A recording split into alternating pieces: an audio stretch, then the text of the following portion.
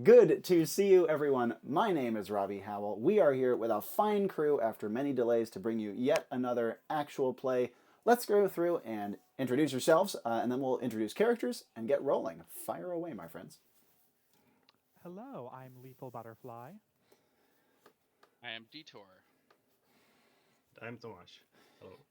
And they are playing a set of characters who I think have been all but one has been seen on recorded missions before, but that one who hasn't been seen yet has quite a track record within the server already. So, in that same order, give us a summary of your character. You don't have to go into painstaking detail, but a nice summary with emphasis on what they do different and special would be awesome.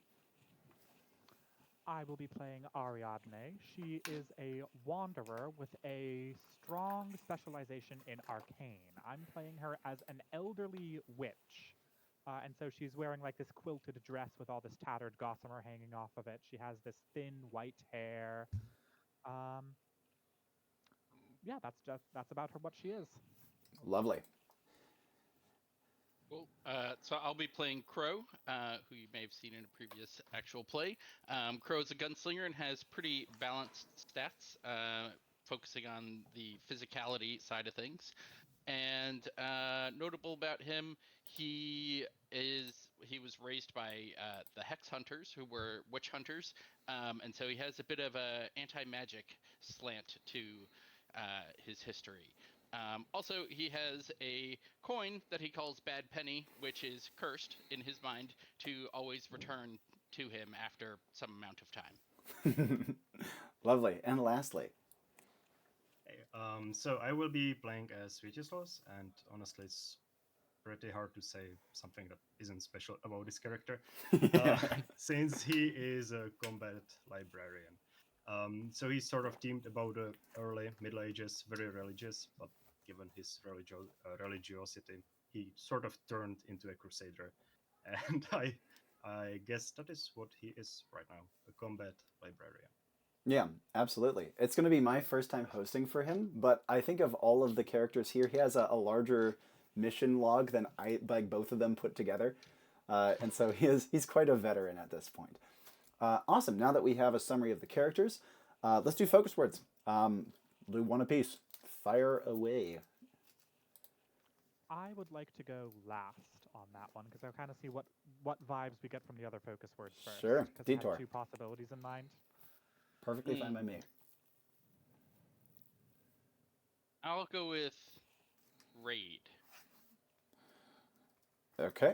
And Tomáš? I'll go with metal pipe falling.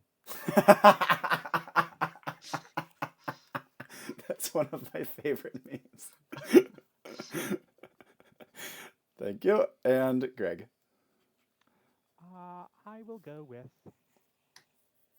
but that's just a spooky old wives' tale, isn't it? Oh, goodness.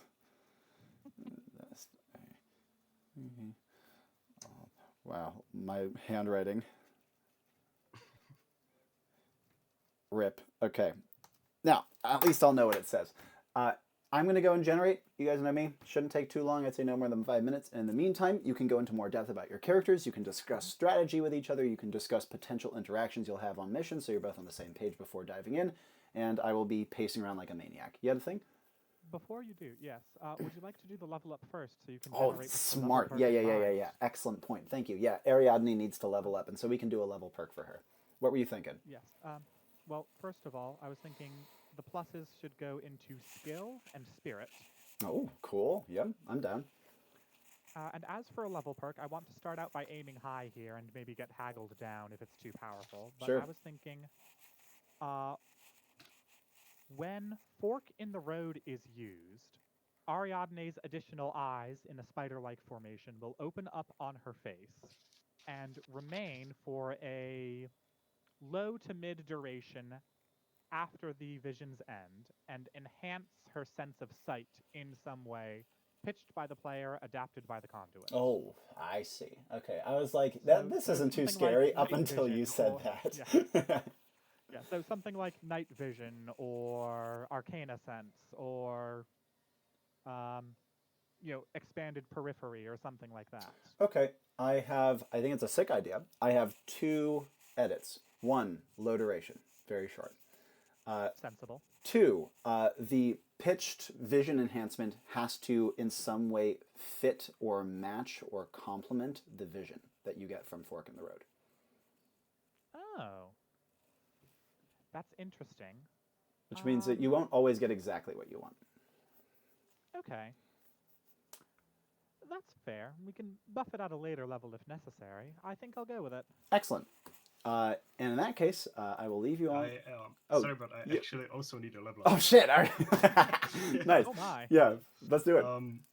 Yeah, so this one is a bit weird. Probably even weirder for the viewers, but I was wondering if I could get otters to do my bidding when I cast Catalog. Ooh, let me think about that. I see where you're going with it. I think there needs to be strong limitations on it because getting others to do your bidding is very good. So what are? Sorry if you misunderstood me. Otters, not others. Oh, I see. Otters, yes. like the little critters that hold hands Yeah, in water? Oh my god.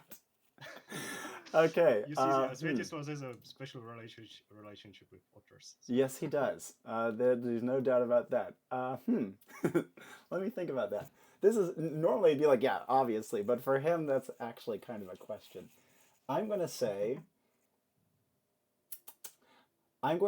you can use it to make 1 otter. You can issue a powerful command to a single otter.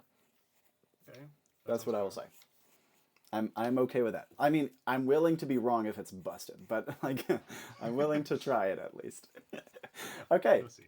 Now, Crow doesn't have a level up, does he? Yeah, we already talked about Bad Yeah. Bunny, which was the main thing. Awesome. At this rate, I'm going to have a level up, and I didn't even know it. Okay, I'm going to go generate. You all discuss strategy. I'll be back shortly. So, Alright. if I'm not mistaken, was Svietislaus the one I heard about who went on that mission where they had to isolate each witch trying to summon a demon and assassinate them? No, that was Josephus, but Svietislaus also okay. doesn't have the Okay. best experience with witches, given that one has almost killed him on his second mission. Fair enough. So, given that I'm actually playing a witch and you both have at least a little bit of anti-witch sentiment in your characters to varying degrees, how do you guys feel about PvP? I think it's something generally that we best try to steer away from, but it can get really interesting if done well. Yeah, I mean, I think that'd be interesting. I would love to try to turn it toward rallying points and things like that. Like, I don't know how we would do it exactly, but I'm sure we'll think of something. Yeah, Svietislaus is definitely not going to be very happy about working with a witch, but I don't think he would attack you because of it, so you're probably safe. All right. Unless you do something that he seems to be very, very questionable. If we get into a situation where there's conflict in the group, Probably mute I think myself. my personal default is to try to find in-character explanations to de-escalate rather than the other way around. Yeah, I think that makes sense. We're all here to do a mission. We're colleagues.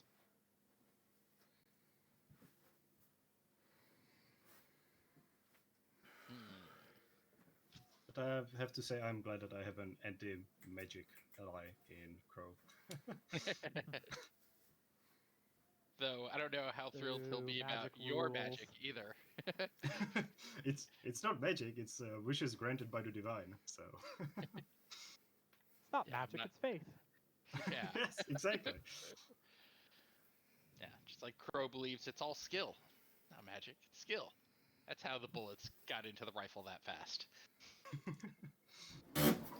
That is one interpretation of it, yeah. It's what he chooses to believe, for sure.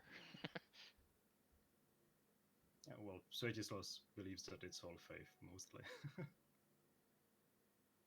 Which is why his knowledge, his power is even has this level up perk where there's sort of like thunder and lightning to make it seem like it's as if the book was sent from the heavens. Nice. As far as equipment goes, I just have the standard Wanderer items plus the Nostrum. Mhm. So, should that become relevant, then I'll have Healy juice, I guess. Sweet. I have the Sharp's rifle. I have way too Okay, much that's the stuff. one that's for sniping, not the one with the dash, Yes. right? Correct. So it would be best if we could keep you far away. Yes. I'll- Crow in his nest. Maybe I can think of ways to justify manifesting teleports. Ooh. Get me up to those high points.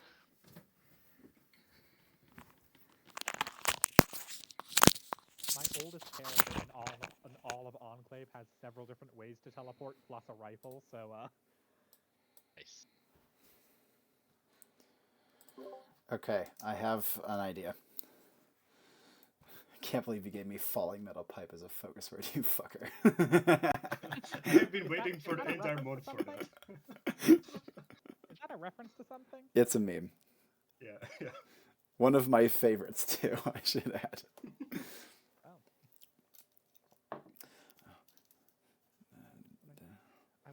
I'm wondering if I will be better illuminated if I rearrange some stuff in my room. Give me a sec. No problem. I'm nearly ready to go, so don't feel like you have to go too far. Close this door.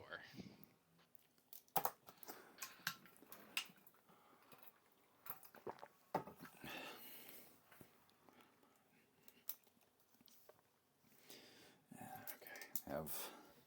All right. I'm good to go. Are you guys all set? Yeah. Excellent. You are going to be sent to an island known as Delphine. It is a popular tourist attraction that has serviced customers for a very long time. Very famous for its bathhouses, beautiful ocean, and various tourist traps. Technology here is, I would say, elevated classical era. So you can, for the most part, expect to see mosaics and amphitheaters, but they enjoy a very high standard of living thanks to augmented magic. And they service people from a number of different cultures here as well. Now, as mentioned, Delphine is famous for its bathhouses, among other things. But in this case, during an off-season, fortunately, so it hasn't destroyed the tourism industry or anything like that, there was a rather brutal death of someone inside of a bathhouse. They were found, somewhat embarrassingly, on a toilet, almost entirely disemboweled from the bottom up. They were still sitting there, completely stricken, and found to have been hollowed, almost like an apple corer had been stuck up them. And this was gruesome enough and disturbing enough that bathhouse was evacuated completely. And now rumors fly around the island as to what could have done it. Many people talk, many people debate. No one has a good answer. Weapons are literally forbidden on Delphine, and they do have a pretty good track record of making sure that rule isn't broken. It seems unlikely to be a human-sourced death, though not impossible by any means. You are being called into this very bathhouse because, for the first time since this happened several days ago, there is a clue. Some of the bathhouse attendants, in this case the only people there are a couple of cleaning staff, a couple of managers, and a handful of bouncers, again, not armed, heard something in the plumbing. They heard a little tapping or rattling. And this has spooked them enough that they don't really want to find out what it is themselves. Your goal is to discover what is in the plumbing at this Delphine bathhouse and expunge it by any means necessary. The Enclave anticipates that there is likely to be more than one threat. Questions? Was this person that was murdered important in any way? No. The person who was murdered was a citizen of Delphine. They were middle-aged. In this case, they were a middle-aged woman who had had a fairly normal life as a masseuse at another bathhouse. Is the body that still present? unusual that she would be using a bathhouse other than the one that she worked at? It is not actually unusual. It is in fact encouraged. The bathhouses on Delphine have a very collaborative setup with each other, and they pool profits. Ha, pool. Now, I'm sorry. What was the other question, Tomáš? Oh, I think I already forgot. But the sounds in the plumbing, are they unusual in any way, or are they Yes. just being like? Very unusual. Like the plumbing around here is stone rather than metal, and as such, a noise that can actually echo is very unusual. They do have metal here, but metal is typically not used in plumbing since it rusts too quickly. I think. Oh yeah, the question was the body still there? The body is still there. It has been respectfully moved off of the toilet. But you will be able to investigate it if you wish. Okay. I was gonna ask if it had been like autopsied or examined in any way. They are too spooked to touch it. Fair. Well, they did move it, so. Yes, They did that was done with a towel, like a couple of towels thrown together, and they literally pulled her off onto a mat next to it. I thought you said respectfully. Indeed, respectfully without touching. Can we expect the staff of the bathhouse to have any particular magical qualities that aid in their job? Like Yes. perhaps some form of like hydrokinesis, perhaps? Nothing quite that fancy. In this case, many of the professionals who work in the bathhouse are not coming near it with a 10-foot pole. And so you're going to be mostly dealing with some of the managerial folk at the bathhouse who tend not to be magically gifted. Some of the bouncers have a little bit of magic, but it's mostly like the least offensive of combat magics you can imagine, like get off of me sort of thing. The only exception is there are a handful of cleaning staff here, and some of them do have purification style magic to help treat contaminated water, for example. Ooh. Other questions?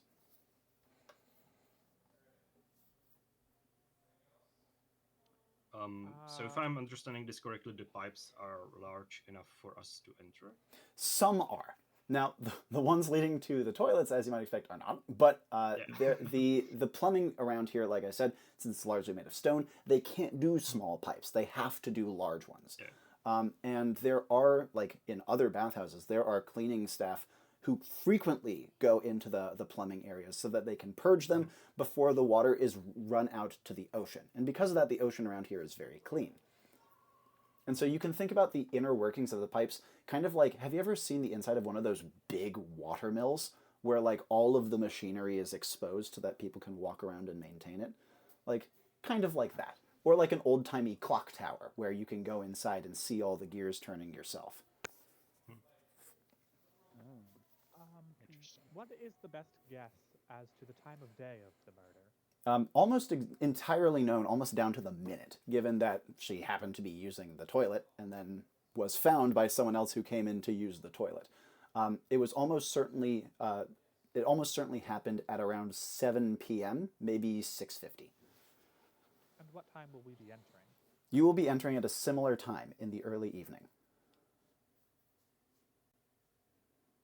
Oh, so we are coming in right after, like several minutes after this. Oh, not several minutes after. This is a couple days after, but at the same time of day on a later day. Any other questions? And did they also hear the movement in the plumbing around 6:50? That is also the case. They did hear the weird echoing from the plumbing yesterday at around the same time in the early evening.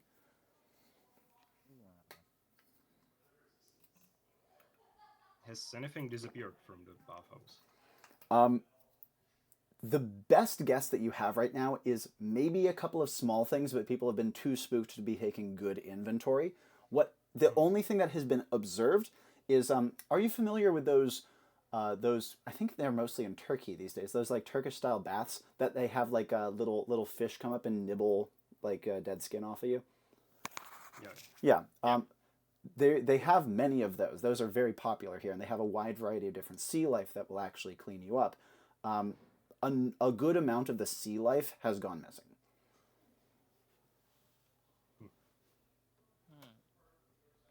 So you can think shrimps, small fish, little sucker-type fish, those sort of things. Nothing bigger than your hand. Only from within, like, those tanks? Yeah. And you can think not of those... necessarily the surrounding ocean. Yeah, the surrounding ocean has not been checked super thoroughly, but nothing has been noticed, and they have a pretty substantial ocean economy around here. So a big shift in the wildlife would probably be noticed pretty quickly. And you can think of the tanks that these like cleaner creatures are held in as being like big hot tubs. You know what I mean? And those are at like the foot of the bathhouses in like their own little area outside, but still connected to the bathhouse. Isolated from the rest of the plumbing system? No, they are not. Okay. Are we good to go? These people, Oh, yeah? yeah, one more question. Did these people ever have any encounters with non-humans, given that they suspect that this was Yes. done by a human? They actually service quite a few different types of non-humans. One of the things that Delphine is most known for is that once a year, the local dolphin population takes to the shores and takes on human forms, while the population of Delphine takes to the sea and become dolphins, swapping places for a day, and the dolphins run rutshod over the island. This has not happened for months, and people really don't think it's the dolphins. That was like, whenever something weird happens, people are like, is it the dolphins? Because the dolphins are kind of a menace around here, given that if you know dolphins, you allow dolphins to walk around and do what they want on an island unsupervised for a day, it's not going to be pretty. So the dolphins were immediately suspected, but they've never killed anyone before, so that seems unlikely.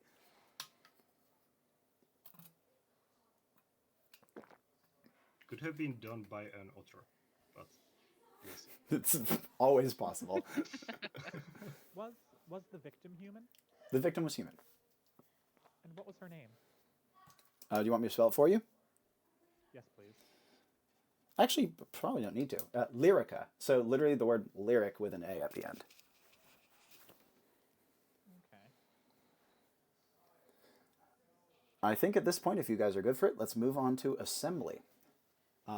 You've all participated in assemblies before, so I will let you all take it away. We can presume that your characters all arrive at roughly the same time. A question though, was I informed that I'm working with a witch before? You would be briefly briefed on your compatriots, and it would have been mentioned that maybe not the word witch, but that Ariadine is a magic specialist to some degree. The same too with Crow, of course, because it's relevant for both of them. All right, take it away. Good evening, gentlemen. Ah, how exciting. It looks like we're being sent to a luxury resort for this mission. Howdy, ma'am. Greetings. Sir. A luxury resort. Oh. Now with what happened to that poor lady? Well, the threat of being disemboweled aside, I'm sure it will be a lovely mission. Just lovely. Yeah, just do your business before we go. That is an excellent idea. Attendant, may you direct me to the ladies' room, please? And the attendant does so. While Ariadne is out of the room, any discussion to be had between Svietislaus and Crow. Have you heard that this woman may be a witch? Indeed. Not fond of magics myself. Not fond indeed. No. Not of those kinds of magic, at least. Don't trust any kind. She could actually be the murderer. Quite possible. From all the way out here, you think? Well, you never know with witches. She does seem eager to return to the scene of the crime. Oh, for sure. Suspiciously happy about the place. You hear a soft knock at the door as the attendant brings Ariadne back into the room. Thank you, darling. I'll approach Ariadne with a prayer book in my hands. Listen, it's never too late to turn your life around and come to faith. So maybe this will help you. I like my life right where it is. Thank you very much, sir. I will look at Crow in disbelief. Just don't.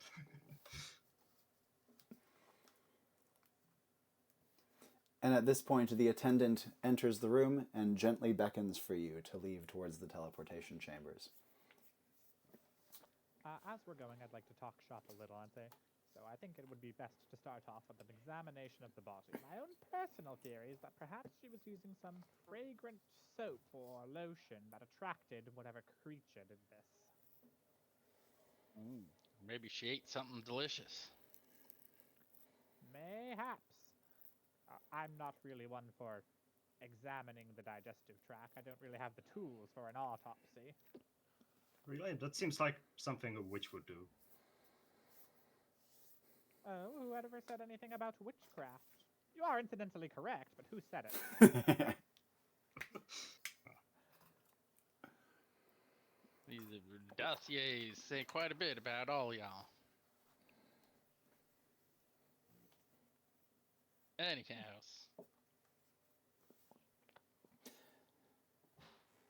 You reach the teleportation chamber with its dim light and its gleaming pads upon the floor, and you hear a disembodied voice say, "Agents, please take your places atop the telepads."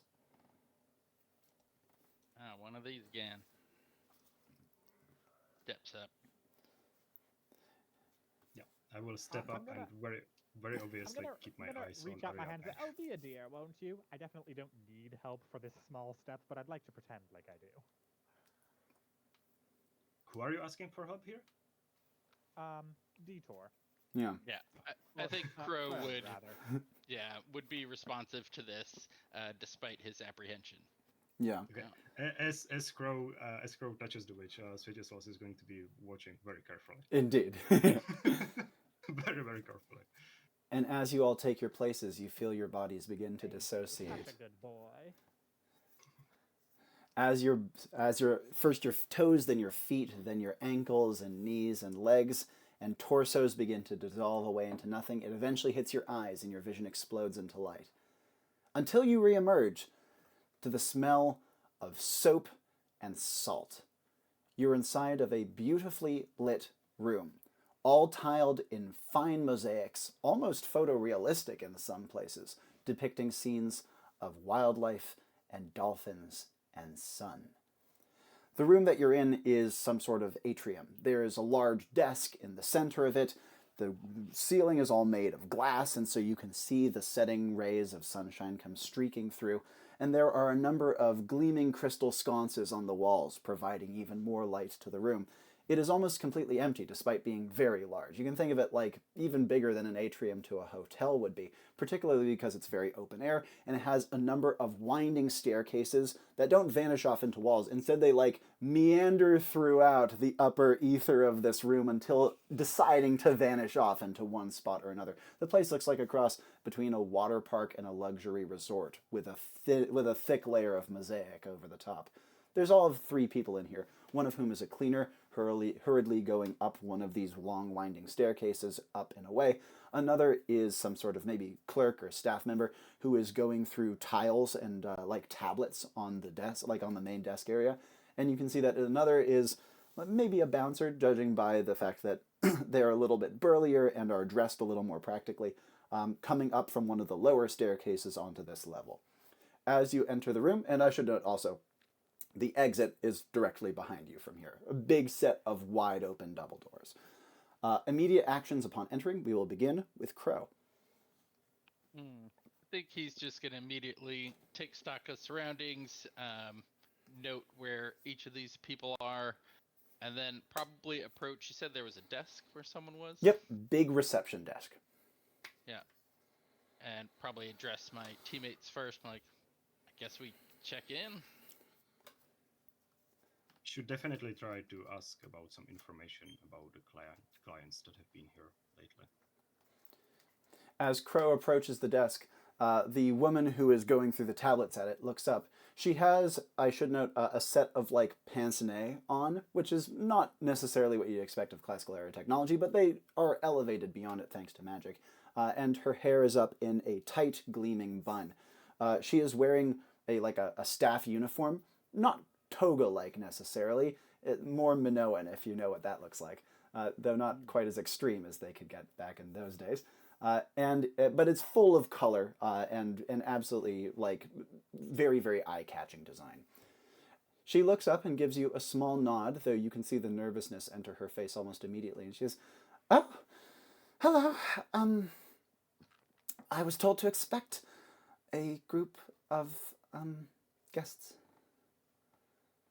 Howdy, ma'am. Indeed, we're here to deal with the plumbing problem. Good. Very, very, very good. It happened, and you can see that her hands shake slightly as she points, near left staircase going down. And then she jerks her hand back, almost like she doesn't want it to get burned by pointing. Turned to my teammates. They all heard that, right? Easily. It's very... Good. No need to fret, madam. We'll handle it all. You just make sure nobody interferes with our business. Thank you very much. Of course, of course, of course. She tries to smile. Svietislaus, any immediate actions from you before you jump to Ariadne? That's a good lass. Put on a brave face. Have no worries, I have already solved several murders. Now tell me, do you keep track of your clients? Any information? Yes, of course. I'd like to think impeccable. We have, for all foreign guests, we have their residencies on the island. For all local guests, we have their full names and home addresses. Let me see. She takes one of the tablets and places it inside of what looks like a scale almost, but it only has one basket to it. And as she places it, you can see that a small trickle of light seems to fade up from the scale and then become a small screen, which she quickly leafs through, almost like a touchpad. And she says, "Yes, I can access," and then she stops it at one point. "Every guest we've had in the last 3 months. If you need further, I'll have to go into the archives." I think 3 months is good enough. Mind if I take a look? "Of course. I can help you with the interface." She beckons for you to come behind the desk. If it is a murder, and if it was planned 3 months in advance, the three of us are not going to be enough to solve that anyway. Might as well work with what we have. And I agree. as Svietislaus goes behind the desk, any actions from Ariadne, then we'll go back to Crow.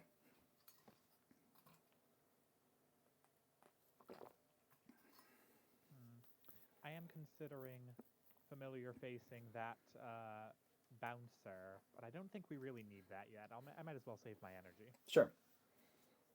And so what would she like to do instead? Would she like to stay near the desk? Yes, I think so. And maybe I'll snoop around in the vicinity of the desk. absolutely. There's all sorts of Like interesting pamphlets gadgets. or like little free sample lotion bottles. Yes, they do have free sample lotion bottles. Aplenty. Okay. Sample? Free sample? Into the satchel. And Crow, actions That's from gonna you. be a nostrum on a later mission or something. Indeed. I think Crow is just gonna kind of start wandering around the atrium a little bit, Yep, absolutely. taking stock. It's, again, quite a beautiful place, and the atrium is rather busy. There's all sorts of stuff to do here. You can see that there are, like, hammocks that contour to your body when you sit in them for maximum comfort while you're lounging in the atrium. You can see that there's, like, a communication system of some kind that seems to be primarily done using water. Like, there's a little pool of water with signs around it, like in the mosaics, including in Metro, saying that you can communicate messages by speaking into the water. You can see that they're, like, a little over to the side as well. There's, like, a little, like, dipping pool where you can put your feet in. And according to the mosaics on the floor around it, doing so is often necessary in order to clean your feet before going to the baths themselves. Interesting. And heading over to the indicated stairwell. Yeah. What's going on over there? You can see that as you go over to the indicated stairwell, first of all, the cleaner has noticed that you're all entered, has come down and is using a small, it's not, how do I describe it? In like an old-timey switch, like a very small little whippy piece of wood, and she's swishing it back and forth on the ground, and is clearly using some sort of magic to clean your boot prints, and is literally following behind you, just cleaning your boot prints as she does so. But in the direction that you are walking is also where the bouncer is emerging from. She is, like I said, a little more beefy and clearly more athletic, if nothing else, but is not carrying any visible weapons whatsoever. What would Crow like to do? I think I would approach the bouncer and be like, "Howdy, we're here to deal with the plumbing problem." And you see that she frowns immediately and says, "Good. I only wish we didn't have that problem." She says, "Do you need to see where it happened?" Think so. As soon as my partners are ready. Right. She does a slightly better job at keeping the quiver in her voice not detectable, but Crow can see it and hear it easily. Oh, don't wait up on my account. I'm ready whenever. Ooh, like that one. I'm gonna turn to the cleaner and be like, "Could you do that somewhere else?" And she says, "Typically we ask that guests take shoes off before entering the premises, but given the extenuating circumstances, I understand the need for them. I do still have to keep this place clean, though." Is there Right. like a bench nearby where I could sit down and remove my shoes? There's one of those contouring hammocks you could use. Contouring hammock, nice. And as she sits in it, Ariadne feels just like, oh, it's lovely how it like simultaneously comforts and hugs, but also kind of like supports your body. So it feels like you don't even have to like work to be relaxing. Oh, that is downright ergonomic. As she pulls off her shoes, you can see that the cleaner looks over and says, "Oh, I'll take those," and comes rushing over from harassing Crow. Oh, thank you, sweetie. Svietislaus, what would you like to do? What would you like to ask? What would you like to look for? At the very least, I would like to get some information about the clients on the day of the murder. Not necessarily like every single one of them, but if there's perhaps one that would have like a strange profession or something, or maybe like a strange track record. Sure. I'll go through the clients of note. On the day of the murder leading up to it in the evening, this bathhouse had well over 700 clients, of whom 500 were locals to the island. Of that batch, the only two that were super notable were one, there was the dolphin envoy. They have one of the only elected officials of the island is an envoy to dolphin kind. And that changes every couple of years. But they were there on that day. The only other one that was of substantial note on the island was one of the bureaucrats who handles tourism, who's one of the most important officials on the island, who was also there that day. Those are the only two locals of serious note, unless you wanted to go into more detail or ask more specific questions. Of the foreigners, who again, there's like 200 plus of them, there were all sorts of wild stuff. You do know that there were maybe 10 non-humans during that day, of whom there were like 3 who were like very close to human. As it's like you don't get a picture of them, but the woman at the desk is familiar with all of them, and not by name, but like by species, and is able to say, "Oh, they're practically humans. They just have hair not on the head, but instead on the back. And there's a bit of a ridge there too. I don't really know how best to describe it." So there's 3 of those, and then she says, "These folk are interesting. They're called Kroll. How would I describe it? Oh, goodness gracious. Where you're from, do you have beetles, scarabs, anything like that?" Yes, I'm familiar with. "Oh yes, good. Well, it's as though the beetle's head was replaced with a human's torso and up. Maybe a better way of putting it. But they're not human. They just look more like human from that part. There were a whole pod of them. I think that's what they call it when they travel together. And they came in. They were very, very good guests. They tipped very well." Well, beetles like to stick to damp and dark places, don't they? "Well, between you and me, that's kind of why I figured they liked it here, but I didn't know if it would be rude to say." Do these beetle folk perhaps also have large claws? She says, well, their feet parts are somewhat interesting. They have those weird little hairs on them. Their hands are," she moves her own hands, thinking about it, "oven mitt-like. I don't know if I'd call them claws. They don't look like they'd be exactly caressable, if you know what I'm saying. I wouldn't hire one as a masseuse." Very good. Any information about the person who has been murdered? Yes. Here. She quickly scans through the little screen and pulls up the registry for this person. You can see that this individual, Lyrica, has been a professional masseuse on the island for over 20 years. She was 43 years old. She has actually been abroad on 3 separate occasions in a number of different foreign lands, which is very unusual for this area. The people of Delphine very much like to stay on the island. And you know what I meant. I know what you meant. Still funny to think of. Quite. And it seems like the only other things of note was that she was a senior masseuse at another bathhouse, which is a pretty decent rank. You get paid very well for that.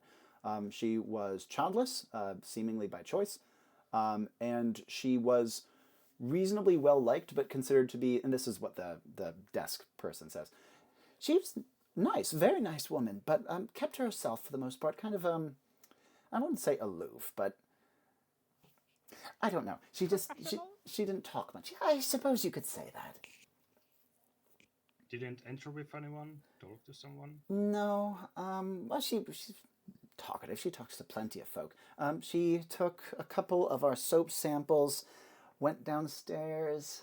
I think she was in the baths. I think she was seen in the baths themselves. And then I think she went to the cleaning pools. That's where the little creatures are, the little critters. There's a huge mosaic on the wall giving a full layout of the building as well as all the different places in it. And then I think she went to the toilets, and she raises her hands and drops her eyes. Any paramours that you were aware of? Well, I don't like to talk.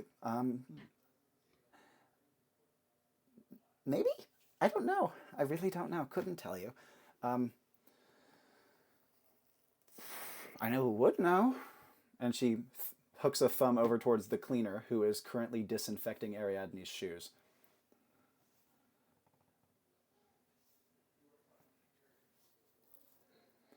Any other actions that Svietislaus would like to take, or things that he would like to ask this desk staff about?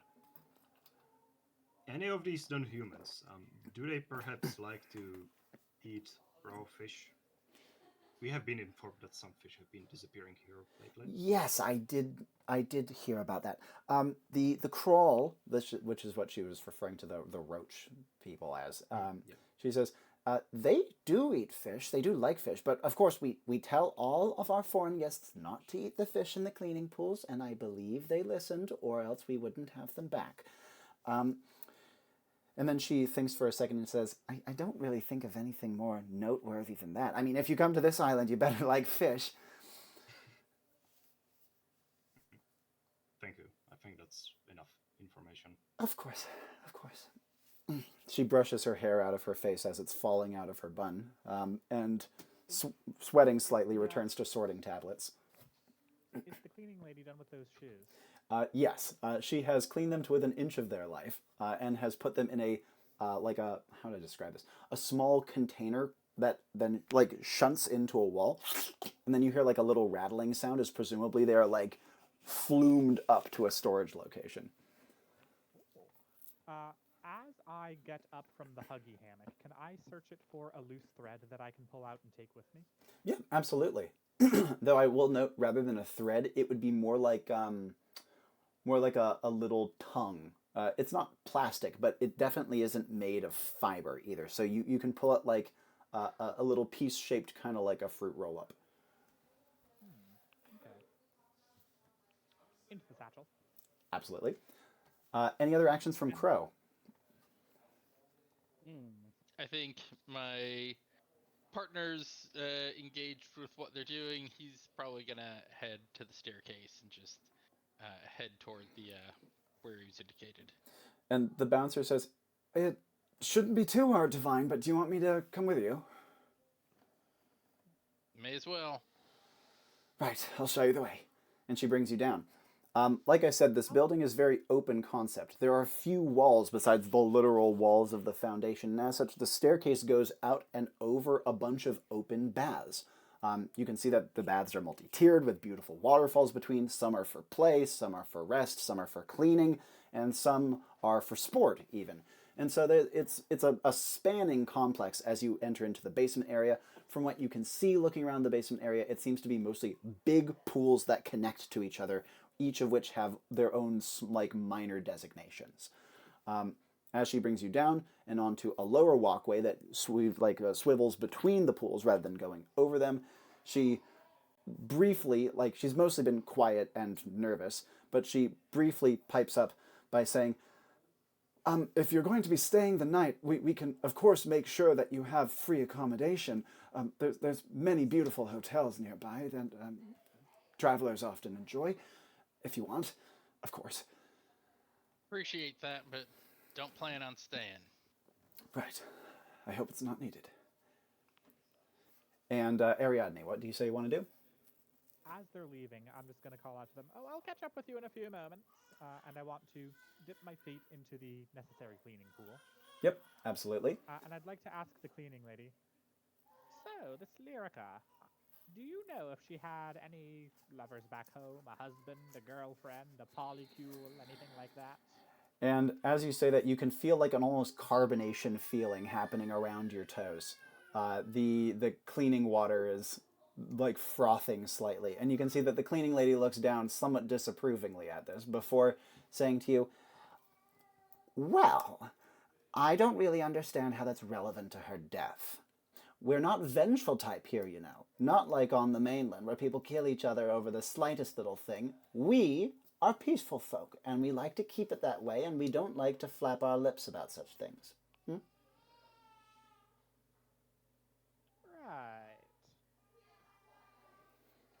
Well, of course, it was probably an animal anyway. One must be concerned, though, if she had a family, you know. She says, They should be notified. I can assure you she had no family. She was the youngest of 7. Her siblings have been made aware her parents are no longer with us. Her siblings are, of course, distraught by this. She pauses for a second before continuing. Some of her close friends, and she emphasizes the phrase, have also been notified as well and are distraught.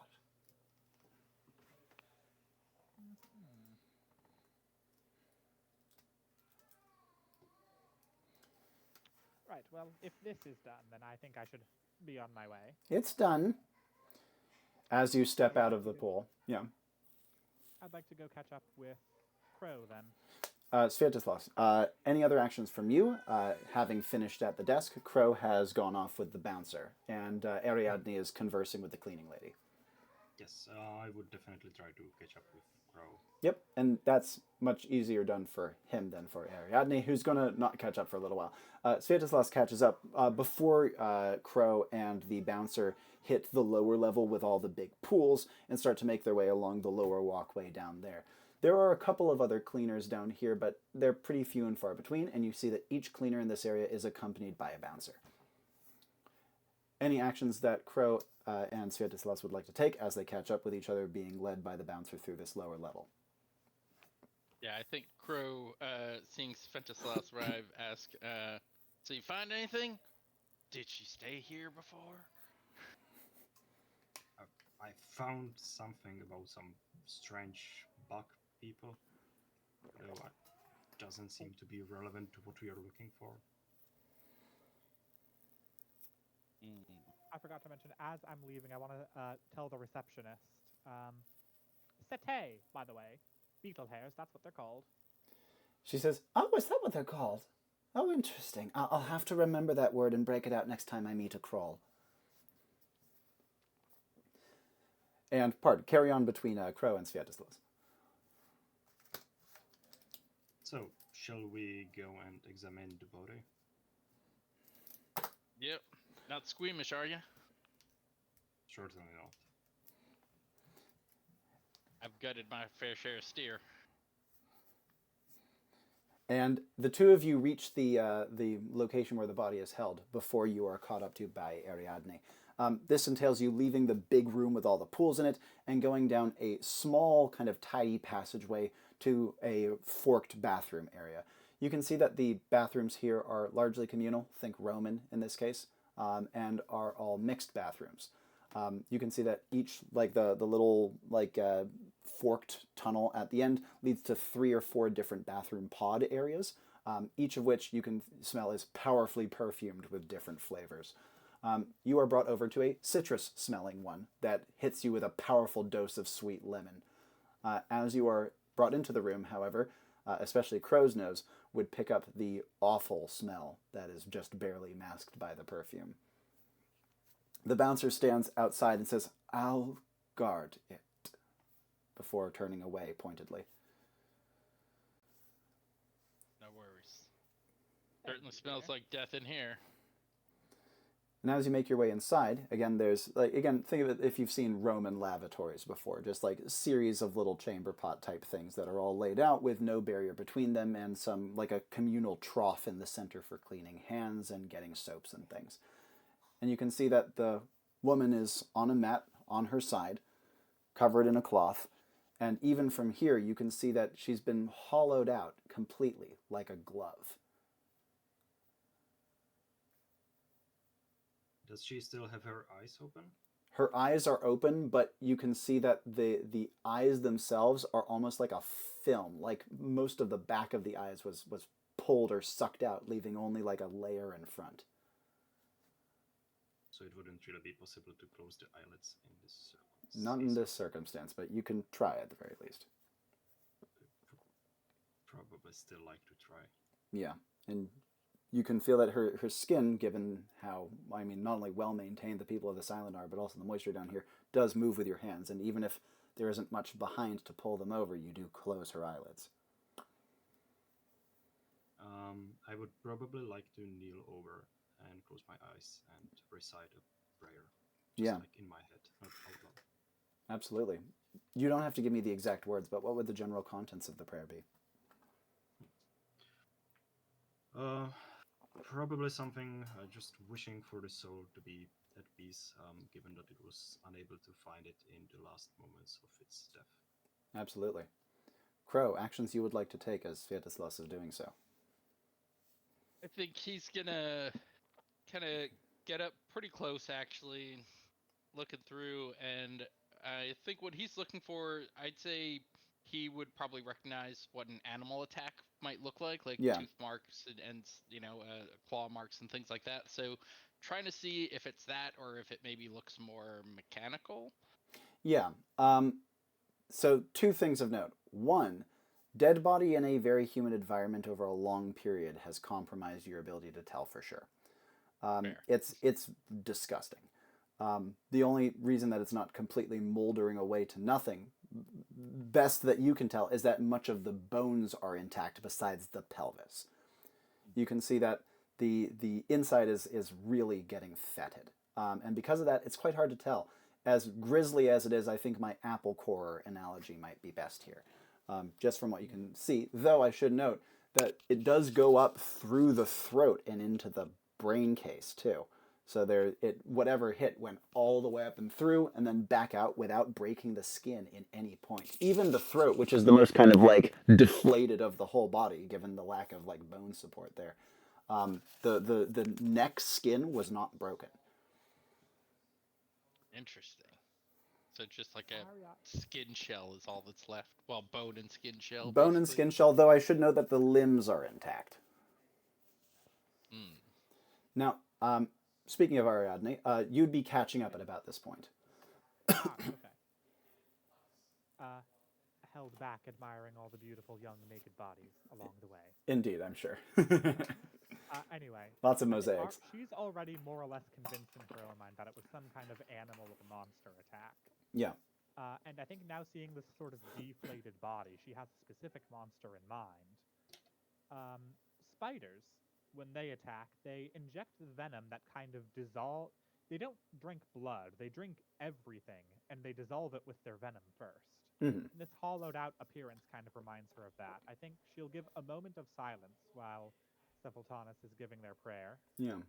And then once that prayer is over, she's going to start looking for, I guess, puncture wounds, where something may have entered to soften up her insides. Sure. And you can see that there is the one big entry point to the body is obviously at its bottom, where she was sitting on the toilet. Besides that, you can see that there are no other notable entry points on the body, and like I said, the limbs are intact and robust. Were they not kind of gaunt with death, you wouldn't be able to tell that this was a dead person's arm. Through the smell of death and whatever other perfumes are in the area, can I detect if she's wearing any particular perfume? You'd have to get quite close to tell. Do you have a sensory plus? I don't think that I do, no. Yeah. In that case, between the awful smell and the bathhouse's strong perfumes, you would not be able to tell. I think I will still attempt to lean in for a sniff and just... Yeah. See what you Well, can get, nope. yeah. Follow-ups from Svietislaus after doing his prayer.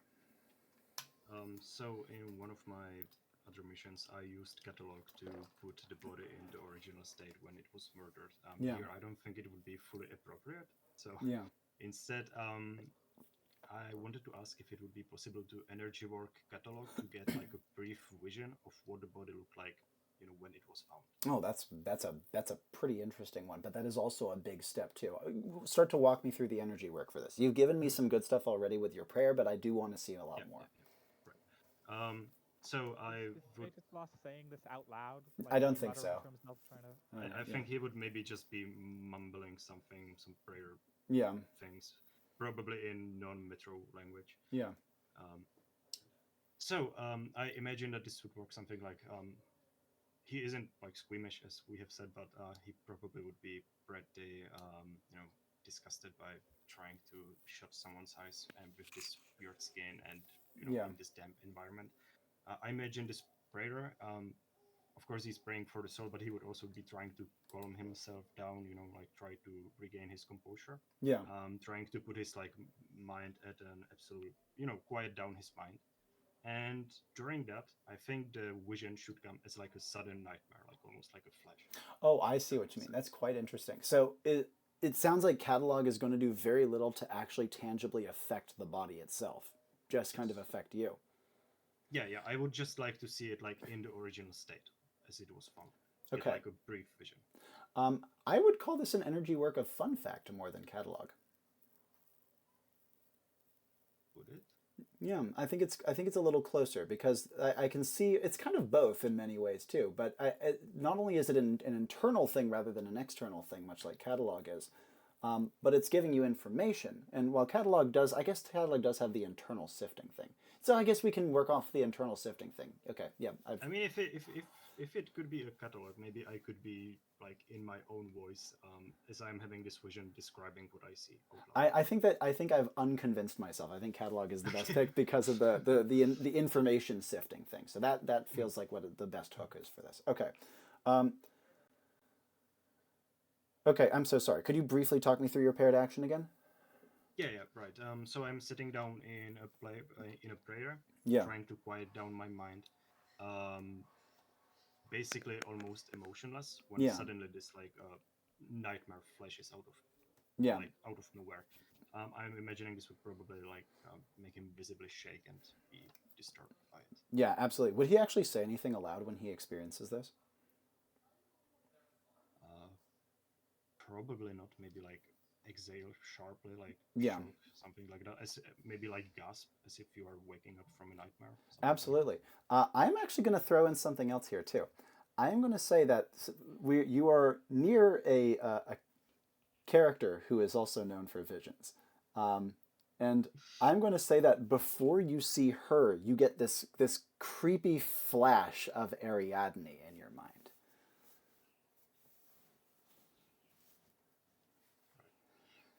I think that may be my own superstition. That's what I was thinking. And as the vision of the woman appears, you can see her clothed in like a bathing gown, so to speak. Her hair done up in a very neat plait. She is somewhat of a regal appearance and an unsmiling but not severe facial expression. She is a tall woman rather thin, with pianist-like hands that are very long and spidery. You can see that her skin is healthy and glowing. She has no wrinkles at all to speak of despite her age. Is there anything else that Svietislaus would try to glean from this tiny snippet of a vision?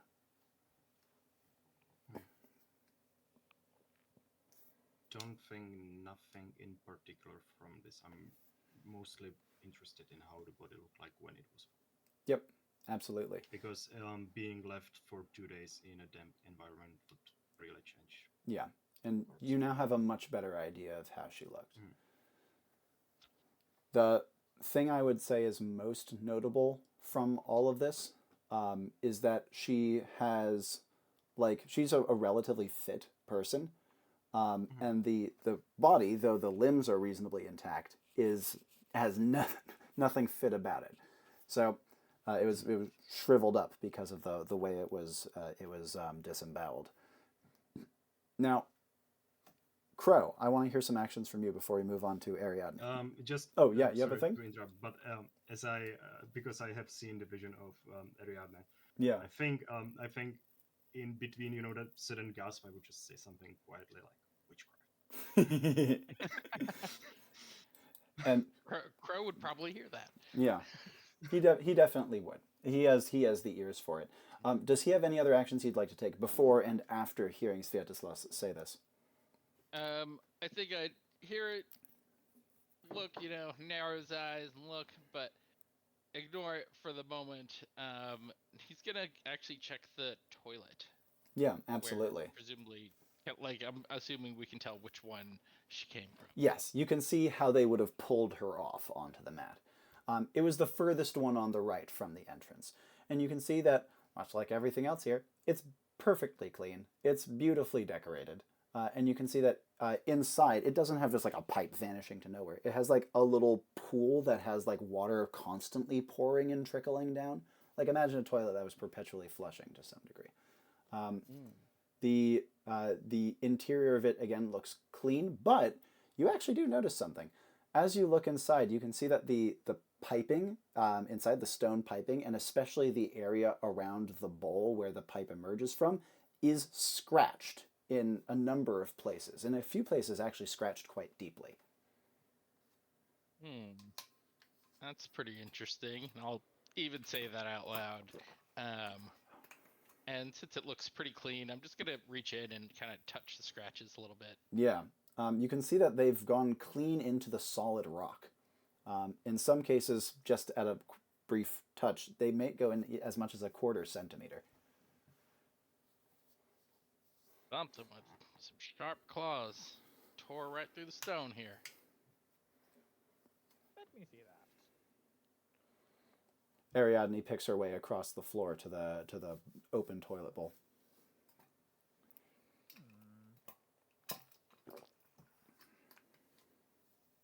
Can I tell what kind of stone this is?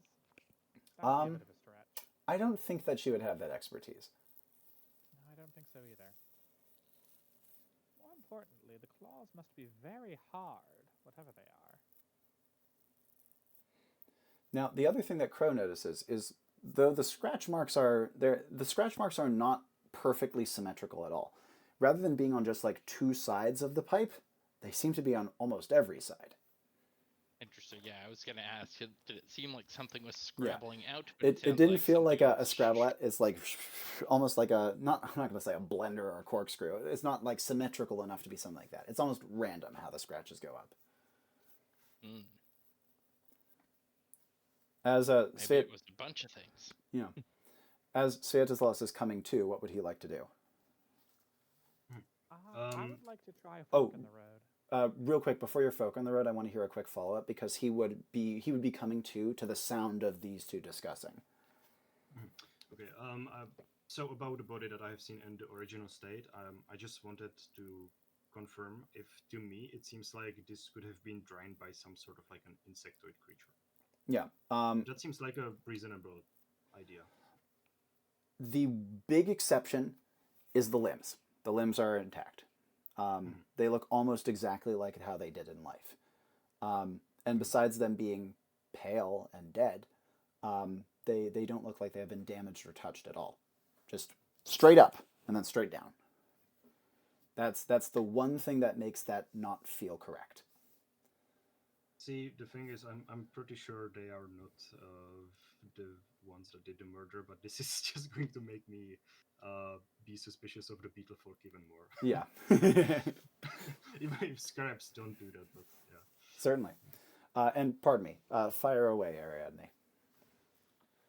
So my guess is that we will encounter some sort of modified lamprey-like creature, because I think it stands to reason that it would be some sort of aquatic creature. The straight up and down, to me, speaks to a worm-like body structure. Mm-hmm. And these scratches kind of remind me of the way lampreys have rings of teeth. Yeah. And so maybe they have like a fin of teeth on the outside around their neck or something that they were using. Yeah. And as Ariadne thinks this, she is faced immediately, almost as though it were a wall before her, by a whirlpool. And in the whirlpool, she sees spinning fins like sharks.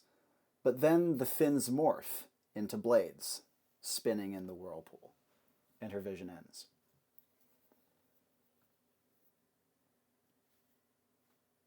Okay. And with my level perk, I'd like to gain the ability to clearly see well-defined currents that exist in water. I'm A-okay with this. Cool. I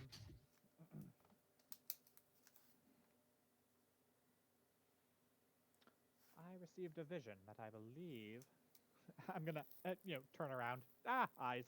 Oh yeah, describe that. That's important. Yeah, so Ariadne now has additional eyes open on her face. She's got 2 up here, each eye, and then 1 down here. Her face looks kind of spidery in that regard. Yeah. What you thought were previously just wrinkles on her elderly face were actually just shut eyelids. So, Crow's definitely gonna. You all right, ma'am? You're Perfectly well, thank you. I saw spinning, whirling water and fins forming into blades.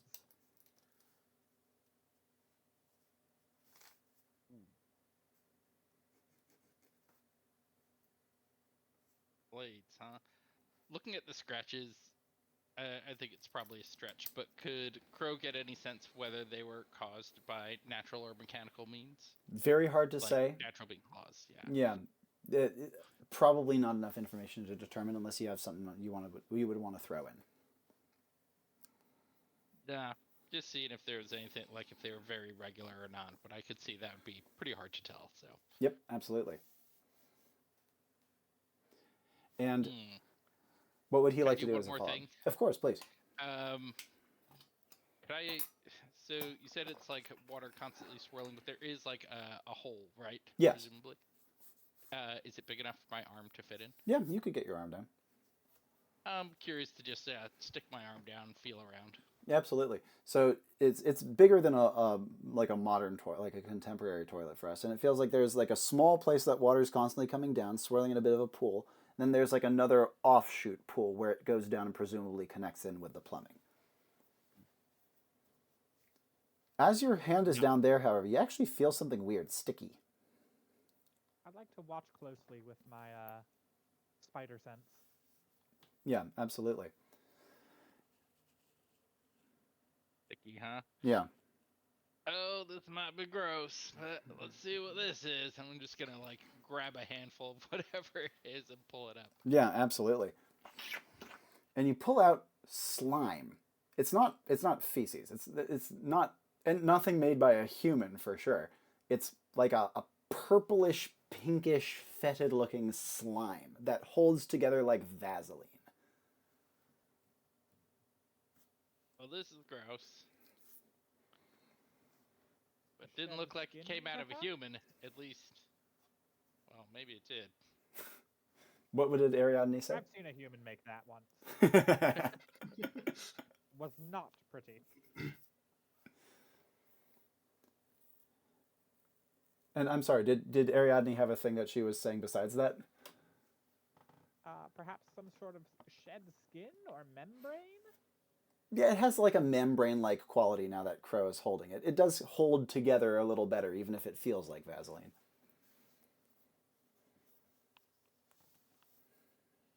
I think he's gonna want to put it down now. Yeah. Go clean his hands. Gives an unpleasant onto the ground. And as you go over, like the cleaning trough here, this place is amazing at having cleaning supplies. You can easily get this off your hands. Yeah, gonna go over to that trough and just like, well, found a clue for y'all.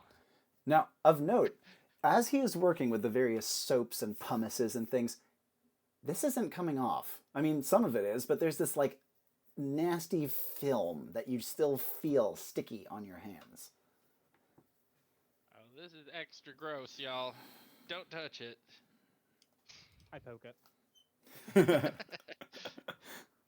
And it gives a little uncomfortable jelly jiggle.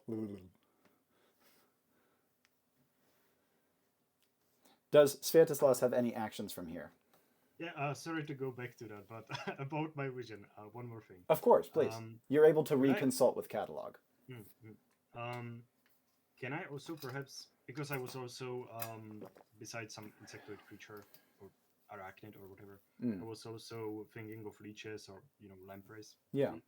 In that case, there would probably be like a pretty drawn out scream, and the woman would probably be fighting something. Yep. So I was wondering if I could be like awoken from this nightmare by the scream of this. Ooh, that's really interesting. Let me think about that.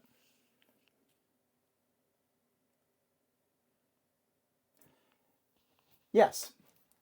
In your little vision, you see that her in her stately state, her eyes fly open, almost like they're going to pop out of her face. She opens her mouth, and no sound emerges.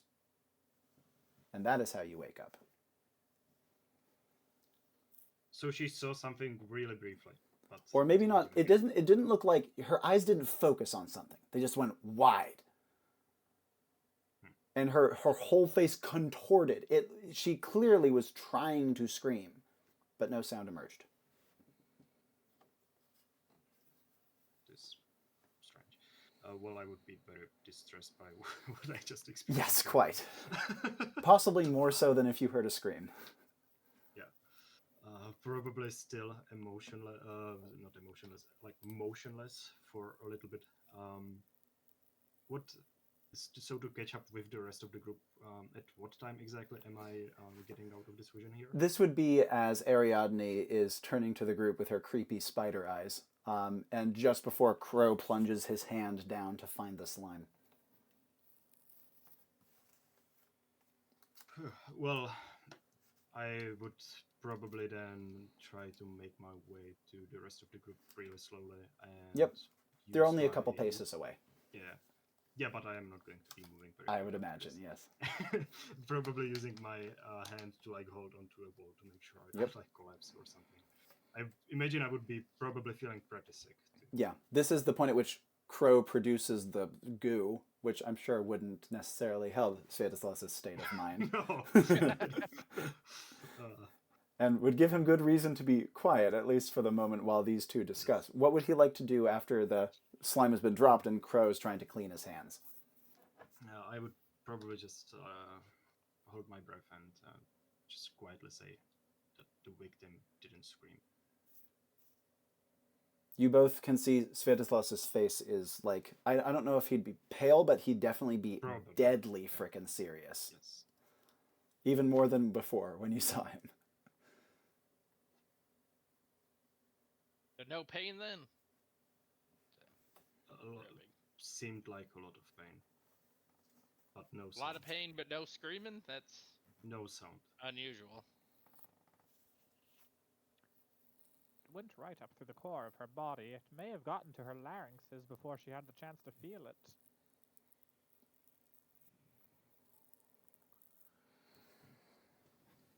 What would Svietislaus like to do from here? Especially after hearing what Ariadne just said. Probably stay quiet for now. I think. I don't think he would have a lot to say. Yeah. And Ariadne, what would you like to do? I have a potentially very bad idea that would give us a way to track this creature, but might simultaneously make it very hard for us to kill it. So what would you like to do then? And would you like to voice that? Well, I would not like to voice it in character, because this would be more of an out-of-character thing. Quite. But, like, I'm thinking of having Ariadne make a discovery about a property that already exists about this creature. Mm. That seems kind of fun facty, but actually I would be using By the Wayside to do it. No, goodness gracious. Well, talk me through it. The idea is I would discover that this goo was indeed left behind by the creature, and that it is in fact still trying to regenerate.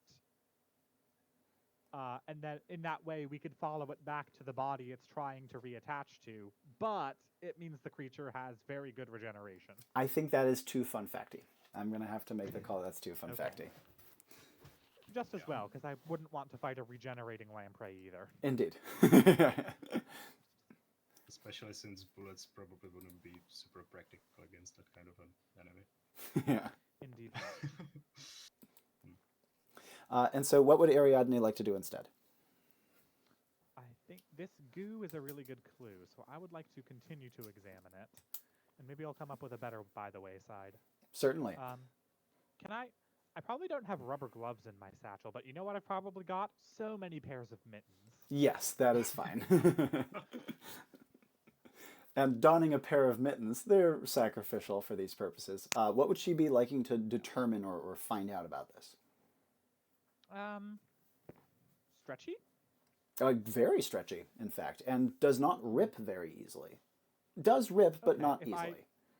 If I press it back in on itself, does it mold together easily, or does it keep its faults? It does keep its faults. Ooh, okay. Stretchy and does not rip easily. We could use it as a sort of like maybe some sort of cellophane protective barrier kind of thing. Now, as she is considering this, any other actions from Crow? At this point, his hands feel about as clean as they're going to get, and they still have that yucky film, but not enough that it will interfere with your movement. I'm gonna smell it. Awful. Terrible decision.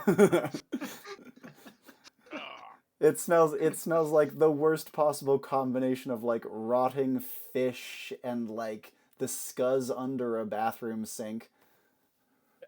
Probably gonna gag. I mean, for- Bad it was idea. in the toilet as well. So. Yeah, it did. The funny thing though is, besides that like bathroom sink smell, it doesn't actually smell like shit. It's just gross, but for different reasons. I don't know what I expected.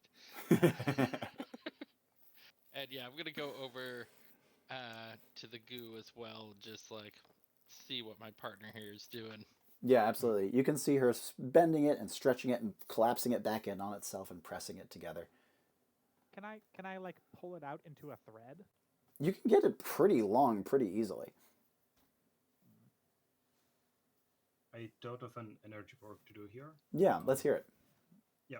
So I was thinking, my scanner is skinned as like an incense or etc. Right? Yeah. And I was thinking of like making it fire up like really bright and burn away the goo and just remove it. Right? It seems horrible. Yeah. Probably some sort of like spawn of the devil, whatever.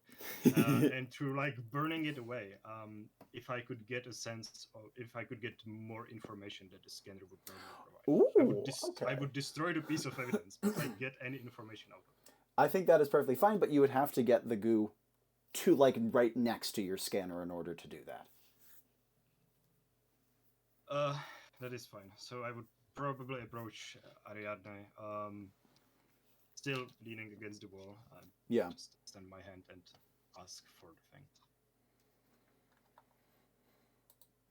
Not very sure. happy. Knock yourself out. I'm going to destroy this. Oh, well, in that case, can I take out a stitch ripper and then just cut off a segment of it to keep?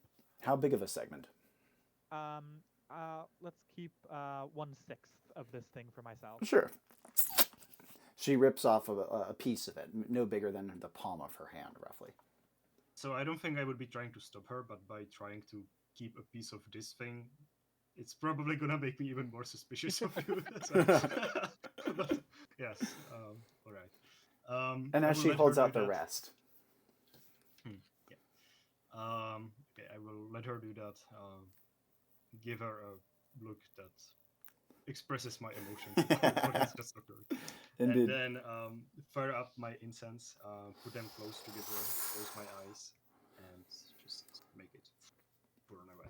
And you can see that the substance starts to evaporate. It gives off this awful choking smoke, which boils in with the rest of the incense that is already going on inside and permeates that awful smell that Crow got a whiff of throughout the entirety of the bathroom. You hear the bouncer retching outside. However, as this happens... Am I immune to this smell? Is this happening or not? Oh, duster's going up. It does. Ariadne gets a full face of it. Crow gets a full face of it. Svietislaus also gets a full face of it. So he's not necessarily immune, but I think that he's in enough of a state right now that he might not get affected by it as much. Yeah. And I have also gotten the mantle from Atane, which provides okay magical protection. I don't know how magical this is, but I would call this an environmental problem rather than a magical problem. Yeah. And as the awful smoke permeates, two things are revealed to you, and to the group as a whole. Firstly, in the light of the incense, you see a shadow briefly emerge. You can see it thrashes like a snake, and then you can see that the fore part of it opens wide, not like a snake opening its mouth, but like a plastic bag being pulled open, like a Ziploc bag being pulled open. So it's the same amount of like circumference, just pushed in a weird and grotesque form. Yeah, like those octopi that do that or something. Yeah, exactly. Like vampire octopus or I was something. thinking like a blooming lily. That's a prettier way of putting it. Yeah, you could go with that. And the second thing that you get is your incense burner gives off another belch of like smell, which like permeates up and through the area with a little plume. And unlike the disgusting smell of the burning slime, this one actually smells shockingly pleasant. It takes him a moment to really get the picture of what it smells like, but after a moment, I actually think Svietislaus would actually know this smell. Ambergris. There's a chance he would know it at least. It maybe is used in cosmetics where he's from. Maybe he knows what it is, but I don't because. Oh, pardon. it's Yeah, ambergris is a pretty specific substance. It's produced in a sperm whale, and it's like this waxy yellowy thing that was used in perfumes a lot in like the Georgian era. But the smell itself is musky and rich and kind of oceany, but not bad at all. And so we can say even if he doesn't know the exact word for it, he would have maybe smelled something similar. To Crow and Ariadne, it would be more foreign, but still don't smell unpleasant, just musky. And after that sudden plume of smell emerges, the shape twisting and frothing inside of the flame of your incense burner vanishes. Follow-up actions. So as you described, these sort of like jaws enclosing on something. Was that the entire shadow, or did it just seem like the head of the creature? It seemed like at first it was like a writhing, moving shape, maybe the whole body, but then it focused in on the head as it opened up with that weird rubbery mouth.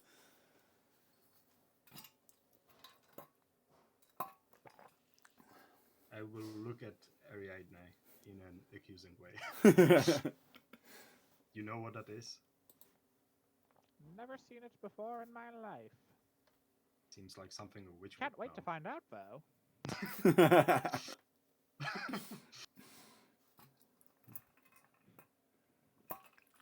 So, do you have that shadow thing in your little incense burner there? What was that about? Well, I was just trying to get more information out of this, though I don't think I would be able to repeat this, unfortunately. What was it? A Is that vision what we got to of- kill then? Most Probably. likely.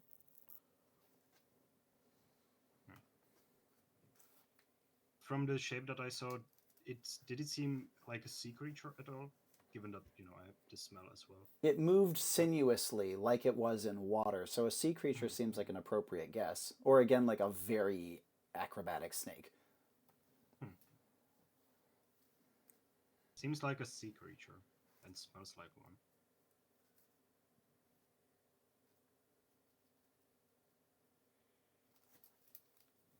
Let's get fishing. But as Right. Crow is saying this, you guys hear something. It's not faint at any point. It starts immediately and lasts for about 3 seconds. You hear a distinct. We don't hear anything. Am I getting noise canceled? Can you hear? No. Shit! It's a click. It's like a loud clacking click. Okay. And you hear it. It's distinctly coming up and out of the plumbing. And it's loud, but doesn't sound close, if that makes sense. Is it like echoing as well? It is echoey. But even though, like, at first you could maybe imagine it to be like a tap of some kind, it sounds almost more like a whip crack that's just like a ways away and isn't quite as sharp.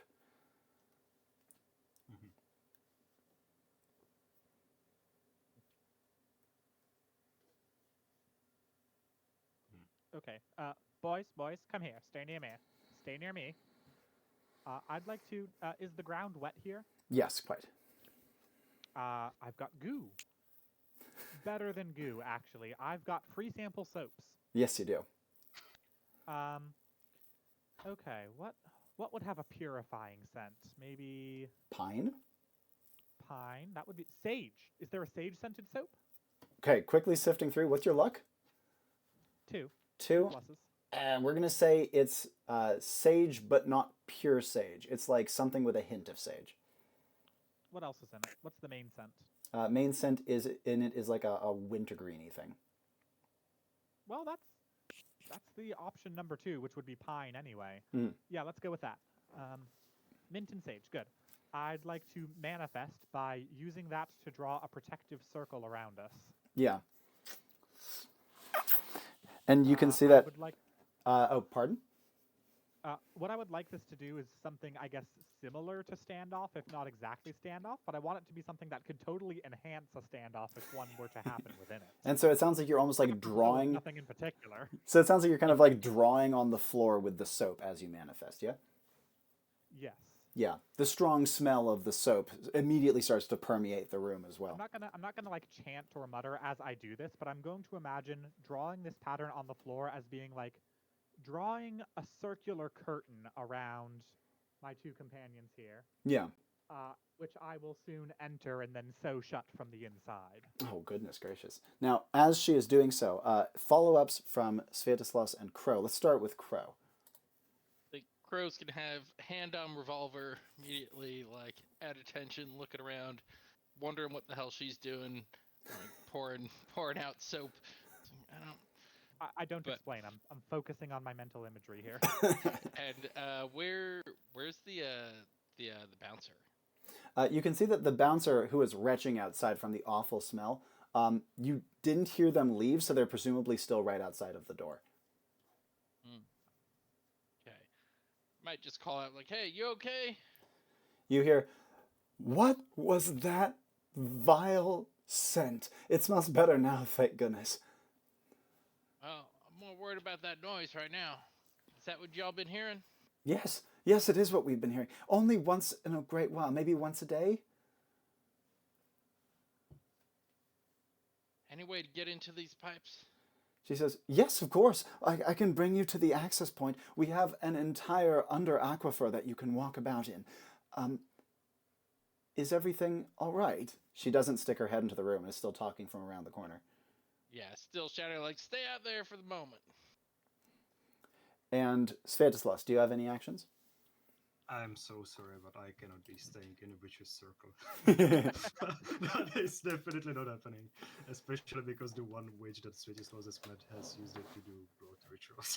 Yeah. So, immediately step out and cover myself with the shield, more suspicious of Ariadne than whatever is in Stay in the lumber. circle. It's for your own protection, sir. And if you step over the boundary that I've already drawn, then I have to go back and draw that part again. You've broken the magical connection.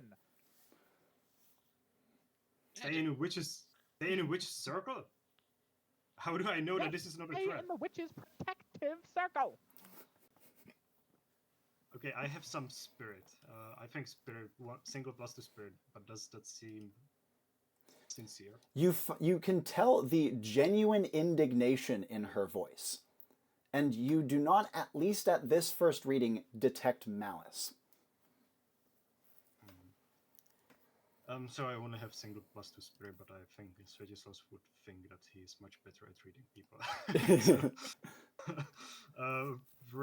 Yeah. If you're reading anything from Ariadne, it's The if frustration. you don't I listen to imagine. me, your own funeral, pal. Sure, approach slowly, but I am leaving my shield in between me and her. Yeah, absolutely. Now, I could Round, step here, in. Does Svietislaus have any like local superstitions from where he's back? Not like throw salt over the shoulder, but maybe something like that. Because I could see him doing something like that as he steps back into the circle. Yeah. Honestly, like he didn't used to be like this. I don't think because he comes from an early medieval setting, he wouldn't really be like anti-witchcraft because that wasn't something that was preached by the church at that time. But he has met a witch, a real horrible Indeed, one. yeah. So just completely tense with his shield up. Yeah? Yeah, definitely. And looking around, because last time something like this happened, he was grabbed by a monster from behind. Indeed. And Crow. Yeah, I think his reaction would be like, wait, witch's circle? I thought you were just dumping out soap. Any responses from Ariadne to that? Oh yeah, I'm going to sanitize the monster to within an inch of its life. Wait, would that work? That might work. You hear a sputtering noise, like when a backed up sink clears. Let me know when I finish my circle. You're just putting on the finishing touches as you hear this.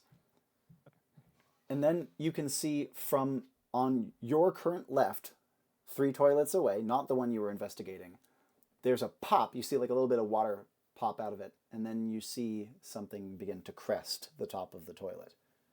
Crow, your gun. Give me your gun. Give you... No! I'll give it right back. Tell me what to shoot. No, I'm going to enchant it and then tell you to shoot that thing. No! And you can see that the creature's head emerges. Lamprey was a great guess, because this is absolutely a lamprey, a big frickin' lamprey. A lamprey that is so large that its body doesn't look like it should fit in the plumbing. Maybe it like shrinks to get through. Its head is easily the size of 4 hands put together like this. And you can see that as it comes out, the head kind of like undulates, like the head of an octopus kind of puffing back and forth as it tastes the air, with the inside of its mouth lined with blender-like, tooth-like blades.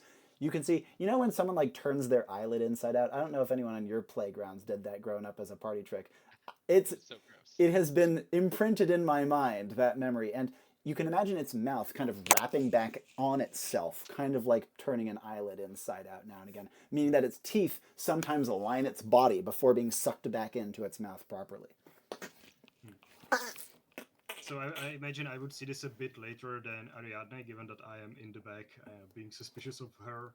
Well, you would see it like less than a half a second after Crow and Ariadne. Okay.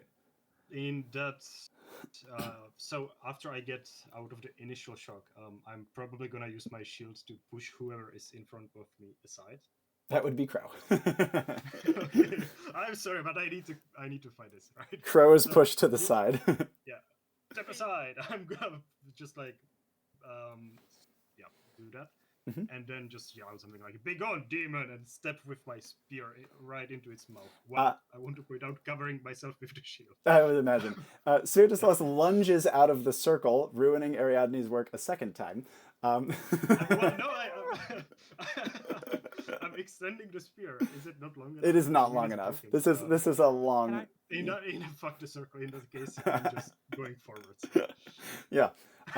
Before we go further with Ariadne, Crow would notice the second that Svietislaus steps out of the circle, the lamprey rears out of the toilet, and suddenly it's like it was only kind of inching its way out. You know, it is long. It's longer than any of you are tall, and there's more of it still down the toilet, and it lunges at him almost like an arm just flying out through the air towards his shield, with its awful, hideous mouth spreading out to be almost the size of an umbrella. I'm gonna start shooting. I mean, Indeed. Do I even have a clear shot? Svietislaus is somewhat in the way, but you do have a clear shot to the part of its body going down the toilet. Thin, but like it's the thickness of like a big person's arm. So like you still have plenty of meat to shoot. Cool. Yeah. All right. Then I'll be aiming for that. Probably. Yeah. As far away from Svietislaus without, ruining my shot and trying to group my shots as much together. And I'm gonna empty all 6 shots. Now, Svietislaus, your lance disappears into the creature's mouth, but you feel its awful telescoping jaws wrap around the top of your shield. Some of its teeth are like up in your face as they cling against the shield, trying to like tear it away from you. What do you want to do? Okay. In that case, did my lance just like go through its skin, or did it just like literally go down its throat? You cannot see actually because your shield is up. So that's true. in that case, I would probably, given that it's biting into my shield, the body has to be probably in front of the shield. Yeah. So I would quickly approach the closest wall and try to like slam it against the wall and absolutely keep it there. Hold the shield really. And my action is tied to Svietislaus. Yeah. Okay. In that case, let's. I'll finish up with him, and then we'll jump to Ariadne. As you pull it. Oh, what is Svietislaus's might stat? Does he have a +2 might? I think yes, a single +2 might. That's what I remembered. Okay, good. In that case, wrenching this thing to the side actually takes a lot. Like he has to throw his body weight into it to make this thing move. Yeah. But no, that's totally, yeah. And you have to like take like one step onto like the line of toilets in order to slam this thing into the wall. But you do manage to do so and pin it in place. Now that you actually have like a bit more of an angle on it, you can see that your lance has actually emerged from the back of its head, where like it cleanly pierced through its body. Additionally, as you hold it in place, you hear this awful like clattering, gurgling inside of it, and that the same clicking noise, like snapping noise you heard, you can hear is emerging from it, almost like but like a clicking version of that, as it is like drooling and slobbering all over your shield, producing a lot of that awful goo in the process, I should note. Before we check in with Ariadne, there's one follow-up I have. I wanted to point out one thing. I think Svietislaus has only heard gunshot once in his life, and from very far away. Oh shit, this is really close and echoey. So he would probably be thinking, like, the first instinct is that this is the monsters doing. Yeah. And there's a bunch of shots too, and since it makes those loud cracking noises on top of that. So there's, wow. In this case, Crow, as you're like halfway through your shots as Svietislaus slams it over to the side, which actually opens up your shooting more.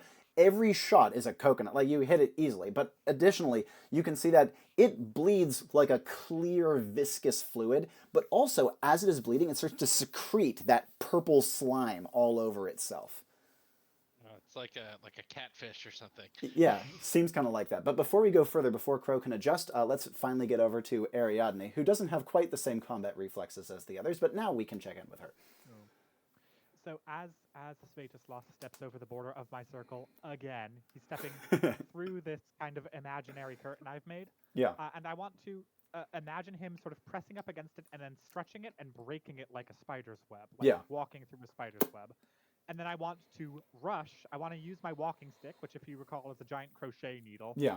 To try to weave the fragments of magic rather the broken strands of magic that still remain into a long spooled spider's thread attached to Svietislaus. Oh, Now, so like Ariadne, you're sticking your walking stick out into where the magic snapped to start the action? yeah, I'm like scooping it up, quickly weaving, Yeah. that sort of thing.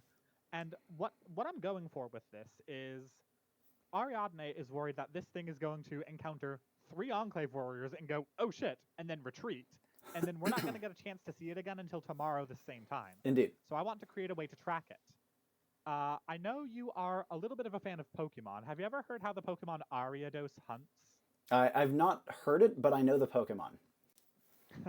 It catches a single prey, but then attaches a thread to it and then lets it go. And then it follows that thread back to the Pokemon's nest so it can eat it and its entire family. Okay, I see what you're going for here. So how are you going to turn this So spool into that? I would like to use manifestation to direct this magical thread that I've created through Svietlanus, through his spear, and stick it onto the lamprey. Okay, now as you are, okay, remind me of how you're going to try to get it through Svietislaus. What is like that connection? Is that purely because he broke the circle? He pushed through it, so it should be stuck all over him. Yeah, okay, I see what you're going for here. Yeah, and then when you say stick it onto the lamprey, are you actually going to try to jab it with your needle, or is this more of a metaphysical stick? This is, well, I want it to be adhesive. Yeah. But I'm not going to jab it with my needle. He's going to jab it with his lance. Yeah. Okay, I see what you're going for here. Okay, in that case, as you're scooping up, this would require you obviously going out of your own circle as well, and probably bringing your stick in, like in parallel with his lance or something of that nature. How would you want to do so? So this is going from crocheting to knitting then, isn't it? Yes. You now have 2 needles. It's a bit of a haphazard jump, but you know what? I'm going for it. I'm a competent seamstress. Yeah. I can randomly jump from crocheting to knitting in the heat of the moment. Now, speaking of the heat of the moment, Crow, you've emptied your all 6 barrels into this thing. It's spouting goo from a dozen different holes, front and back of where each of them entered and exited, and it's dripping that awful goo all over itself. You see that where the goo touches, the holes do actually stop bleeding, but also it's covering the floor, it's covering the toilet itself that it came out of, it's coating the area that it's around in this goo. So, seeing that, I'm going to rush forward, reloading as I go, but I actually want to approach the toilet that it's coming out of. Yeah. And I want to mount it and kind of thinking bucking Bronco, I want to just kind of grab it up and see if I can pull more of it out. I see what you mean. Yeah. Do you have a plus to might? No. That's perfectly fine. Now, as you grab onto this thing, buck and Bronco, maybe not a terrible analogy, but more like bucking Anaconda, because this thing is freaking heavy. It's so heavy, and it's slippery, too, because of that goo. Like, a weird middle ground between slippery and sticky, where it's sticky on you and slippery on it, making it really hard to pull. However, as you do so, you actually do start to manage to get a couple more feet of it out of the toilet, and it just keeps going. Like a magician's rope, it doesn't stop. How big is this thing? And as you are saying this, Svietislaus, let's check back on you. You've pinned it against the wall, at least for now. Your lance is through it. It's slobbering all over your shield, getting purple goo everywhere. Do you have immediate follow-ups? It is still putting up fierce resistance and will absolutely try to throw you off if it can. I'm probably not noticing literally anything else going on behind. Indeed. Not even Ariadne doing her thing. Not yet. That's probably good. Yeah.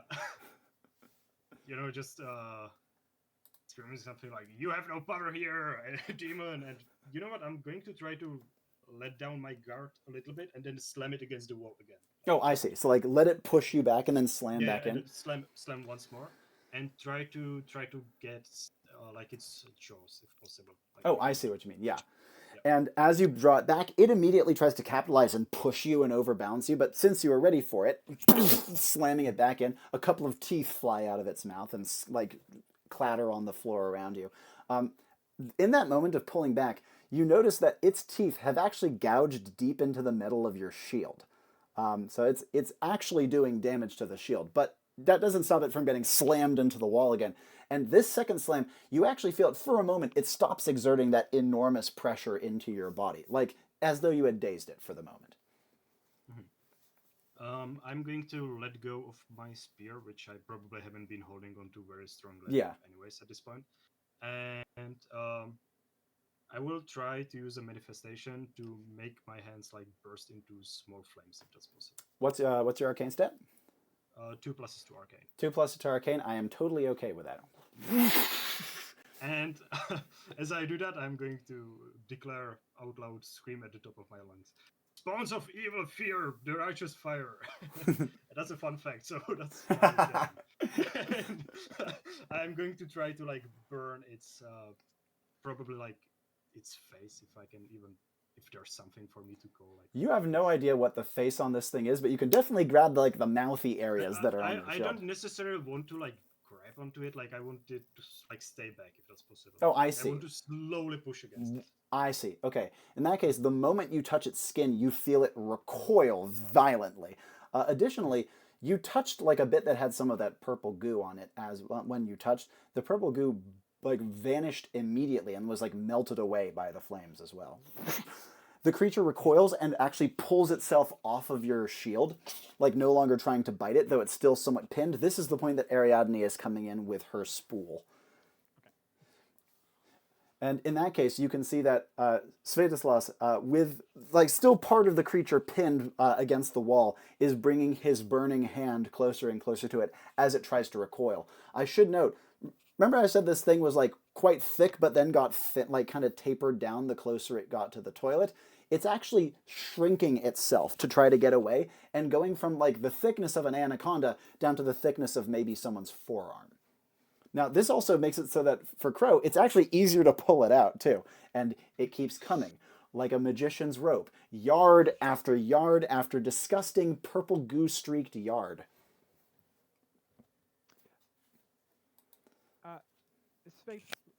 Svietislaus said he dropped his lance to do this burning hands thing, right? Yes, the lance is still embedded in the creature. Oh, okay. But it's like kind of limply embedded at this point. All right.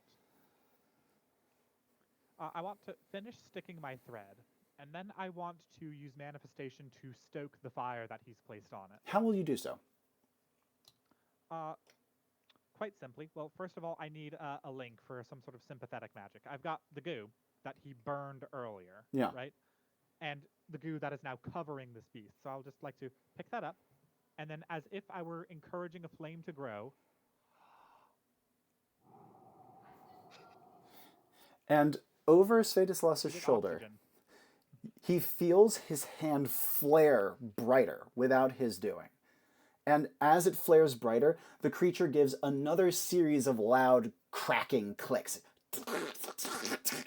And it shrinks down suddenly and quickly to being no thicker than a rope and starts to quickly slurp itself back into the toilet in reverse. Do I get time to react to this? Yes, you do. It happens quite quickly, so what do you want to do? In that case, I would, instead of pushing against it with the full space of my shield, I would instead use the edge to try to like cut off its head against the wall. Yep. And that is successfully done. The head flops to the ground. You can see that it really looks like a dead octopus, just the head part at least. I probably wasn't expecting that to succeed, so I don't have immediate reaction to that. That's perfectly fine. And Crow, you can feel that its now much thinner body is starting to like slip through your hands and go back into the toilet. And witnessing the beheading, is that stopping the body from... No, it is not. Away? Oh, it's like a hydra or something. Where did my thread stick onto it? Is it on the severed head or is it on the rest of the body? It is on the rest of the body. That's a good point. My spear was in it. Yep. So what happened to it? Your spear is on the ground, given that it was mostly cut going through the head. And the head does seem to be the part of it that can expand and contract the most. And so Crow, as it's slithering its way back in very, very quickly, again, imagine you took like a ship's anchor, tied a rope to it, and threw it off a cliff. That's like the speed at which this thing is retracting. Yeah, probably not much I can do here. I'm like, oh, I'm going to have to head down into the pipes. And the last of it, like a noodle into someone's mouth, vanishes from sight.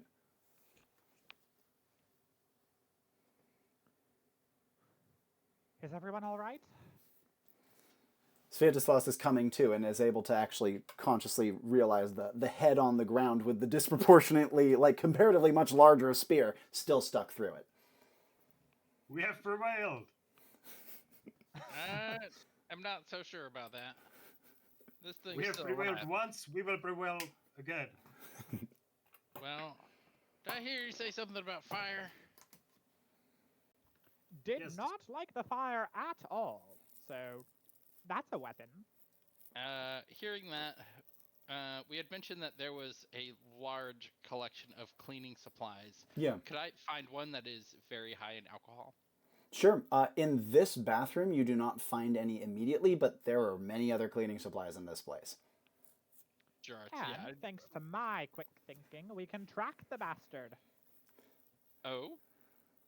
Yes, I managed to get off my goo positioning spell, or GPS for short. Wait, okay, another look of suspicion from Svietislaus. You know where the monster is? Not at the moment, but we can follow this. And Ariadne holds up nothing at all. But then, with just a hint of manifestation, you see a brief glimmer of a thread leading right into the toilet.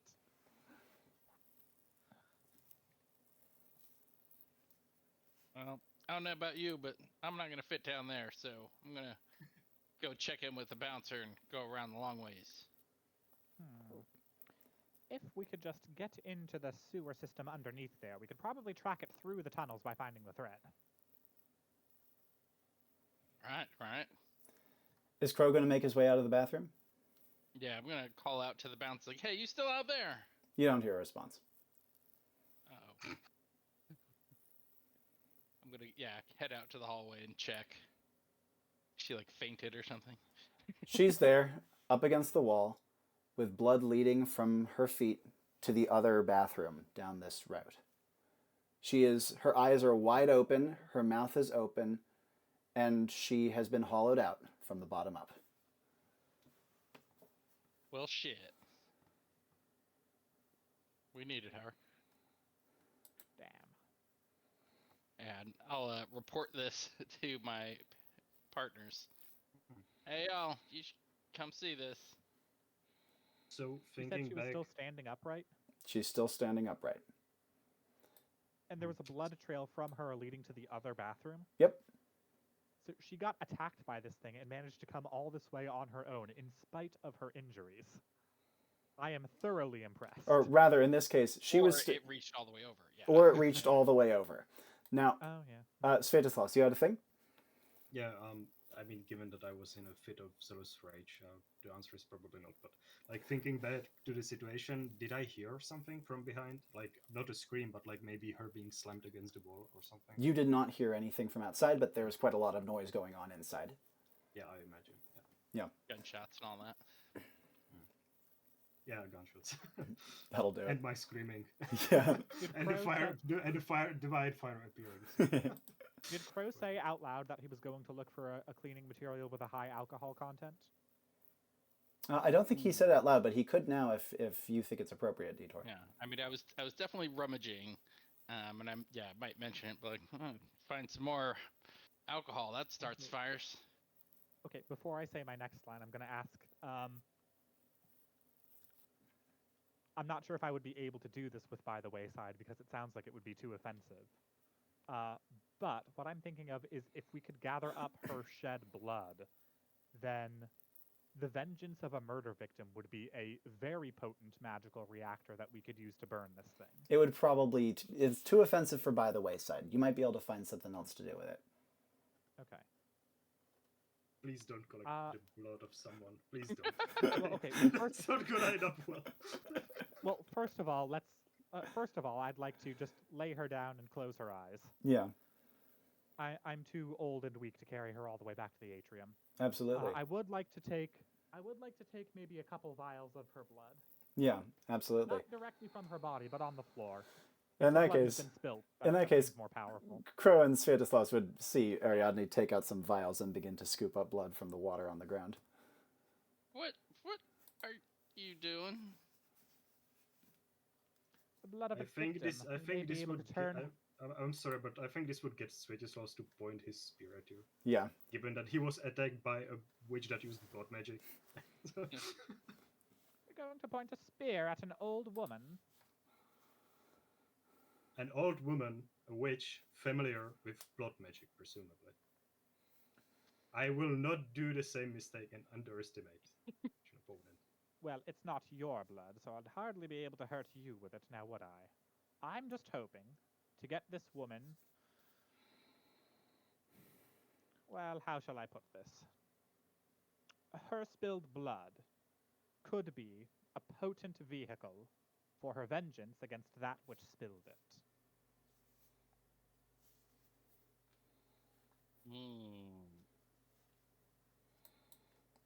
How would Svietislaus react to that? That's a really interesting thing for him. Yes, that indeed is.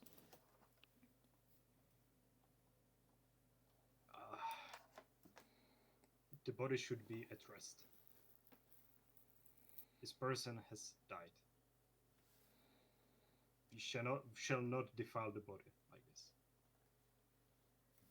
Looks to me like she's cleaning up after the body, to be honest. Using the blood of the victim for blood magic? Yeah. It's for a righteous cause. This defies hundreds or thousands of declarations by the high priest. Your high priest, not mine. I won't make you cast it.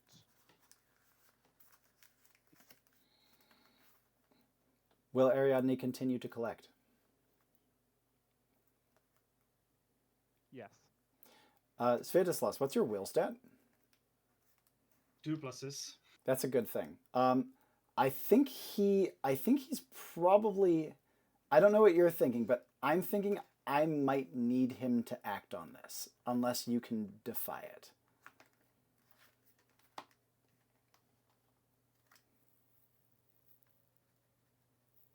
Okay, I have the mental, and I have 2 pluses to vitality. So once again, I'm going to try to rely for one final. Will or vitality, real quick? 2 pluses to vitality and the mental, which gives me authority. So Oh, I see. What I'm going for here is a command. Yeah. Leave the body alone. And I will really slowly, menacingly. I will stand up, drop the vial that I had like half filled or whatever, yeah. and say, "Very well. I'm sure your church would much prefer that the thing's killer go loose." The divine are here with us. You have seen the flame. This monster shall be hunted down. Yeah, that looked like magic too. That was pure faith channeled in a righteous rage. Yeah, but fire. You know what produces fire? Devils and demons. Are you Devils accusing and me demons of produce all witchcraft? sorts of things. Witchcraft is a fuzzier category than most people think it is. It is very Anything could be straightforward. witchcraft. The monster we saw ourselves could be employing witchcraft. Of course it is. It is a spawn of the hell. Have you ever actually visited the demonic plane? I haven't, but I've actually read accounts of it. It's not strictly malicious so much as it is chaotic. You hear that same cracking snap in the plumbing. Oh shit, y'all. Can we just deal with the thing and We shall Have send our it to the demonic blades. have our What we need to do- philosophical debate back at headquarters? I would rather not.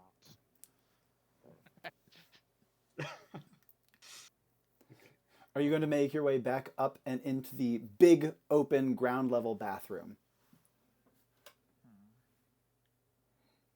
Yeah. And as you go up the hallway out of the toilet areas, Can I just take a quick break here? of course, yeah, great tension in the air. I'm going to go to the bathroom as well now that I think about it. Quick pause. Intermission.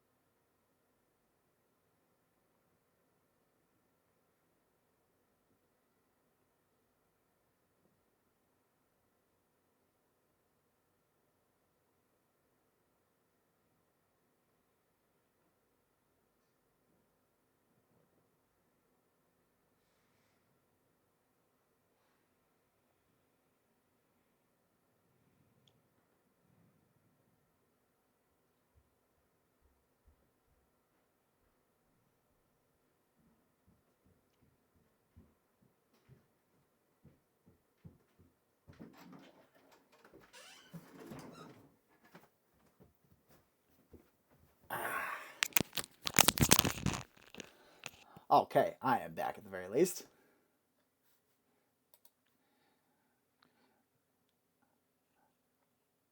Goodness gracious. Thank you very much for posting the links, Reese. Yeah, that's a gnarly looking lamprey right there. Oh, nice. Yeah, those things are freaking terrifying. They're awful. I hate them. As soon as Tomáš was like, oh, I want to play Svietislaus, I was like, oh, goddamn. Svietislaus and Ariadne, that's going to be exciting. I thought this could be fine if Ariadne leaned a bit more towards like herbal magic or something like that. But she literally ticked off all the boxes of what the witch did in her second mission. A freaking witch's circle and blood magic. Well, let's carry it through. As the group of you are walking out of the toilet area with great tension in the air around you. Of note, every other time that you've heard that snapping click from the lamprey type thing, it's gone after 3-5 seconds. This time, it just keeps going. This periodic click, click, click. It's like more of a snap when you're close to the toilets, but as you get away and the plumbing is more in the walls rather than in the room around you, it becomes a duller click. And it's not rhythmic and periodical. It's like click, click, click, click, click, click, like almost random. I don't have enough sensor for this, but I will try anyways. Does it seem like it's this change of tone is because it seems to be like injured or panicking, something like You don't know, but it is more jilted and variable, so there could be an irate quality to it. Could I, leaning on my sensory, try to follow the source of the sound through the wall? Yeah, once you get out into the big bath area, you definitely have a lot more room to work with. Of note, you can see that the big bath area is deserted. Everyone who was in here has bolted. Move. And as crows, are you going to be primarily going along the walls to start with? Okay. In that case, follow the walls. You would very quickly find that it plunges down. Like, no doubt about that. Any way down? This room is quite large, and looking around, there do look to be a couple of different ways to go down, though they are smaller and less prominent than the big, beautiful, spiraling staircases coming from above. Indicate to my teammates, sounds like it's leading down. We should make our way. Do I still have the tooth embedded in my shield? You have a number of bite marks in your shield, as well as one small tooth still hanging on. What do you want to do? Probably try to identify it based on this tooth. I mean, I am a librarian. I got books. Yeah. Well, let's see what sort of like period appropriate book could I find here. I will think about it like on the way. Sure. That's possible. And Ariadne. I don't necessarily want to use knowledge as power just yet. So. Sure. And Ariadne, as Crow indicates this and starts moving towards one of the ways down, what does she want to do? I want to be knitting as we travel. Yeah. A little bit frustrated. I'm going to try to vent some of that frustration into the yarn. And Crow would quickly come across one of the ways down. You can see that it has a mosaic tiled into it that says employees only. And it's very nice and out of the way. It's actually a hatch built into one of the more out of the way like tile decks overlooking one of the pools. Yeah, definitely got to open that up and yep. Take a look down and then start heading down. Yeah, you can see that it's a very tight ladder that leads to another corridor down below. And as he climbs down, he finds himself in another quite open room. Remember I was describing at the beginning of the mission it's almost like the inner workings of a clock tower. There are all these pulleys and pumps and winches and like heavy water wheels that are distributing water out and also collecting it from down and in. There are a couple of huge cisterns that you see are bubbling and frothing with presumably cleaning materials to purify the water, and the whole place is crisscrossed by different troughs and what, for want of a better term, canals of water that is going from one place to another, or pooling here, or being kept off there, or being sluiced and cleaned before going out to the ocean. Everything is labeled, though in this case none of the mosaics are in Metro. Interesting. And is it well lit in here? It is not nearly as well lit as above, but there are still a couple of those crystal sconces that give you some light to work with. Ariadne, you said you had a thing as Crow is heading down. Well, I want to head down with them, and can I spot my tracker thread in here? Yeah, as you go down and quickly look about, I'm guessing you would do like just a touch of manifestation to make it visible to you to some degree. And yes, you do actually see your tracker. You can see that it kind of oddly crisscrosses the room from a rather high point in it down to one of the middling cisterns. Okay, and is this something that only Ariadne can see? For like in this brief moment, yes, when you're using the manifestation to like quickly tap into it. Okay, I'll just keep that to myself. And I'll provide my witchcraft when it's actually wanted. And Svietislaus, what would you like to do as Crow and Ariadne go down the trapdoor? Okay. So before that, because I would probably blow the book like on the go. Yeah, of course. So what I am thinking here is like obviously I cannot just like get a book on zoology because that wouldn't really be very appropriate. But what I am thinking that this thing definitely seems to be a bloodsucker. Yeah. And a medieval society may identify it as a form of a vampire, maybe. Yeah. So maybe if I could get a book on like vampires and their like species and forms or something like that. Okay, that's quite interesting. Yeah, I kind of like that idea. And in this case, you could do like a vampire of the ocean type entry in one of these books and see what you can find about it. Now, a couple things of note based on what you're looking through in this book. First of all, and possibly of note, Greg, your microphone's pretty close and it's picking up your breathing kind of heavy. I was like, what is that noise? First thing that you note, judging by the teeth shape, this is clearly not a blood drinker. This is probably what this book titles a meat-gorging vampire. One of the identifiable factors that make it seem to be a vampire, though, is like many vampires, it doesn't just leave a butchered carcass. It tries to make a clean entry point and a clean exit point, possibly to avoid detection, or at least to give some sort of plausible deniability, which in this case it does seem to have done. That would also... Does that mean that it seems to be sentient to some extent? That's what I was going to lead to, is either this thing is an animal that tries to cover its tracks, or there is some malicious sentience behind what it does. There is malicious sentience, as far as I'm concerned. Yes. But judging from that, does that mean that it probably wouldn't try to like bite into me? Because it wouldn't want to leave an open wound? That could be the case, though it seems as though when attacked, it did seem to respond very aggressively. It went for your shield so aggressively that there's probably no doubt it would have done the same to you.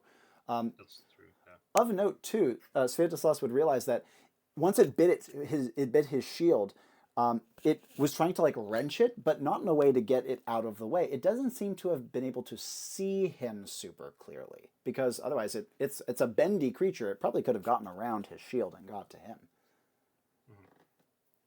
Does the book describe the senses of this creature? How developed they are?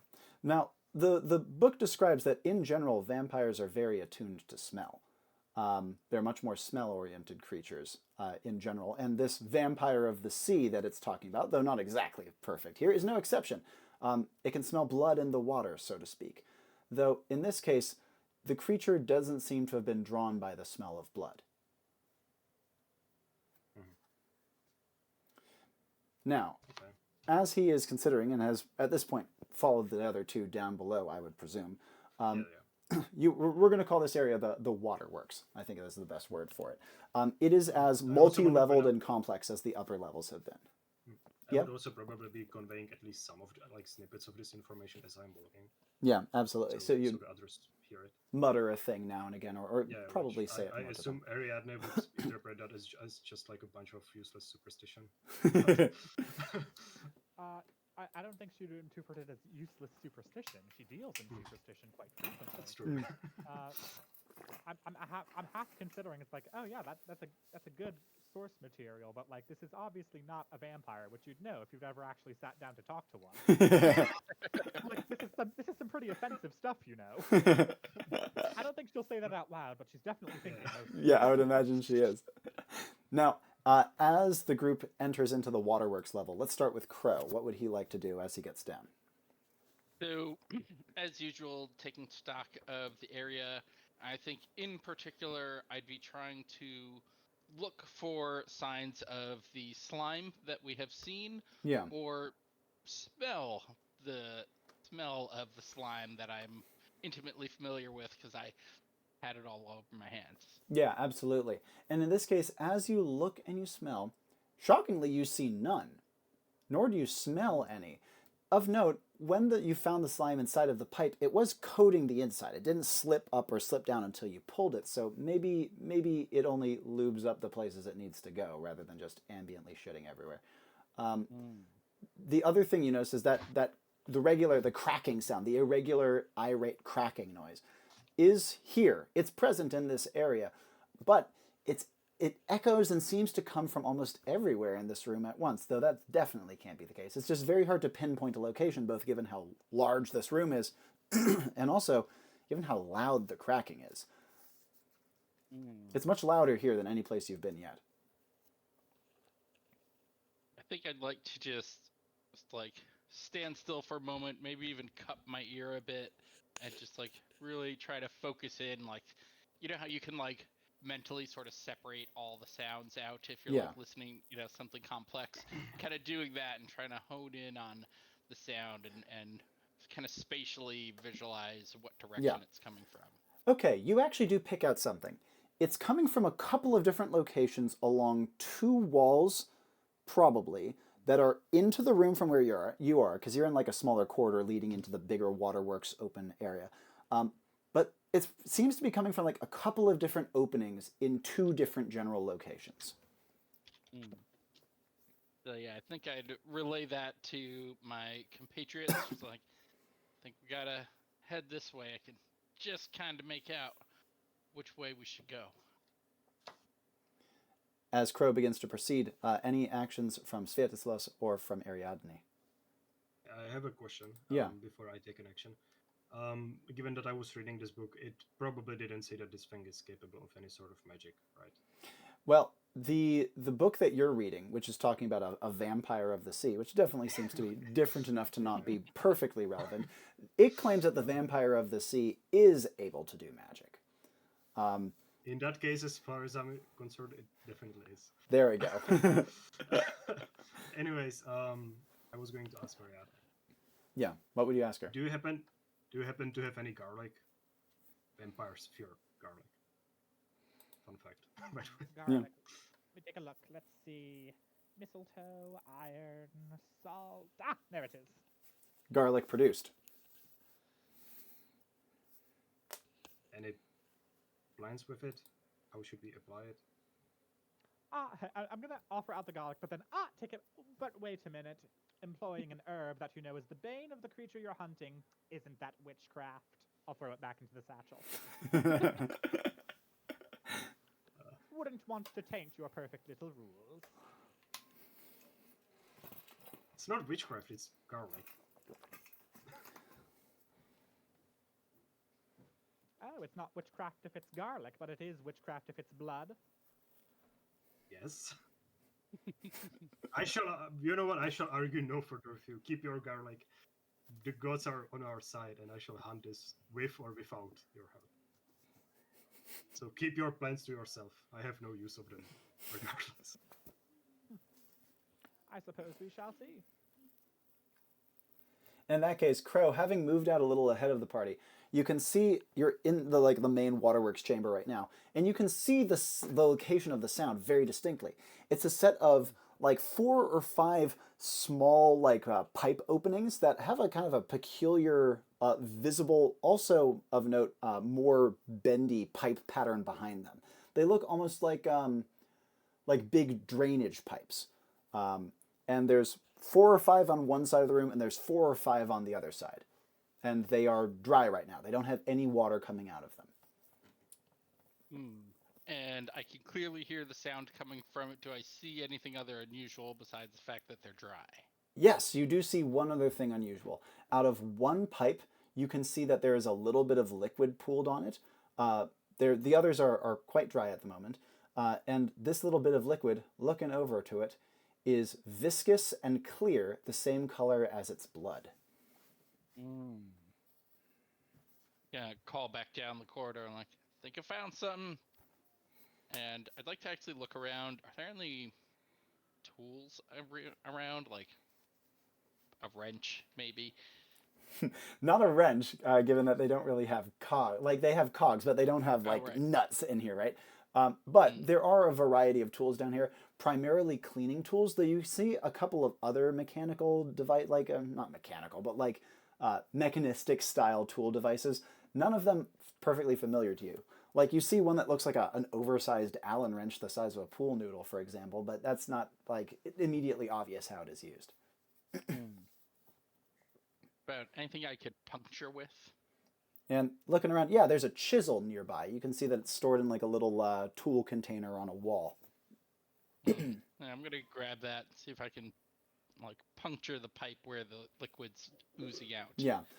Now, as you head over to the pipe is the room is quite large, so you will have to cross a good amount of space to get to it. Sure. Doing so will also bring you across quite a lot of water. Like I said, there's canals and pools and places where things are bubbling and oozing and passing all over the place just from natural runoff from the bathhouse. I don't know if Crow's worried about being jumped, but if he is, there are tons of places to do it here. Yeah, I think I'd slow down a bit, survey the area, and try to find safe paths, maybe find a wall to kind of keep to my back. Yeah, you can go along one of the higher walkways to get closer to the pipes. Right. And Ariadne and Svietislaus behind Crow, what would you two like to do? Probably following closely behind Crow and have my shield at the ready in case that this monster attacks. I'm definitely going in the front. Yeah. And Ariadne, any actions from you? I'd like to buy the wayside of the goop I picked up earlier, the purple goo. Yeah, absolutely. I'd like to basically use it as a vaccine in this case, in case this thing has any kind of numbing or venom or paralytic agent. I'd like to protect myself from the effects of goop. Ooh, that's interesting. Okay, so in that case, the goop becomes protecting against any nasty agent that this thing has that it might inject into you. Is that roughly correct? Yeah, inject or slather or spray. Yeah, and we'll say that this property is applied through. Let's be mean. Let's say the property is. I'll say the property is applied through ingestion, and you have 3 total pieces you can eat. Well, how long will it last? Is it permanent once used? I'm not going to say permanent. It's going to be a medium duration, so not short but not long. All right. With this in hand, Crow has gotten to the pipe. Now the pipes that you're worried about, the entrances are kind of below you right now because you're on a higher walkway. But the way that the pipe's body moves, even though its entrance is down low here and you're up here, it kind of bends up and around and then through again with kind of a double U loop. So it would be possible to get down into the entrance, but it would take a little bit of a shimmy down its body. And again, this is a big pipe. You could fit in this pipe with a little bit of a squeeze. Yeah, I think Crow has the skill and reflex to manage this pretty safely. So yeah, he's gonna go on, shimmy on down the pipe. Yeah. Svietislaus, you are definitely not going to be able to jump in front of him to protect him if he does this. So what would you like to do from your position on the walkway overlooking this? I'm gonna be honest. I was thinking of topics of knowledge is power, so I wasn't fully paying attention. That's perfectly fine. He's to set like the. Yeah, you're on a walkway over a pipe that Crow is interested in, and he has to slide down the pipe a little bit to get into it, which is clearly what he wants to do. He has the stats to do this. Svietislaus has more heavy stuff to carry, and definitely won't be able to jump in front of him to protect him if he is shimmying down the pipe and out of his sight, or not out of his sight. Do I get enough time to see that he wants to do this? He would probably just start like climbing over the railing of the walkway immediately, but you could talk to him as he's doing so. Are you sure I shouldn't be going first? I mean, I have the shield, and I have withstood the attack of this monster before. I've got the gun. The what? That, if I may, that device that he carries propels projectiles at blindingly fast speeds, dealing great damage to whatever they strike. Rather like a sling that utilizes explosions instead of muscle power. What she said. Very well then, you may go first. And as Crow shimmies down, remind me skill and reflex? I think your skill's 2, right? Or do you have 3? 2 and 1. Yep, absolutely. And so you can quite quickly get down to the mouth of the pipe. And if you want, you can even get your legs down so you can peer in as well. Yeah, let's do that. What do I see? You hit the bend of the pipe comes very quickly, so you don't see too far unless you go inside and look up. However, just from being at the entrance of the pipe, you notice 3 things. 1, it smells like the ocean here. Now, the rest of the bathhouse, when you were like at the entrance, you caught a whiff of ocean, but the rest of it was very heavily perfumed. Even the waterworks down here smells largely like clean, right? You know, clean water. This smells like ocean water. Second of all, you catch a whiff of that nasty back of the sink rotten fish smell. And also of note, this pipe, unlike pretty much everything else here, has some staining in it. Not like poop staining, like water staining.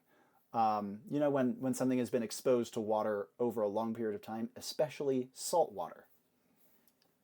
Interesting. I'm going to run my hand along the inside of the pipe to kind of just feel that maybe like crumble some in my hands or something. It's rougher.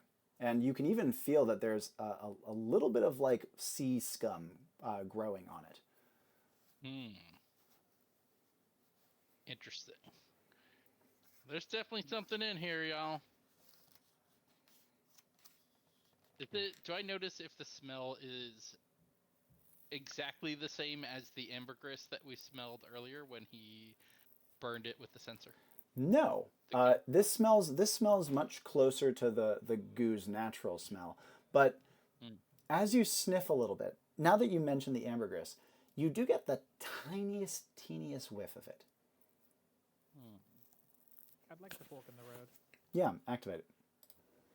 I predict that Crow has found the way that this creature entered the bathhouse in the first place from the ocean, and where it has kind of set up its nest, so to speak, ever since then, coming out on brief forays to hunt. I predict that by intruding on its nest, he will attract its attention and end up leading it out into the open of the waterworks, where presumably some sort of final confrontation between the 3 of us and it will occur. And your vision is immediately overwhelmed by, again, the whirlpool of blades. But as you look at it, you fall away from it, and you see that it blooms before your vision into not just being a whirlpool. It's a whirlpool that is attached to another whirlpool that make a tree of whirlpools that you are falling away from, down away into the water. And then your vision ends. Svietislaus would see the old woman swoon briefly next to him. Just gonna Google translate that word. No, pardon. Like kind of act woozy and dizzy. Enough to fall over, or not quite enough to fall over, but enough to have to catch yourself on the railing. Okay, well. And you see that her additional eyes are opening as well. Yeah. Yeah, he was probably briefly considering if he should like hold her up, which he didn't really want to do in the first place. Yeah. But I'm guessing those eyes, yeah. Yeah, that definitely confirms his feelings. So yeah, I'm definitely going down the pipe. But I was thinking, you said that this pipe is like not really too large, and I'm carrying the shield, right, and all that stuff. It's big. It's big enough to fit a person in it without too much trouble, but it's also not so big you can't get your arms most of the way around it. Does that make sense? What I was thinking of here is using a catalog and my level up perk with the otter. I wanted to leave my stuff behind and then have it delivered by the otter. If No, that's I see possible. what you mean. And remind for those who don't know how the otter appears.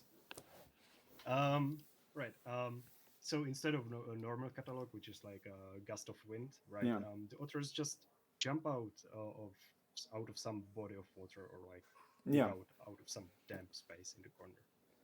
And so in this case, Ariadne would see that as Svietislaus gestures, an otter leaps from out of the bathhouse water, jumps all the way up onto the walkway, and stands at pert attention in front of him.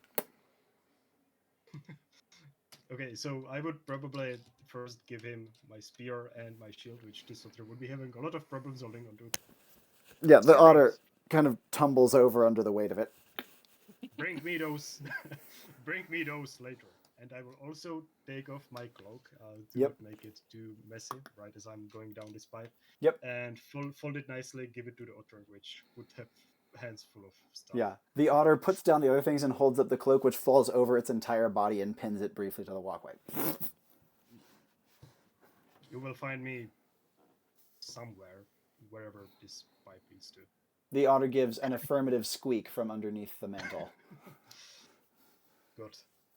And I will go down the pipe. He can't climb nearly as effectively as Crow can, but he's strong enough that he's not in any risk of falling. And Also, I Ariadne... have 2 pluses to vigor. So. Oh, that'll do it too, yeah. And Ariadne, what do you want to do? I'd like to leave 2 waypoints for the staff of this bathhouse to discover in case anything terribly unfortunate happens to all 3 of us. Yes, what will they say? First one, middle pipe, open to ocean. And the second one? Second one, oh wait, I just had it. What was it? It was,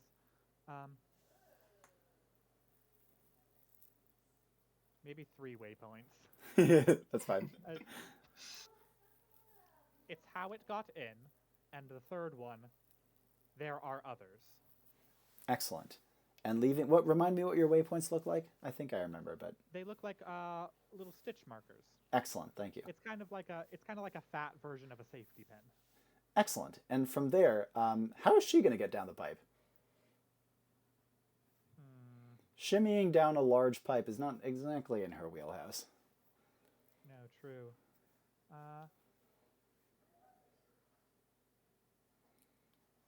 Rope? No. Are there any this overlooking walkway? Does it have any staircase or ramp? It doesn't have Is there any. a long way around? It doesn't have any that access these pipes. These pipes do not look like they are meant to be accessed. It would be pretty fun if there was just a staircase. That would be very funny. Yes. Jump down the pipe. Even with double plus to luck, I am not going to be able to give you that one. That's fair.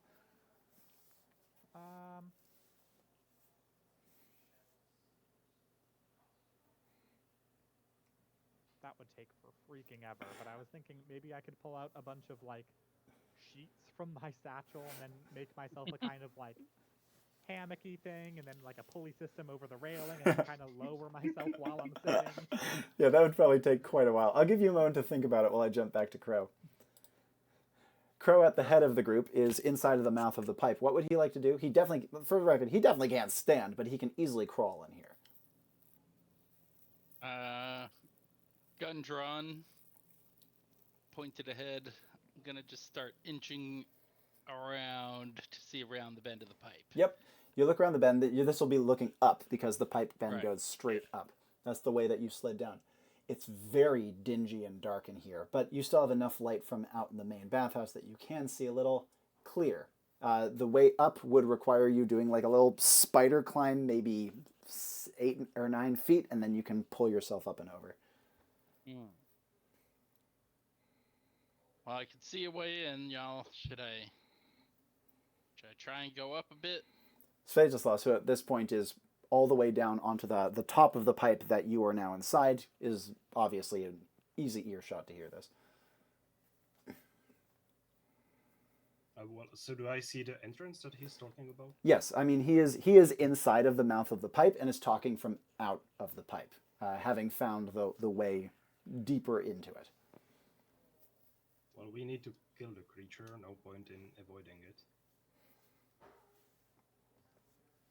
Well, then holster the gun and climb under. Start to try to climb up. And as you start to climb up, your hands actually find something you didn't immediately notice. There are grooves in the pipe that make it a good deal easier to climb. Some finger holds. Ah. And as you climb too, you feel dry seaweed on the walls, and even once or twice a little bit of a barnacle colony. Like the bottom of a ship in here. And pulling yourself up to the next bend, you see that it's a straight shot, and then another climb. Do I see anything at all while I'm in this pipe? Well, you catch a big noseful of more of that awful rotting smell. And getting a little closer, you can actually find a little bit of the purple goo on the ground. I'm going to try and not touch that. Yeah. Now, Svietislaus, do you want to enter the pipe and follow in Crow's footsteps? Question, just how much light are we getting here? Crow has great eyes. You looking in after him, you can see almost fuck all. It's incredibly dark in there. Yeah. Well, I don't really have any other choice than like awkwardly following after. I mean, I think he would just stop there for a second to think of like if he should wait for Ariadne. Yeah. But then he's probably figuring out that he's going to be more happy if she stays where she is. He's gonna go behind. Making his way through and then beginning to climb, he also finds the handholds and can start to haul his way up. And Ariadne, what would you like to do? I'd like to manifest a sort of spider climb. I don't want to be able to like fully lift myself, but I want to be able to stick my hand to the pipe so that it'll slow down how quickly I slide down it. Yeah, that is absolutely doable. And like a little and slide down onto the pipe's mouth, and from there very gingerly climb inside, with the spider cling giving you enough purchase with your hands to get your body inside of it. I don't necessarily want to climb inside. Oh, you don't, pardon. You said there was a bit of this creature's blood at the mouth of the pipe? Yes, Crow pointed it out earlier. Otherwise, you probably wouldn't have noticed it to be what it is. Good on Crow. I'd like to stick my fingers in it and examine. Yeah, absolutely. The blood itself is viscous but not sticky. Has kind of like a protein shake consistency to it. But is perfectly clear and a little bit stringy.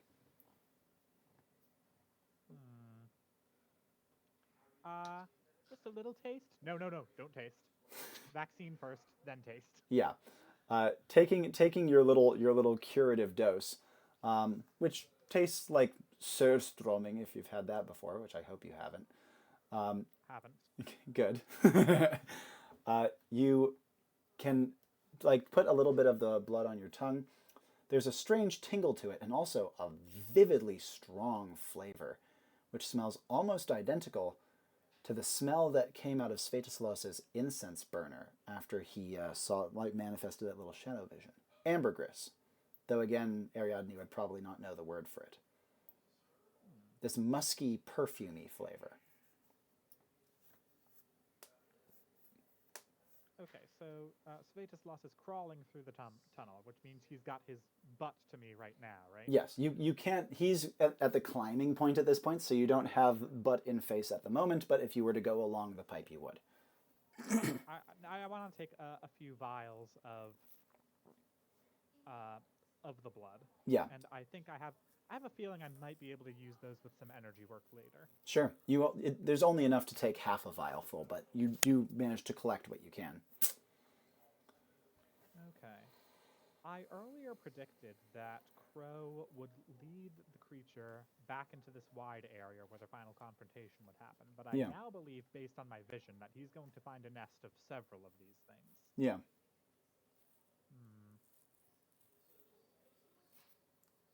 And we haven't even been informed in any way of this, right? Yes, this is something that's been kept to herself.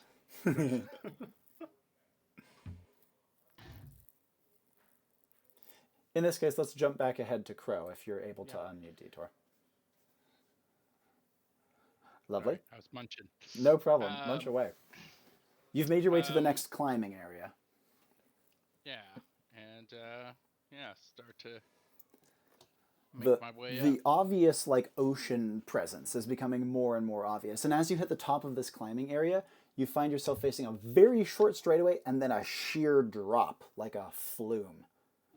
I'm gonna peer down that. You have no light. Even your great eyes cannot see more than 5 feet in front of you.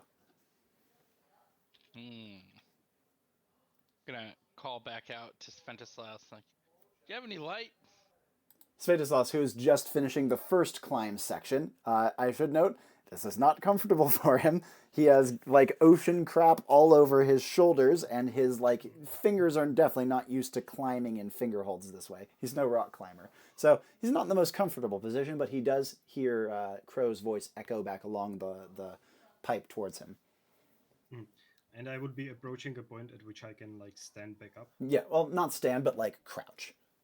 Yeah, okay. I do have a light, yes, a small one, a candle, which is, by the way, a skin of my reading glasses. Yes. Crow would hear all but that last line. Yes. Well, go ahead and pass it on up here. I will pull it out of like a pocket, I think, or something. Yeah. And try to activate it with like a simple hand gesture. Yep. I mean, it's a small candle, though. I don't think it's going to be very effective here. And going up to the next climb and passing it up to Crow, for a normal person, you'd be right. This candle would be absolutely useless. But for Crow's eyes, it is enough to see down. There is not quite a sheer drop. It's at a very steep angle, like one of those water park plunge slides, you know. It goes down at, I guess, 20 feet before it starts to gradually level out. Well, this looks dangerous. There's going to be no way back up if we go down here.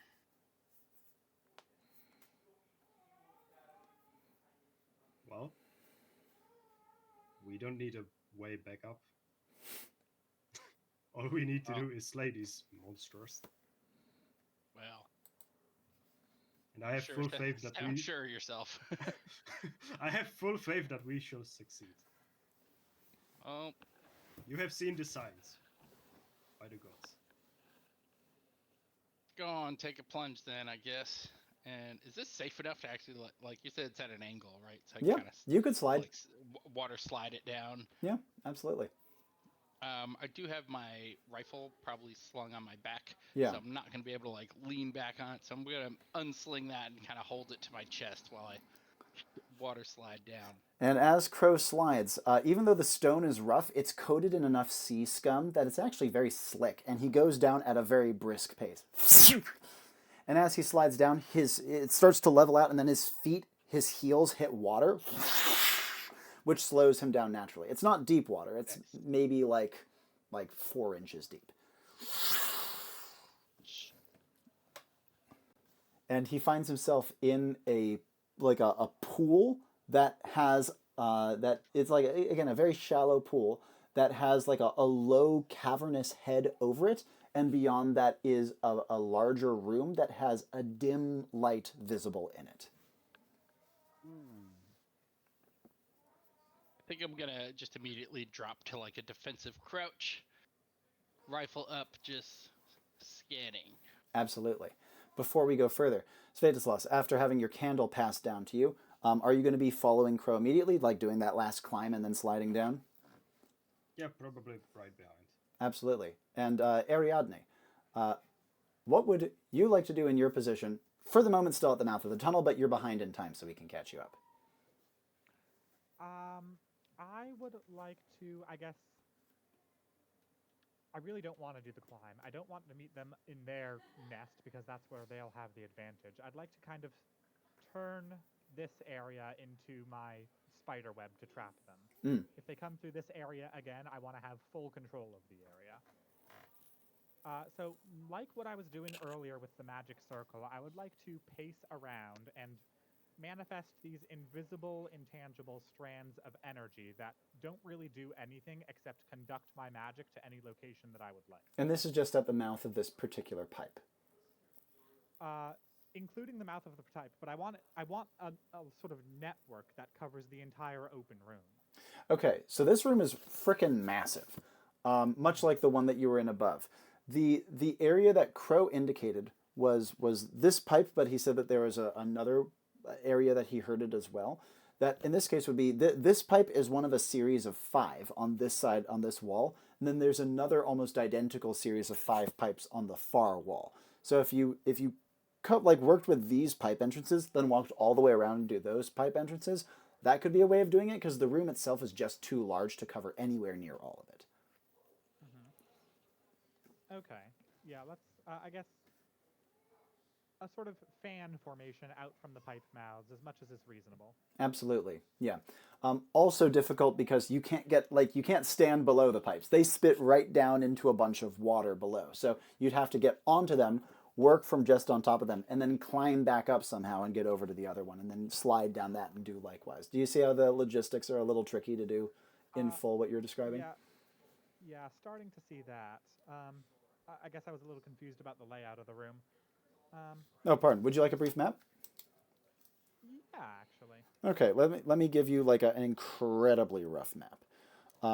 So if you guys entered from like a relatively small sideways corridor, you can picture the room as being roughly square. Oops.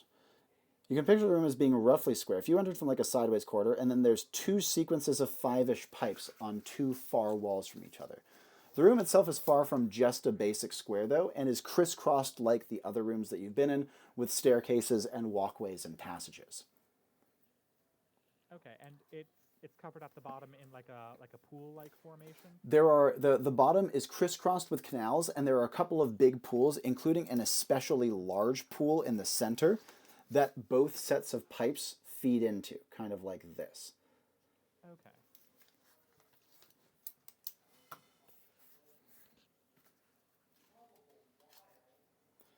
Do you need a moment to consider? Yeah, I think I'd like to cover the area in just sort of on the walkways, and maybe if I can sort of cast out a few lines over the pools. Yeah. But just sort of the general area in front of where the pipes that the other 2 crawled into feed out from. Absolutely. So given that you're making so many of these lines, I can lump those together as kind of one manifestation use, but it is a very big manifestation use, given that you're creating so many of these little threads. So except this is part of the reason I took a spirit point. Indeed. Now, let's jump back over to Crow and Svietislaus, because after Crow takes his defensive stance, looks around, he finds that he is in... I'm going to do another little picture of this. He is in a room that has a couple of little daises to it. The pool that he is in, imagine this is like a side view, right? Imagine you're in this like little pool right here, and you entered it from this away. And then you can see that there's like a rise area, and then there's another rising area in front. All of those rising areas have like a little trough in them with a little bit of water in, but you cannot see them. You can only hear water dripping from the ceiling and dripping into little pools and puddles all over the room, no matter how high up they are. And so it's like you're at like the low point, or presumably one of the low points of the room. Does that make sense? Yeah. And so the whole thing, it's a large room, but like stepped. Exactly. Basically. The room is reasonably large, but not nearly as large as the other ones you've been in. So you can think of it, what's a good descriptor? Think of it as being like the size of a public pool. You know what I mean? But with ceiling and walls, of course. So an indoor pool. Okay. Does it look like we will be entering another pipe, or is it just like this room, presumably leading into something different? This room seems to be the out point for the pipes. So there are no other visible pipes from the little like pool that you fell into. And the room itself is much more open than the piping area was, of course. Speaking of which, Svietislaus would slide in down the flume right behind Crow. Prepare to do fire hands with bow hands. Yep. This time, given that I'm unarmed. So. Question: you said there's light coming from somewhere up above. Is Yeah. that where the water's coming from, or is there? Are you gonna water peek out? coming from somewhere? Yeah. Yeah. So you see that I there's... might even use my rifle if I can. Yeah. You can hear the water dripping from the ceiling, and briefly looking at that, it looks to mostly be condensation. However, there is a window in this room, but it's a very old window covered in goo. It's like, not purple goo, just like natural crud. And so even though there is a window and there's natural light, it's very muted. However, underneath this big window, and this is to your right, looking out of the pool, you can see that there is an enormous sluice gate. And so presumably that opens to flood this room time and time again. And no goo. Well, looking around, yes, not in your pool, but you can see it peeking over the edges of the troughs of the steps of the room.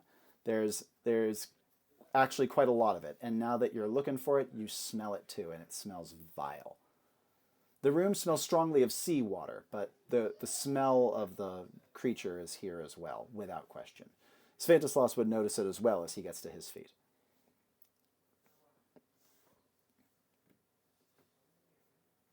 I think we found something. Should we wait for the witch, or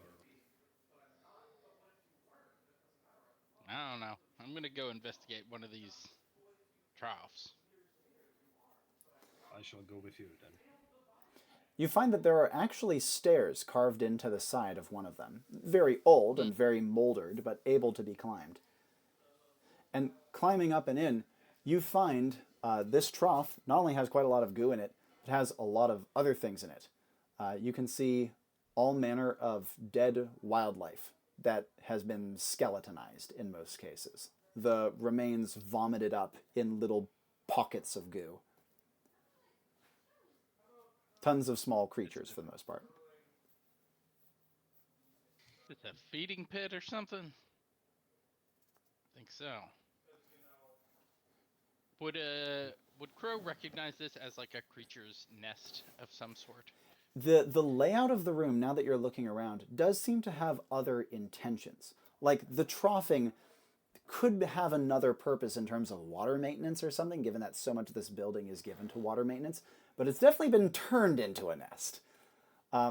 Also, now that you have a little bit more elevation, you can see that the little pit that you slid into is one of 10. Each one of those pipes from above feeds out into this room into one of those little pits.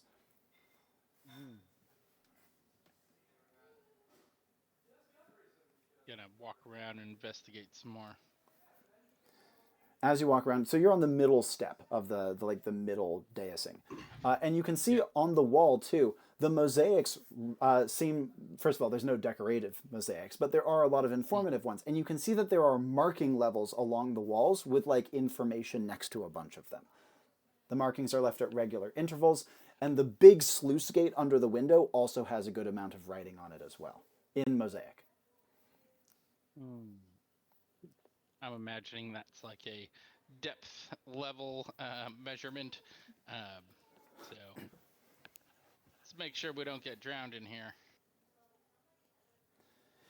Servant, bring me my weapons. At this point, I think we are gonna be.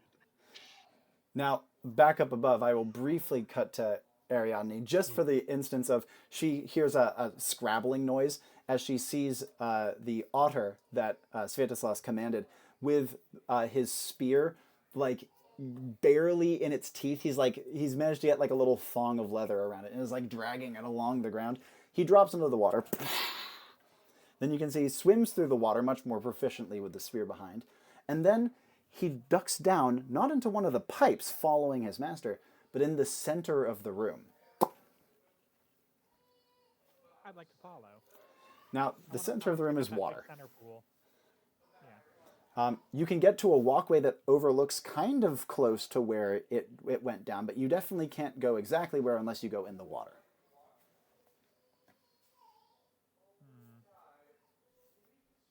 I do not want to swim.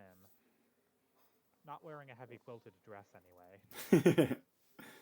Well, if nothing else from here, you can see the spear, at the very least, go down to the bottom of this center pool, and then vanish down a point near its center.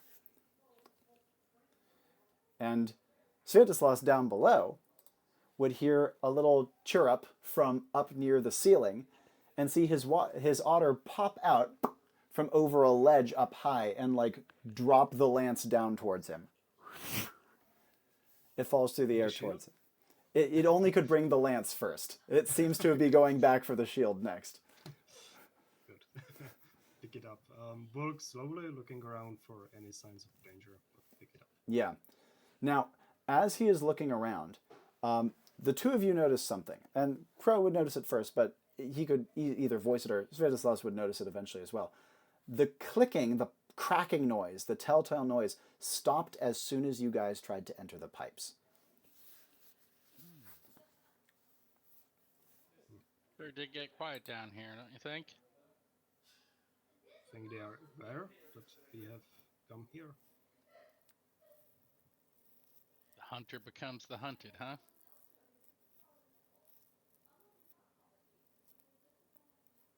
That's gonna Keep make me looking very around. nervous and look around, probably like very, very nervously, like Yeah. become really skittish. Holding onto my spear with both hands, but given that it's a broken lance anyway, so there's no real point in like holding it like a pike. Absolutely. But I don't have my shield, so I don't have anything else to. And what would Crow like to do? I think Crow is gonna actually try to find a higher ground, so going up the next step, and yeah, trying to get as high and like into a corner or like wall as possible. And as soon as he climbs the center, he notices something much more pressing. In the very top of this little dais that you've been climbing, well, and I say little, it's big. It's like I was going to stop him just for a little bit. You would- if I may. you would be able to at least pause him for something. Yes. Do you have a way to protect yourself if this thing attacks you? Should you be bleeding? Well, I'm holding the rifle actually, so. Do you think that is enough? Gun's been good enough for everything else so far. Well, let me lead the way, at least. You sure? 'Cause I'm already up here. And I think he's gonna go ahead and climb up anyway. Well, I will speedily try to catch up to him. I don't really want to be alone, to be honest. Indeed. And the two of you at the top of the dais look down into the bold center of it.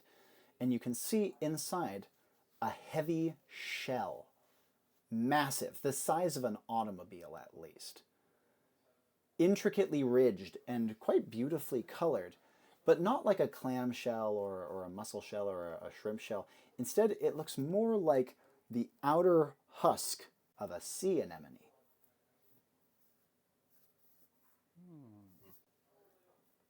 From my book, does that seem to be related to that creature? Because Your it doesn't seem... Your book's relevancy to this thing stops about here. Okay. That makes sense. Yeah, this is completely unexpected, judging by what the book has. You can see that the top, it seems to be like attached to the ground, affixed to the ground, and the top is sealed up tight. I would probably light up my incense and look around the shell to see if there's any signs of this creature living in that. And as soon as you light up your incense, it becomes very obvious to you, though Crow's eyes could see it earlier. Slime everywhere, as well as remains.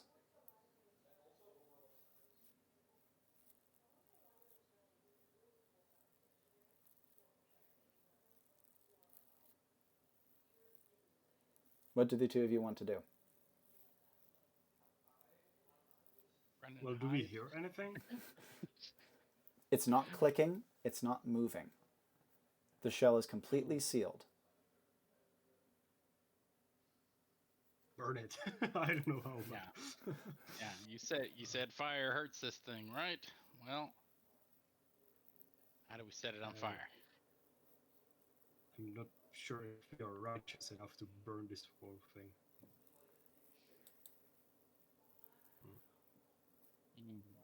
Sure could use something flammable right now. Speaking of something flammable, let's jump upstairs to Ariadne.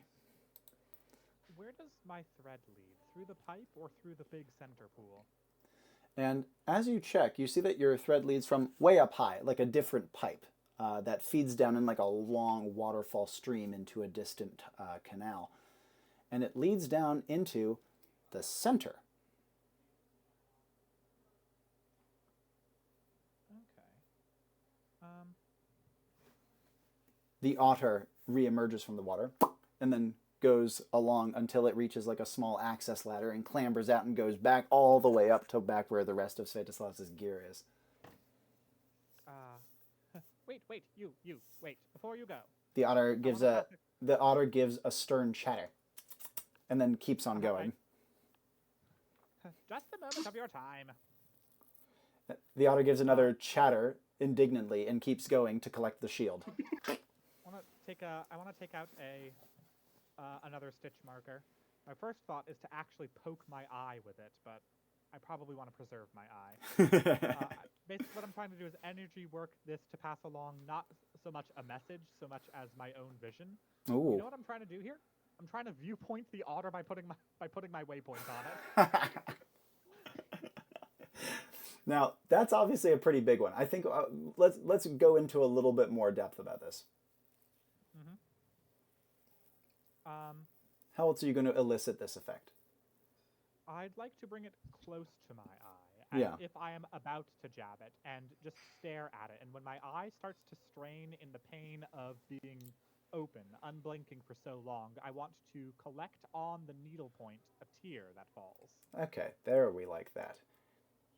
It drips on the tip of the pin, and you hear a scraping noise as the otter starts dragging the shield towards the edge to drop it in the water as well.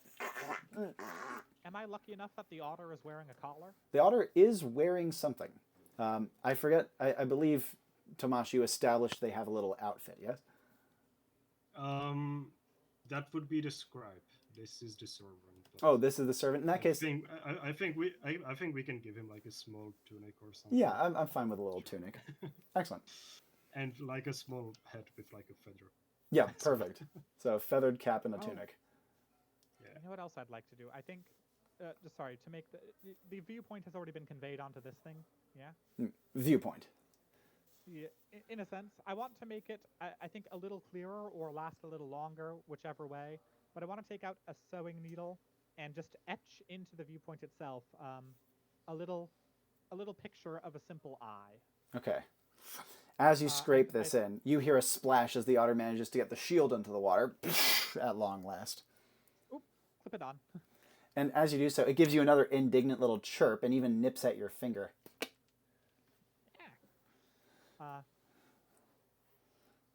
I suppose that if he doesn't like me, it stands to reason that his familiar would not as well.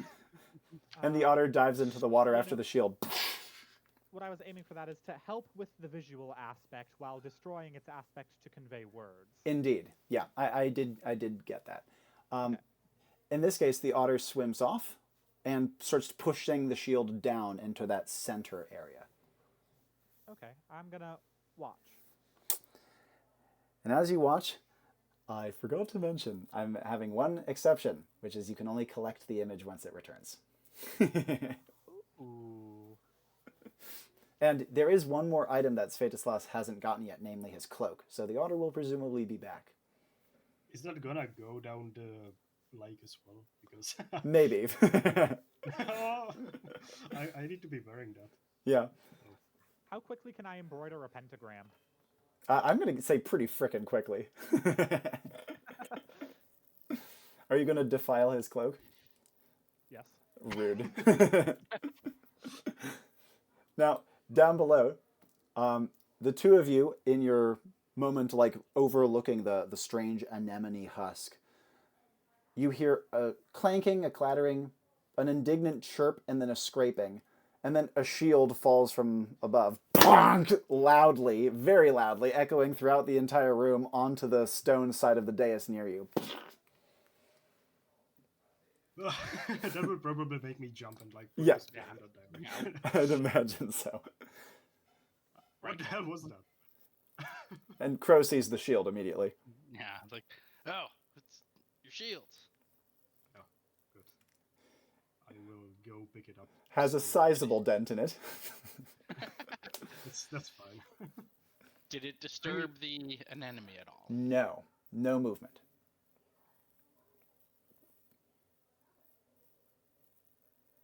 Guess it's not its time. I will grab Gonna the try shield and...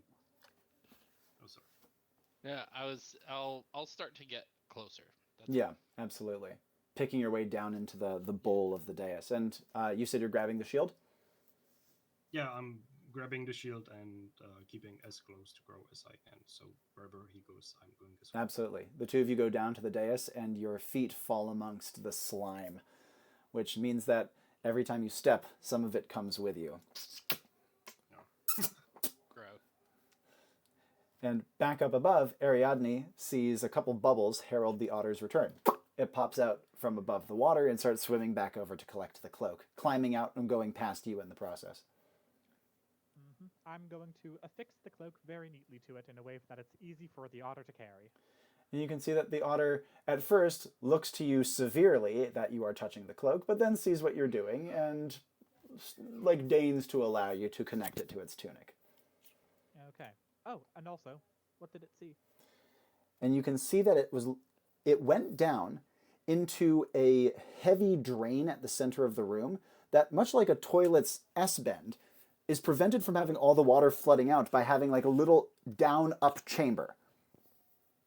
Okay, I would like to, as this plays out before me in my mind, I'd like to hold my breath when the otter goes under to see if I'm able to hold my breath long enough to swim through that. Absolutely. Now, it came out onto a small ledge at the top of the very dark room that I've described to those two, with the light coming in through the dimmed window. And it looked over the edge to find Svietislaus before pushing the shield off, which would mean that you would also see the massive anemone-looking thing in the center of the room, closed up.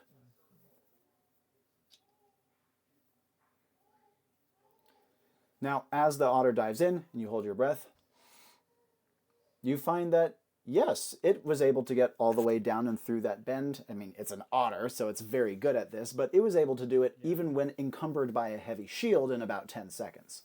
Now, you would probably have to at least double that, if not more, but you could do it. Okay. Oh, by the way, the embroidered pentagram. Yeah. Can I buy the wayside the cloak with that? What power do you want to give it? Oh, right, it can't be offensive. I mean, are you going to attack me or what? She's going to offend you either way. Yeah, no, what I want is to give Svietislaus the ability to attack the thing with something that is clearly witchcraft, but I have to just take attack out of that.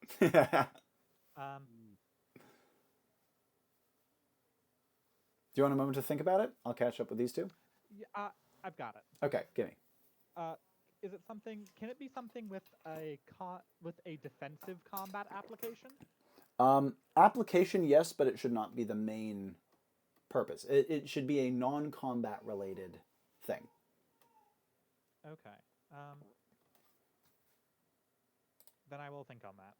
Absolutely. In that case, let's just pop back down below. The two of you... Action. Yeah, I have an fire action away. here, if I can. This may be a bit of a dull ask with 2 arcane, but I was thinking if I can like try to draw upon some of the light that is coming through the window and sort of like dangle it along my spear to have like a small torch. Oh, I see what you mean. Yeah, I'm okay with this. Like drawing on the light to kind of infuse the end of your torch with a little bit of fire, so to speak. Yeah. Yeah, I'm absolutely okay with that.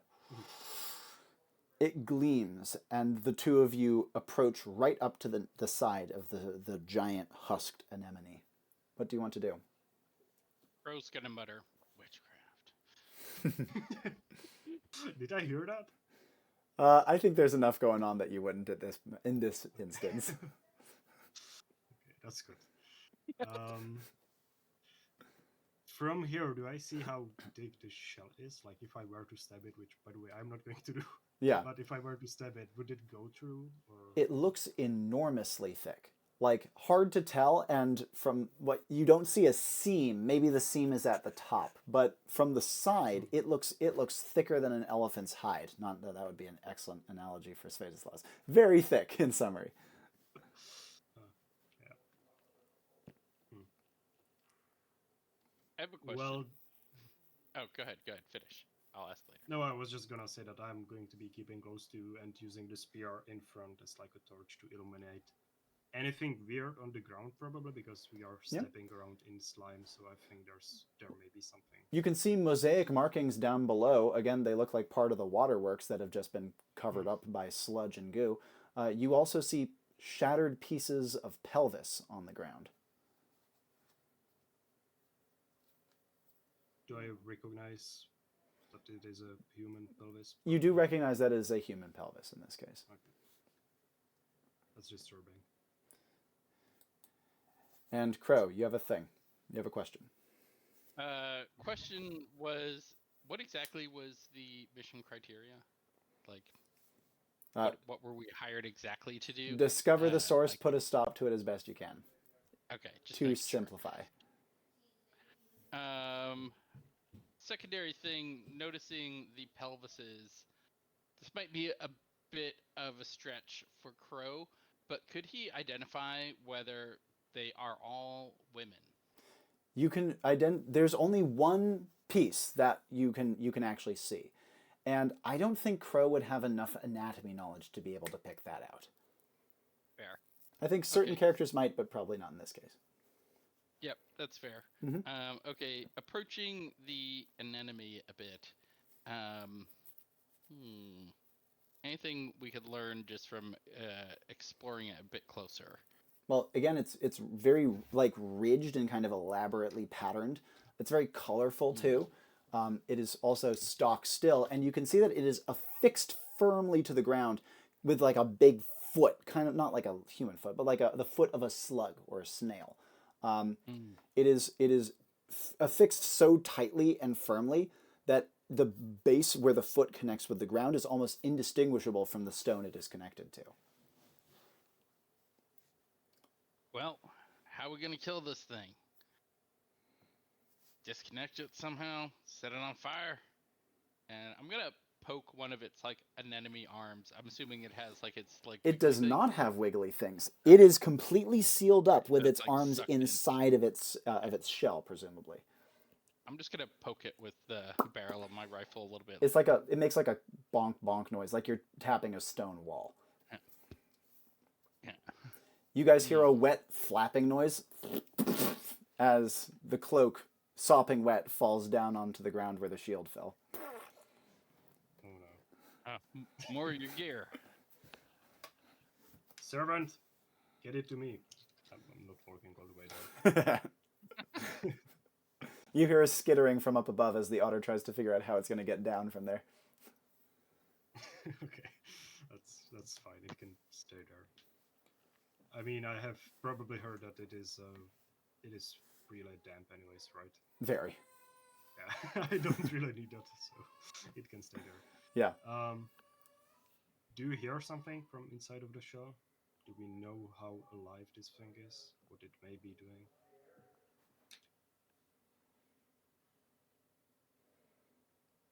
What's Crow going to do? What's Oh, Crow to going to me? do? Yeah. Sorry, he had a question. Oh, You that wanna was hear? I believe in character to you. That was for you. Oh. Yeah. You have the better hearing. Yeah. Then I will. Yeah, maybe like put my ear up to the shell and try and listen. And inside, you hear a faint iteration of the same snapping click that you've heard periodically, as well as more disturbingly, kind of a glurping noise, like a hollow burp, but consistent, like a heartbeat. Interesting. Is it making digestive noises? It sounds like a good guess. Yeah. Okay. It sounds alive. Maybe. I mean, it just ate. I get sleepy after I eat, so maybe it's sleeping.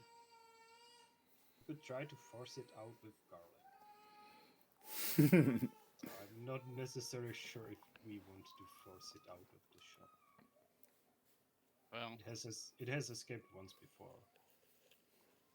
I'm familiar with using garlic on vampires and all, but I don't have This any is a- garlic. I can arrange that. Well, the divines can. If you say so. Should we? I think we gotta kill this thing if we want to get out of here. We don't really got much of a way back. As much as I hate to say it, the witch would definitely be useful right now. Speaking of which, Ariadne, back upstairs. What would you like to do? Well, I've thought of an effect for the by the wayside on the robe. Yep. It's a bit of a potent effect, but it comes with what I believe is a potent drawback as well. Sure, let's hear it. The wearer of the robe will gain a very, very mild amount of control over their own blood that has left their body, which will also act as a potent, flammable accelerant, powerful enough even to work underwater. And the downside? It will not be accessible at all until the wearer admits that they need it. I'm going to say yes, but it will only have one use. Very well. Now, with this, the by the way side has been activated before the otter scurries away. So after the otter is bringing the cape down and into the water, what would you like to do? Well, when the otter comes back, can I check again to see if the situation down there has changed? Yes, and this time, as you check down below, you can see that the two of them have gotten right up close to the strange anemone thing and are investigating it closely. Okay. Perhaps she could also hear me saying that witch would definitely be useful. It would. That would be perfect, but in this case, only sight. Yeah, this was what the otter got when dropping off the shield. Yeah. Oh yeah. Yeah, no, because this is a vision that I got when the otter came back for the robe, so it would have been when they dropped off the shield. Mm-hmm.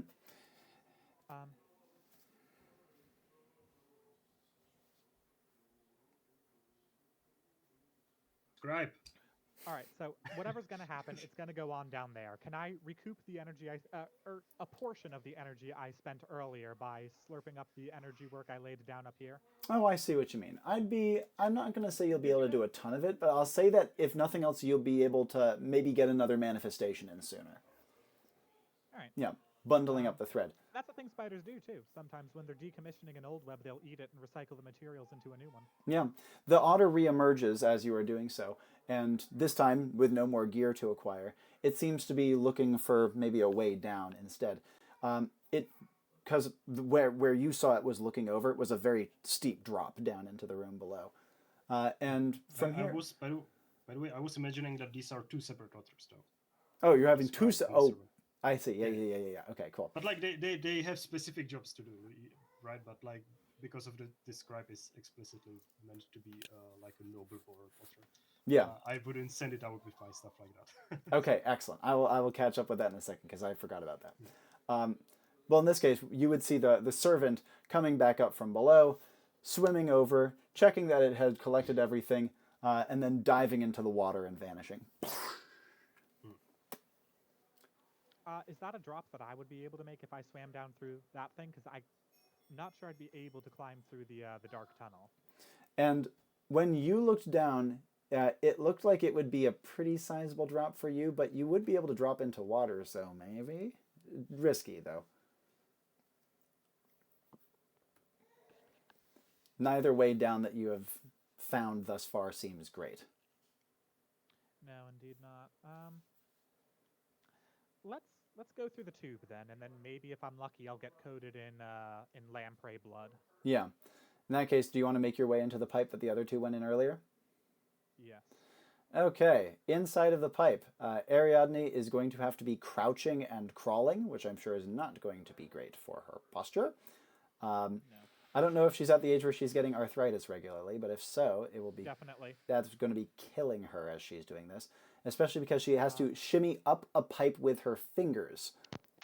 I'd like to drink my nostrum. Oh, excellent. And what's the downside going to be? Well, right now it's going to be a leave, so it's going to ameliorate my joint pain, but it's gonna be kind of rough on my stomach since I haven't eaten in a while. I see. Excellent. And so as you're making your way up, you would get to the top, you would feel your insides starting to turn knots from all of the movement pretty quickly. And as you make your way through the next straightaway and then to the next climb, you would hear kind of a nasty from your stomach as well. She would finally get to the top of this climb after a little while. She would be sweating on her forehead at this point, and though her fingers and joints don't hurt, other parts do. She's not used to exercising like this.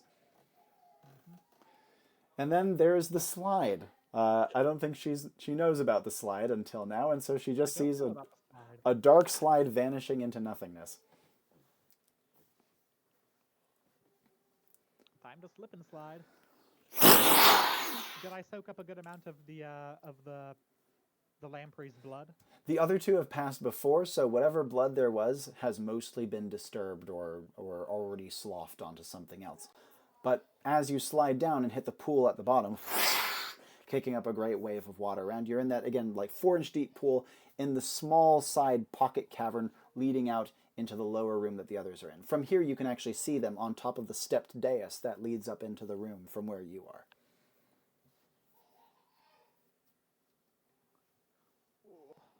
Not an easy climb. Give me a moment. All right. The two of you would hear Ariadne sliding down and come sloshing to a halt before hearing her say that. Yes, your wish was granted. And in this case... We'll see if that's a good or bad thing. And as this is part of knowledge is power that makes your scribe appear, right? No. Well, I was going to call the scribe, which is a reskin of my memos. I see. Yes. Thank you. But I mean, given that I already hear that she has entered this room, I don't really need to do that. Mm-hmm. I was just going to say something like, "We have found a monster. Come over." Oh, I see. Yes. I know. But I know. I don't know know what you know. Thing, So. right? Ammonite? Anomalo? No. It's Big an spiral enemy. cell thing. Is what it is. An enemy, huh? But would the author at this point have brought me the cape? Yes, the cape flopped to the ground in a wet heap. Yeah, right. But I asked the author to bring it closer. Yeah, this is the servant that you wanted to bring you the cape. Yeah. Yeah, the servant. Yeah, the servant would slide down from another pipe into a sloshing pile and then come scrambling up like a couple seconds before Ariadne would emerge as well. It grabs the cape and drags it through the slime over to you before laying it obediently at your feet in the middle of all the anemone slime. Do I also see that it has a pentagram on it? No, you do not. Oh. Do I want to put this on? And not because of the pentagram, but this thing is wet and has been dragged through slime. Yeah. A magical protection, though, right? Yeah, I mean, yeah. Do I still get a sense that its aura of authority would work even after all of this? Definitely not as well. Yeah, I imagine.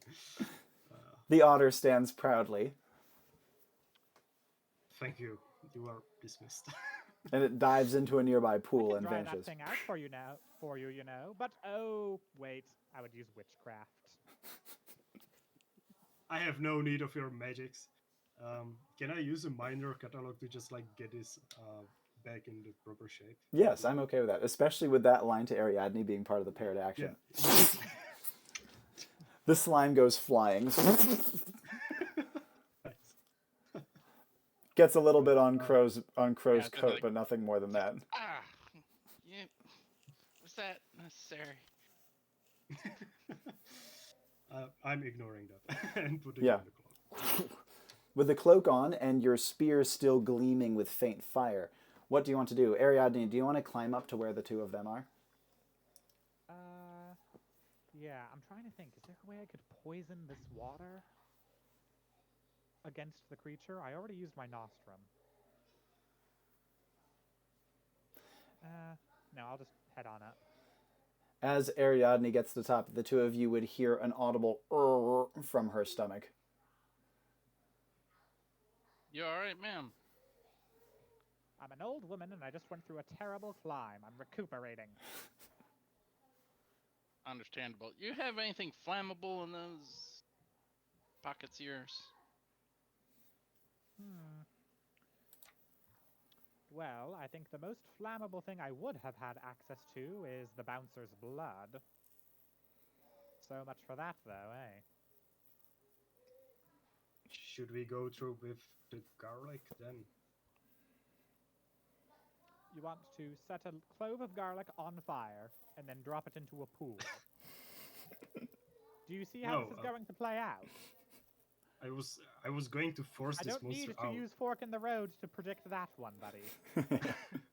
I was going to force the monster out with garlic.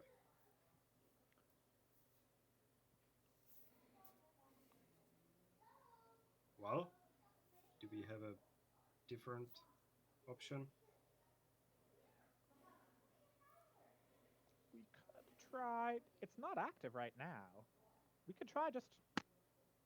If we had some buckets, we could maybe try scooping all the water out. Dry it up, maybe? I mean, that would probably... Saying this out of Or character. That would probably be a task for... You could use that lance of yours to create some drainage holes in the bottom of this dais at the top here. Solid stone would take some serious work. And then she's gonna, like, kick it a little. Solid stone, though, would take some serious work.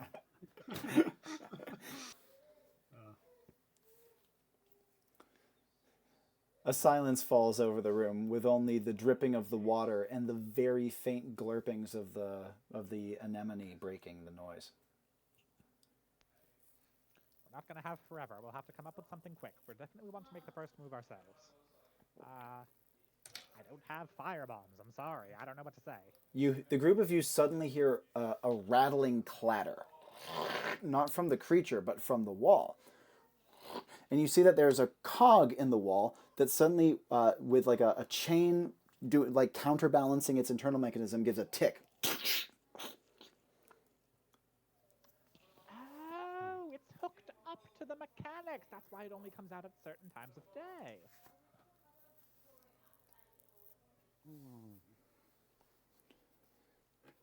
Now, Crow would also notice that the cog that just ticked is quite near to the big window and has a number of symbols along the side of it, kind of like a clock face.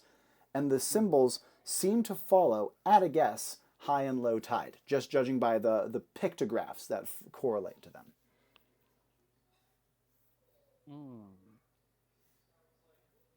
Don't see those symbols on that there. The two of you can make it out dimly through the light. I'm unfamiliar with any magical significance to runes like those. And not used in programming either. Not that I expect they would be in a place like this. So just to be clear, this sea anemone or whatever, it is like in a pool of water and it's fully submerged? It is not fully submerged. Just its lowest part is submerged. The water doesn't go higher than your ankles. In that case, you know what I'm going through with my plan. I will kneel over in a prayer and I will kindly ask the gods to grant me a gardener's guide to garlic farming. And this knowledge is power? Knowledge is power, yes. Yeah. And my knowledge is power comes with a thunder and a lightning. Yeah. Did it fly through the window, maybe? What I'm going to say in this case is that it comes down through one of like you remember that high place that your otter was dropping from? Yeah. It would come from there. What in the hell was that? A smoldering scroll is in his hand. Did you just shoot something? It is divine intervention. And open the scroll. The second the noise happens, by the way, the anemone, for the first time since you were here, moves slightly, and you can see that it gets a little smaller, like it's like curling up tighter. My fitting beneficial magical effect is that I want to be able to grow garlic by touch. Absolutely. Touch the ground and grow some garlic. The scroll is titled Garlic, the most majestic of herbs. Good. Um, yeah, and after that, I think I will start like you know trying to grow some garlic and try to get it like into the pond to force out this creature. Absolutely. You start to manifest a garlic growing out of pretty much like the scum that cakes this area. A robust little bulb of it, even though it doesn't have the soil or nutrients that it would normally need. Could I be maybe guiding it with my spear, given that it Yeah. has a bit of light on it? I'm absolutely okay with it. Yeah. Now, as you're doing so, Crow, do you have any actions? Yeah, I think I'm gonna sling my rifle for a moment. I'm gonna go up to the anemone. Now, this shell, I'm imagining something clamshell-ish. I can see a seam at the very least. Right? There is no seam. There's no visible seam on any side. You can think of it almost like, okay, I don't know the word for them. You know those weird... A nautilus? Not even a nautilus. You know those weird plastic bags you'd play with as a child that have like goo and glitter inside of them and you could put them on your arm? Do you know those things? Vaguely, yes. Oh, it's like a... Imagine like that, but a shell. So it looks... There isn't even a single point that it like... Not on the sides. Maybe at the top, but you cannot see the top from your angle. Even like walking around, I'd have to be like... Yeah, you'd have to be above somehow. it. Is there anything I can... Actually, you know what? I'm going to climb up the creature itself a little bit. It's easily done. It's ridged enough. And getting to the top, yes, you do see the seam, puckering in like a little sphincter at the very top. I'm going to call out, well, I see how we can feed it. Don't yourself, mind you. Did I at this point grow some garlic? Yes, you have grown a bulb of garlic. Right, I'm gonna take it and throw it to Crow. Yep, Crow effortlessly catches it. Try feeding it this. All right, I'm going to make my way over to the orifice. Yeah. Be warned, the direction may be wild. Yeah. Is my tracking thread from earlier leading up to that orifice that Crow is right next to? Yes. Can I pick up the thread and then kind of give it a swing to make a loop in it, and then kind of loop it around Crow's waist so that I can pull him away quickly? If I think that's too tangible. Like that would you did some pretty powerful manifestation recently, so I don't think I can give you that one. All right. A cool idea though. And I will be continuing my garlic farming. Yeah. It's like cultivating some little garlic sprouts. Welcome to Harvest Moon. And Crow, standing on top of it with the bulb in your hand. Oh, yeah? I'd like to prepare a simpler manifestation to save Crow, just in case then. Go for it. If things go badly, I just want him to have an unfortunate slip. He loses his footing and then falls back over the edge, and then we can cap him. That's much more I just want doable. to be able to cause a tiny bit of bad luck. And Crow, Jinx. what would you like to do? Yeah, make my way to the orifice. First, try to look down it a little bit. Completely sealed in like a sphincter. So I picked up a pick before, right? Yep, you did. Yeah, so I'm gonna jam that in there and try to wedge it open a little bit. You feel an actual shift in the anemone under your feet. You can feel it kind of like move slightly and uncomfortably, and then you can see a tiny gap opens in its orifice. I'm gonna like use it like a lever, kind of like try to push it open more and pull it just enough to use the tool itself to like wedge it open. Yep. You can wedge it open just barely enough to get that open, but you can see that the powerful outer layer of it, which is like, it's not a shell as much as just very thick flesh, is still trying to push back in. It's just, it seems sluggish at the moment. Good enough for me. I jam a garlic bulb down there. There's a moment, and then all that sluggishness vanishes. the orifice rapidly starts to open up, and Crow almost immediately starts to lose his footing as he is like not thrown, but like almost like he's on a conveyor belt, moving away from the orifice off towards the edge of the creature's body. Yep. Both Svietislaus and Ariadne would see the anemone immediately burst to life. It's much like the way that the lampreys were able to kind of like have their gums go back over their body like an eyelid reversed. So too does the thick outer layer of it slide back over itself to reveal the tentacles of the anemone are each one of those long lamprey-like mouths. And there are at least a dozen of them. What? Oh no. Now, the group of you are very close to it, right around it, in fact. And as it bursts open, you can see that all of the tendrils, the tentacles, the lamprey tentacles, are all kind of focused among themselves on the bulb of garlic, which they are violently trying to eject from the center as far away as possible. I'm dropping my shield, and with the spear in one hand, I'm trying to also with my other hand, like, make the garlic sprout faster, like, guiding it with my hand as well. Absolutely, yeah. You've created a couple more small plants of it. And I'm trying to create a wall here between me and this thing. Now, as you're creating your witching circle, you might say. Definitely not. Yes.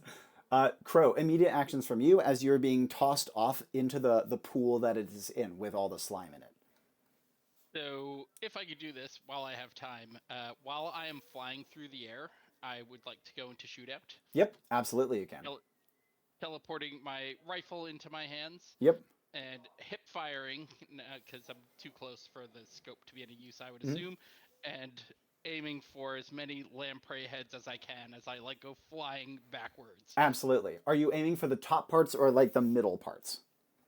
Yeah, like more middle parts, but toward the heads. So I'm trying to decapitate them with shots. Absolutely. You managed to get off 3 shots before you land in the pool. There's goo everywhere, and because of that, you would partially lose your footing as you go down, but you do manage to put heavy holes through a couple of their necks, so to speak. Their blood flies everywhere, and you can see that they start to secrete goo immediately, but whenever they do, the head that was going after like the garlic, trying to again like get it away from it, would kind of tuck back in to the body of the anemone to recuperate. So after you shoot one and you put a bigger hole through it than you would with your revolver, they would retreat, at least for now. As you land, start to overbalance. Immediate actions from Ariadne before we go back to Svietislaus. Are there more bulbs of garlic growing from Svietislaus' magic circle now? Yes, there are. Okay, I'd like to pick one. I'd like to cover it in sticky goo and then throw that. Svietislaus, do you have any opposition to having a garlic bulb snatched? I don't think I would be noticing that anyways. So. Yep, that's perfectly fine. Covering it in goo, and then are you going to like trying to hawk it into the center of it? Yeah. Absolutely.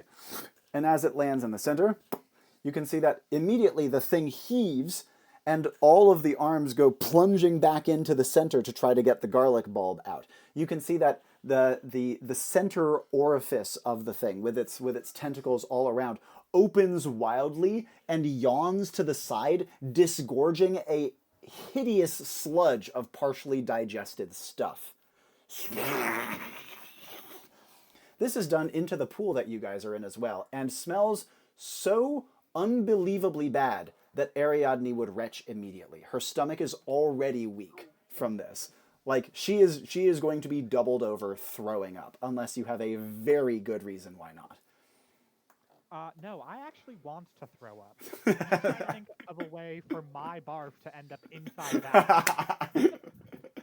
Now, before we go further, Svietislaus, you've created your little Terraria garlic farm. However, that doesn't stop you from getting hit by the unbelievably vile stench of its disgorged stomach contents as it tries to throw up the garlic that was thrown into it by Ariadne. What do you want to do? I mean, probably cover my face with my cloak. Yeah. That helps even a little bit, though I don't imagine it really does. It helps the smallest bit, but do you have any immediate follow-ups? Again, the whole thing is like tilted to the side to disgorge its stomach contents into the dais. Yeah.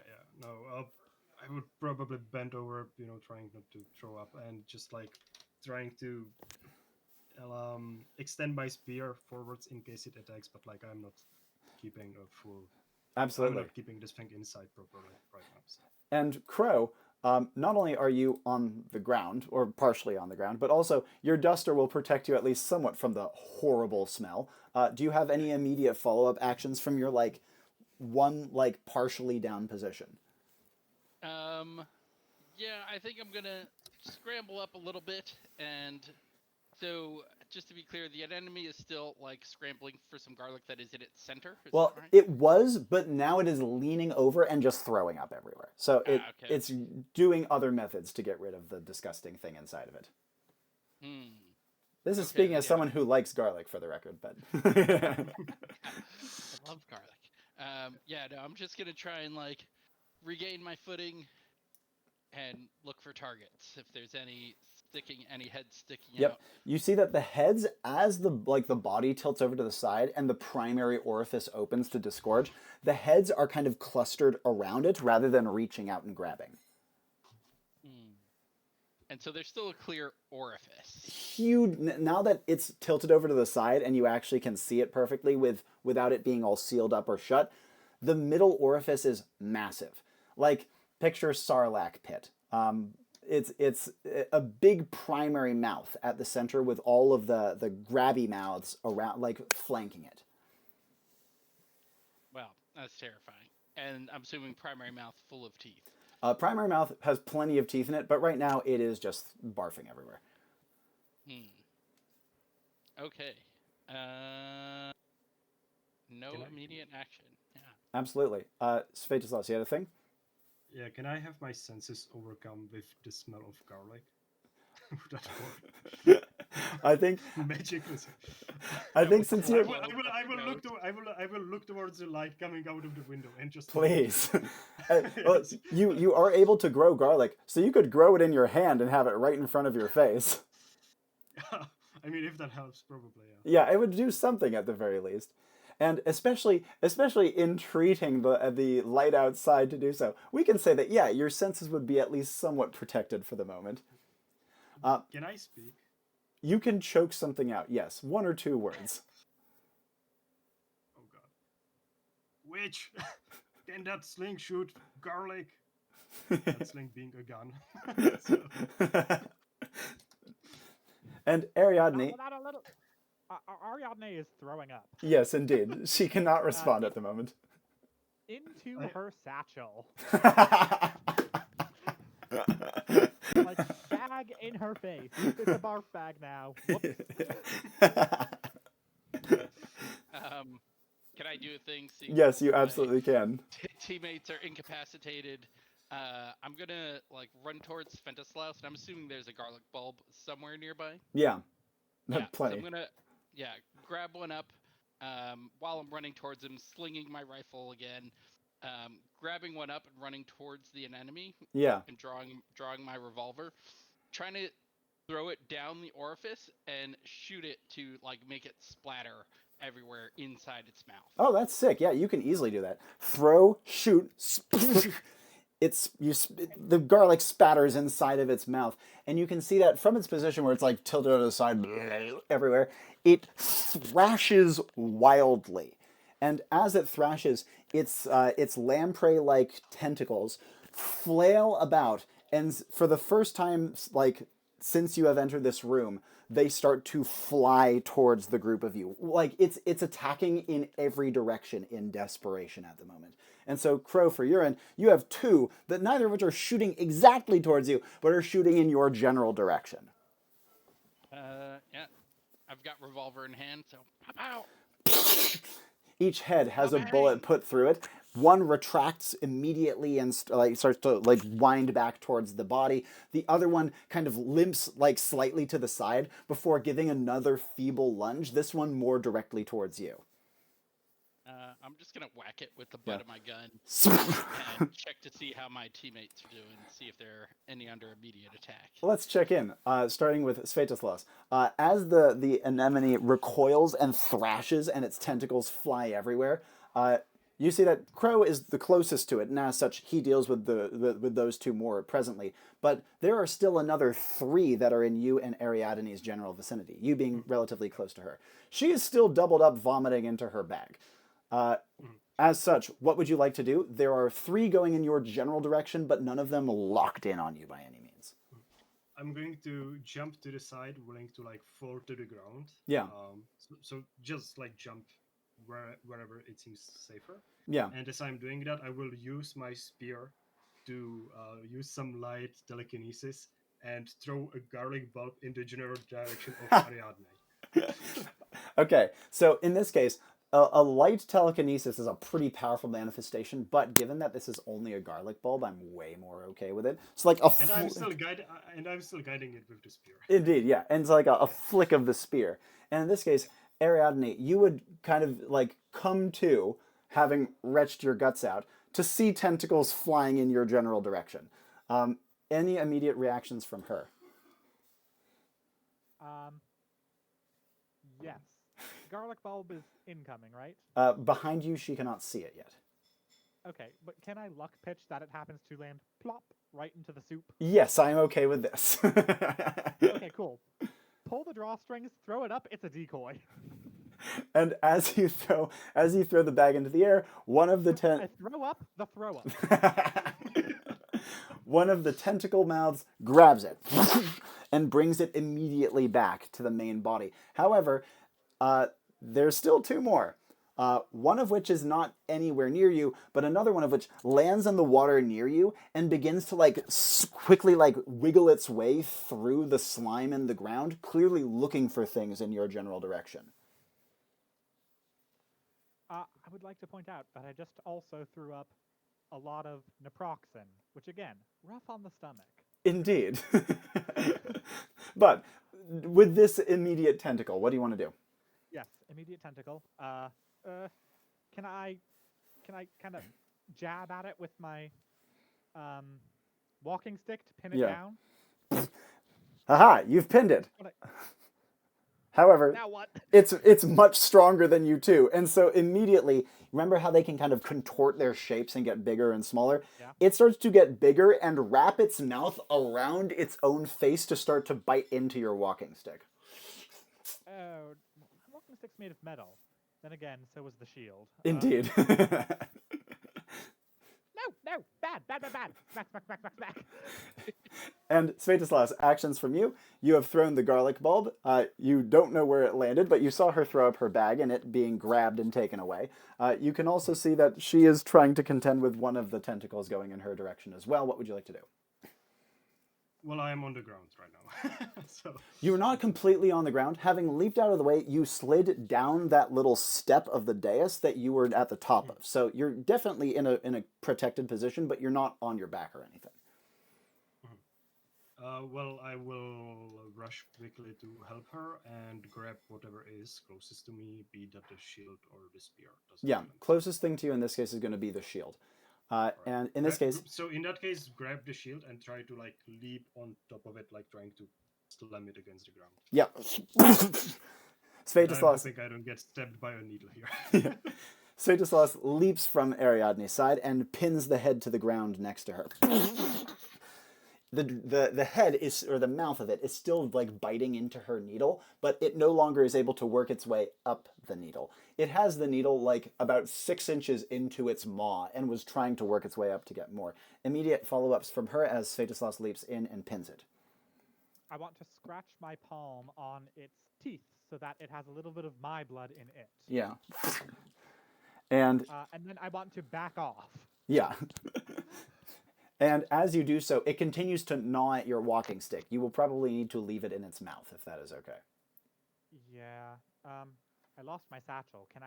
Do I have anything else sharp on me?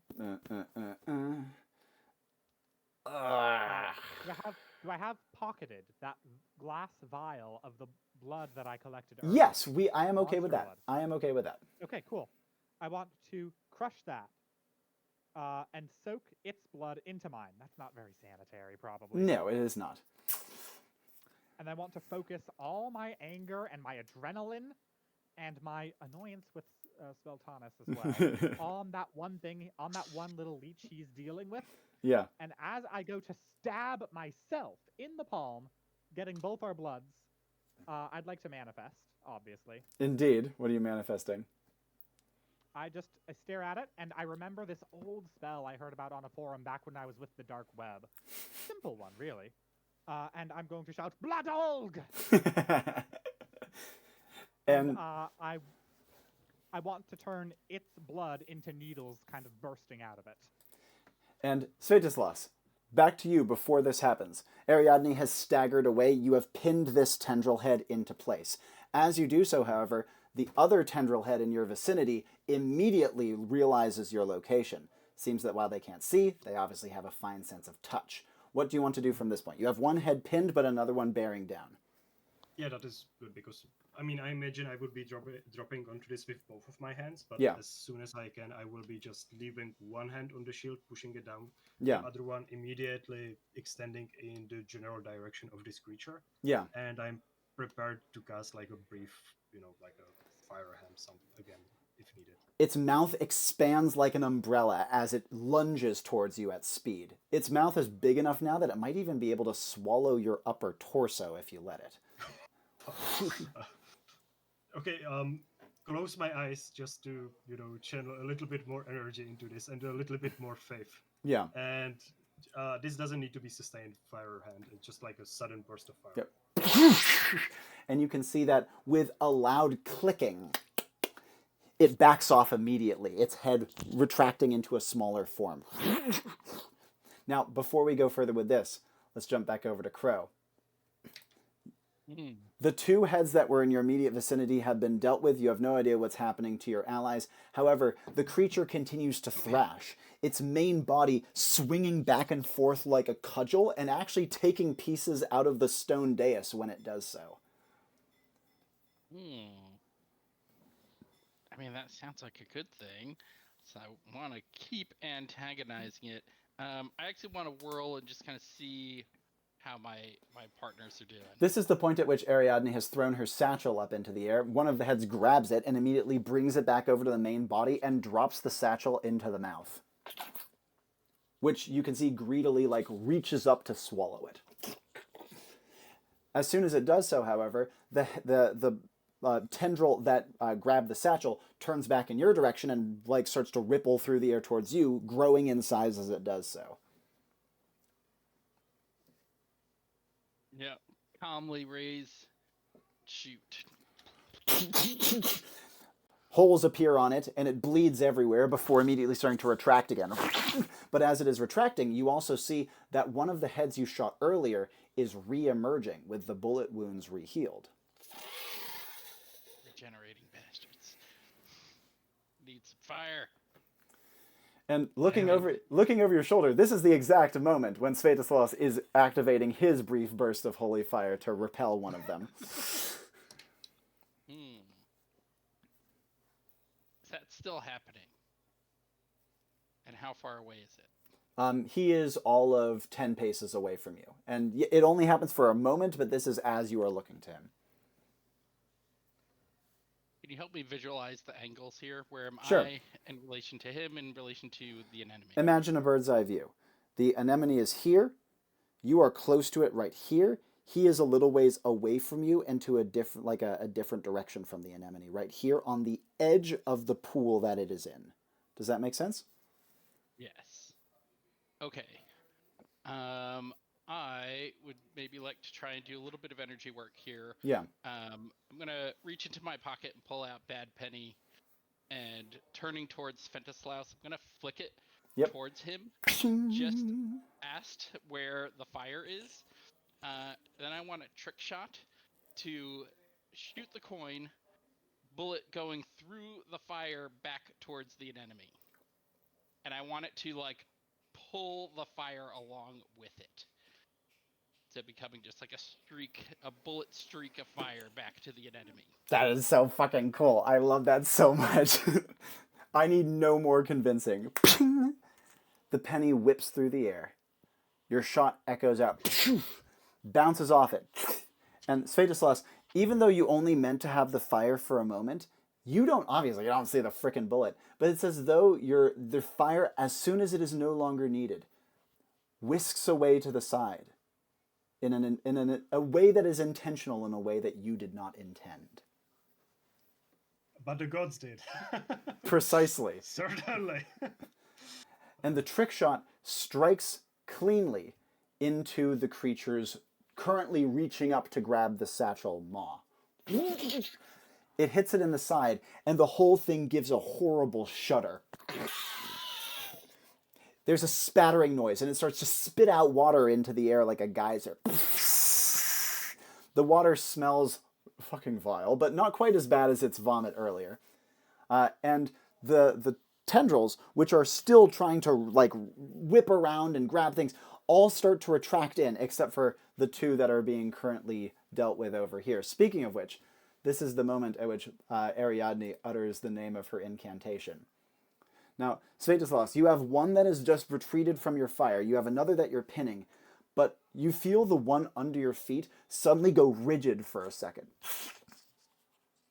Like it doesn't move at all? It goes rigid, and then it goes completely limp.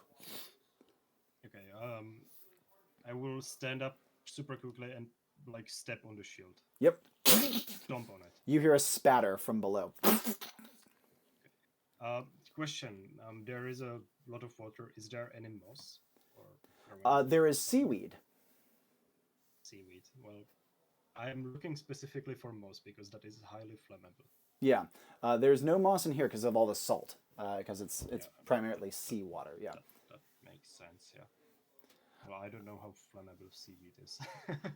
You have the ability to help determine that. That is true. You also have the by the way side on your cloak. That's true as well, but he doesn't know that. Yeah, and I mean, I'm not bleeding, so... and not a single drop of my blood will be spilled on this day. Anyways, I think I will, again, like, throw myself to the side, as I do that, trying to get the shield, like, back up, covering me. And I would be doing that in the general direction of Ariadne, so that if she is at that time, they are standing with the shield. Absolutely. As Svietislaus leaps to the side, covering Ariadne, she would obviously see the results of her magic as he splats the head that he was pinning down. The other head that is bearing down towards them, however, starts to retract towards the main body, which is again kind of seizing and heaving as it spews water everywhere.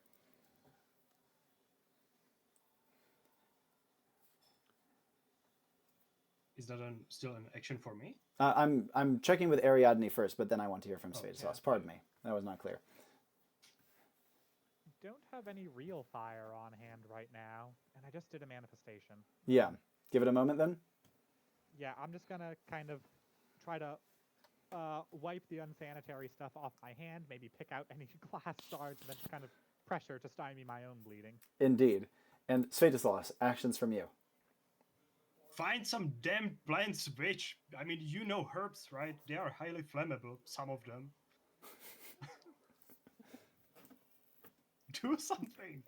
Oh, now you need my witchcraft, do you? I don't need witchcraft, I need plants. Something to lit on fire. You want something to light on fire? Yes. I could make something to light on fire. Pass me your robe. I won't light your robe on fire, just to be clear. I mean, I don't think he would be concerned with that at this moment. So, yeah, I'm just gonna pass it on quickly while covering myself with the shield. The mantle goes to her. I'm going to put on the robe. Yep. I'm going to stop stymieing the bleeding in my hand and let it fall into the water of the pool that the anemone rests in. Yep. I'd like to walk around the edge. I'd like to actually encourage my own bleeding here. I Yep. might get a little bit lightheaded as I go. Nice big ring of blood. Yeah. You won't be able to get a full ring because it's actually quite a large pool, and you won't be able to take that much time. Okay. And then I would like to say out loud alongside a manifestation, I need witchcraft to pull this off. and then I'd like to snap my fingers to throw a small spark at the blood. Beautiful. Using the by the wayside power on Svietislaus's cloak for your own purposes. Yes. And as you do so, the blood in the water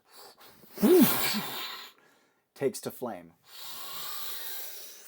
And Crow, actions from you. This is just before Ariadne sets the blood in the water on fire, but what would you like to do leading up to that point, as the creature heaves and spews?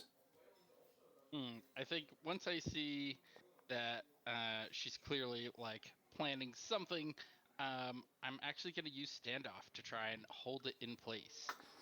So yeah, keeping cool and unruffled, trying to find a focal point on it. I'm assuming the orifice, and just like focusing in on that, drawing my revolver, but just holding it. And as you do so, the great anemone leans again towards you, its orifice opening slightly, its many tendrils slowly moving out to fill the space between you and it. Inside of its orifice, you can see that it is oozing its awful clear blood from many, many internal injuries. It makes like a slurping noise. Whatever y'all gonna do it now. And this is when the water goes up. It races along the water to it, and it catches. You can see that the creature itself seems as though the inside of its orifice catches fire before the rest of it. And it lurches again. Throw some shots down just to aid it. The outside of it is peppered, and it begins to withdraw its tendrils. The main husk closes in to try to protect itself, but you can see the husk is becoming more and more withered, and small, and weak. And over the course of 10 seconds, the thing which started the size of a car, even without counting its tendrils, shrinks down to the size of a refrigerator, and then a microwave. I don't know another smaller kitchen appliance that's going to be equally accessible. Toaster. Perfect! And then it's the big adherent foot that connected it to the ground pops up, withered and dry. And finally it husks down to the size of a tennis ball. Small and hard as a rock, almost looking like coral more than anything else.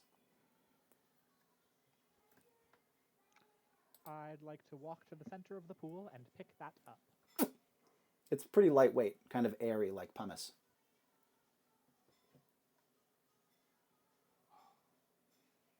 Well,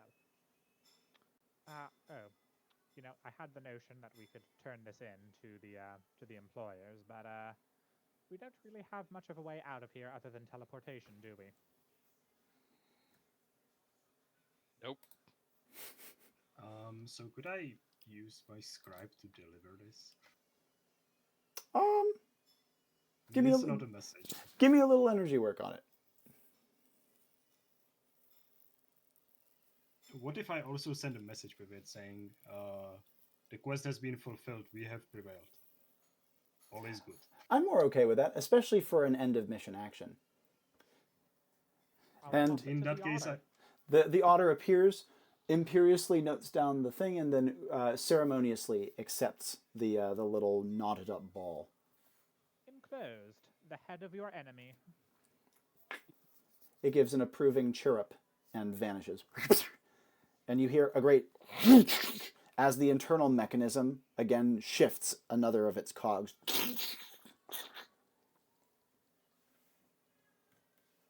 Your Enclave badges begin to ping. Well, been a pleasure, y'all. Crow vanishes. Yep.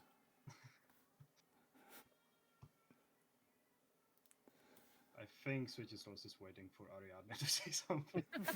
I mean, she has kind of saved his life. So. I'll say, oh yes, I'll take off the cloak and pass it back to him and say, I hope you learned a valuable lesson about tools and those who use them. And I'll ping out. I will accept the cloak speechless. And ping out a few seconds later. And on that note, we will end the mission. Oof. Good game. Goodness gracious. Nicely done, friendos.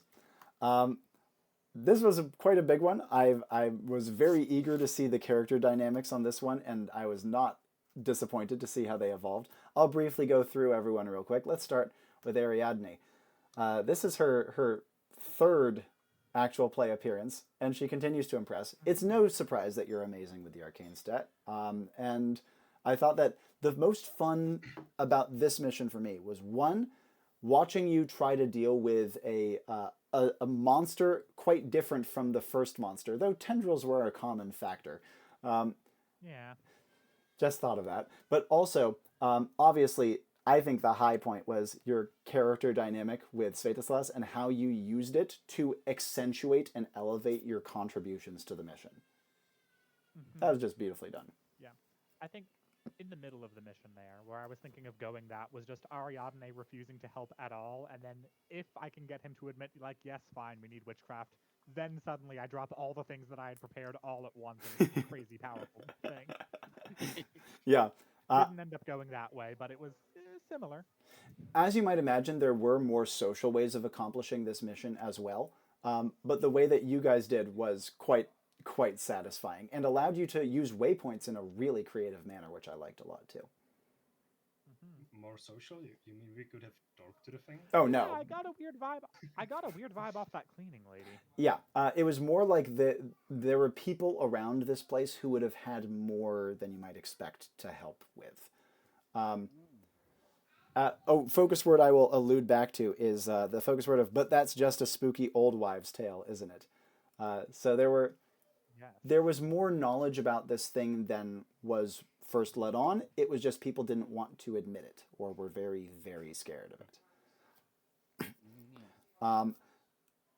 Let's move on to Svietislaus. This is my first time actually seeing him, even though he's been played a bajillion times already.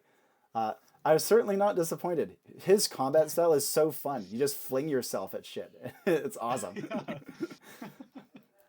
Your uses of catalog are very potent. I mean, it's definitely like your thing. And I thought that the way that you committed to him being like, okay, what's the closest analogy I have? Vampire.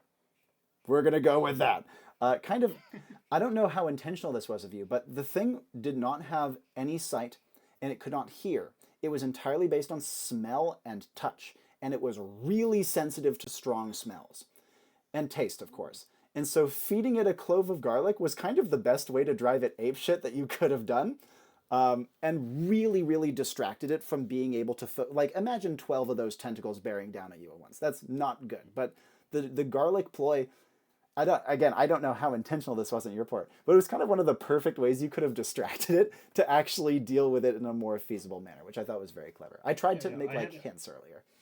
I had a side plan where I was going to fun fact that garlic is super flammable and like throw in flaming garlic as well. I am a bit sad we didn't get to that part. But... Yeah. The other thing I was going to mention is that one of the ways that you guys could have lured it out, it was lured out by two things. One, I don't know how much of this you picked up, but the place it was in was flooded regularly based on tides, and so it came out at low tide. Other thing is, since it's really sensitive to smell, and it's drawn to musks, like the ambergris, then it was drawn to, maybe a little gross, it's totally okay if you didn't want to go down this route, menstruation. Hence why it was mostly targeting women. Yeah. I had a feeling that might have been the case. Very shark-like, blood in the water. Yeah, exactly. That mission name's already been used. It has. So I wanted to, I was trying to give a couple more subtle clues and have it be really focused on smell and taste because I thought it was very interesting. And this ended up just being a very smell-centric mission. It's rare that a smell is so bad, I literally just have to say, no, this character is not able to do fucking anything. This is too disgusting. So yeah, it was really great being able to host for Svietislaus, especially on a mission that allowed him to have such interesting frickin' character interactions. Ariadne and Svietislaus is kind of a dream team for me. I really wanted to see how they would get along, which they didn't, but that was half the fun. I was really hoping that Ariadne would just like lean in a bit more towards, just like gathering plants and brewing some potions. That would probably be fine. But she literally had to draw a freaking circle and do blood magic. Yeah. That was just the worst things you could have done. But it was awesome. And it was very fun to see. And lastly, Crow. This is my second time seeing Crow. He's awesome. He has such an action hero feel about him, where he's confident and capable, but he's not inhuman. And like he reacts to things. He's jumpy at times. He gets scared at times, but he still can like knuckle down. I thought that your trick shot was one of the sexiest pieces of energy work I've ever seen a gunslinger do. That was amazing. Yeah, I think that was maybe the single like action on the mission that was my high point. Like that was amazingly done. I would say I think Crow stands out as the sort of subtle main character of this mission. Yeah, indeed. The other two were busy with each other, and Crow was like, "All right." We're too busy bickering while Crow progresses the plot. Well, he did a great job taking point. You did an awesome job with making strong use of your sensory stat, of course, but also making use of your reflex stat and your skill stat, being able to jump in and out, take really precise actions. That was just really good awareness of your character's kit. I thought it was awesome. I love the character, and I think he's subtly excellent, and I think that's the best way I would describe him. Thanks. Do you guys have questions for me about the plot, about calls I made, or thoughts for each other about the mission? I'd love to hear your thoughts overall on my design for this thing.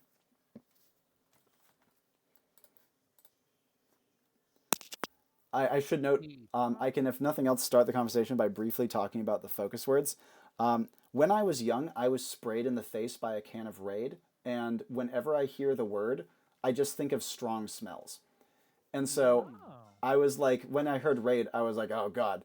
And at first I was like, maybe they can kill bugs, but then I was like, no, lamprey, that's cooler. And so I was like, no, I'm going to do something to do with smell and like exterminating a pest, you know? Yeah. And I mean, falling metal pipe was like kind of obvious, but at the same time, I was also planning on bringing it into another thing too, which is that working with the staff, one of the things that you could do is learn about how to operate the waterworks to flood certain parts, which would have helped in, for example, flushing it out or making it act when it normally wouldn't have, or making it behave in certain ways. So I was kind of thinking about like water level stuff for that focus word, as well as the obvious plumbing ho-ho, right? So that's how I was using the focus words. And I already mentioned the first one. I wanted something creepy and like local lore-ish. Yeah, do you guys have any questions or thoughts for me about this one? I just have to say, as a non-native English speaker, it was really hard for me to imagine how the setting with this anemone in the middle looked like. Oh god, it was. I was kind of confused because I thought it's a shelled creature, to be honest. Yeah, Then I realized it's not. The way I was trying to work with it was like, it was like an anemone in that it had that like middle like part, but it was really tough, right? And so I was like, how do I fucking explain that? So yeah, apologies. If you ever want to clarify something like that in future, just don't hesitate to say it and I can give you more detail on it. No, I thought I have the correct idea in my mind, but I didn't. That's kind of a problem. Sure. I mean, that's a classic Enclave conundrum. But whenever you do realize those sort of things, you can always tap back in and I can go into more detail about it. If anyone in the chat has questions or thoughts too, please do share. But yeah, sorry, Greg, you were going to say something? Yes, but I forgot what it was. Perfectly fine. Oh, wait, no. So would it have been possible to kill this thing without actually going to its lair? Yes, absolutely. Something that I was trying to hint at was that certain smells were very bad for it. And because of that, if you had worked with the staff to like work with the water supply more directly, you could have put certain chemicals or smells into it that it really hated and flush it out. Because it's very cursed when they do. Anemones can move, they can swim. And so you could have actually gotten it out into a slightly more open area through that method. Especially, you might have even been able to flush it out and get it out to sea, which would not have been like an optimal solution to the mission because it's still alive, but you still had that option. Speaking of still alive, did it have a family? Was it potentially going to invade? Potentially. Oh, wait, so, okay. Now that vision didn't mean that it had like other things like it. It just meant that what we saw earlier was just one of many, but the appendage is on the same creature. Precisely right. And also, I should note, by the way, Tomáš, the thing with the bug people earlier was a complete red herring. I was just trying to throw you off. I mean, I was like 95% sure of that, but like Svietislaus wasn't. So Yeah, absolutely. I needed to embrace that idea. Totally I mean, fine play. Of course, he's gonna be suspicious of bug people. Yep. Sorry, Detour. What was that? You had mentioned there were 2 squiggly pipes that we could have gone down, but we went down one. What was with the other one? Or was that just like other areas where it was reaching through? Other areas it was reaching through. They all went to the same place. I wanted to make sure I didn't red herring you too hard, and that there would be like a central location it would come to. Makes sense. Yeah, sick. Well, I think in that case, we can call it quits there. I really appreciate you guys taking the time. It was fantastic getting to see Svietislaus at long last. And I greatly appreciate everyone for watching. Thank you to our friends in the audience and to anyone watching on YouTube. So sorry this one was so delayed. You guys can attest. This one we had trouble scheduling, but we finally got there. And so let's do a quick sign-off in the order that you introduce yourselves if you can remember, and then I'll wrap us up. Have a nice day, everyone. I've been Lethal Butterfly. Yep. Thank you to our host and my partners here. I've been Dave, aka Detour. I hope everyone enjoyed this one because, as Robbie has said, this has been like a month in planning. So long time waiting. But yeah, I had a bunch of fun. Thank you for the mission and see you all. My pleasure, friends. As always, my name is Robbie Howell, and ciao for now.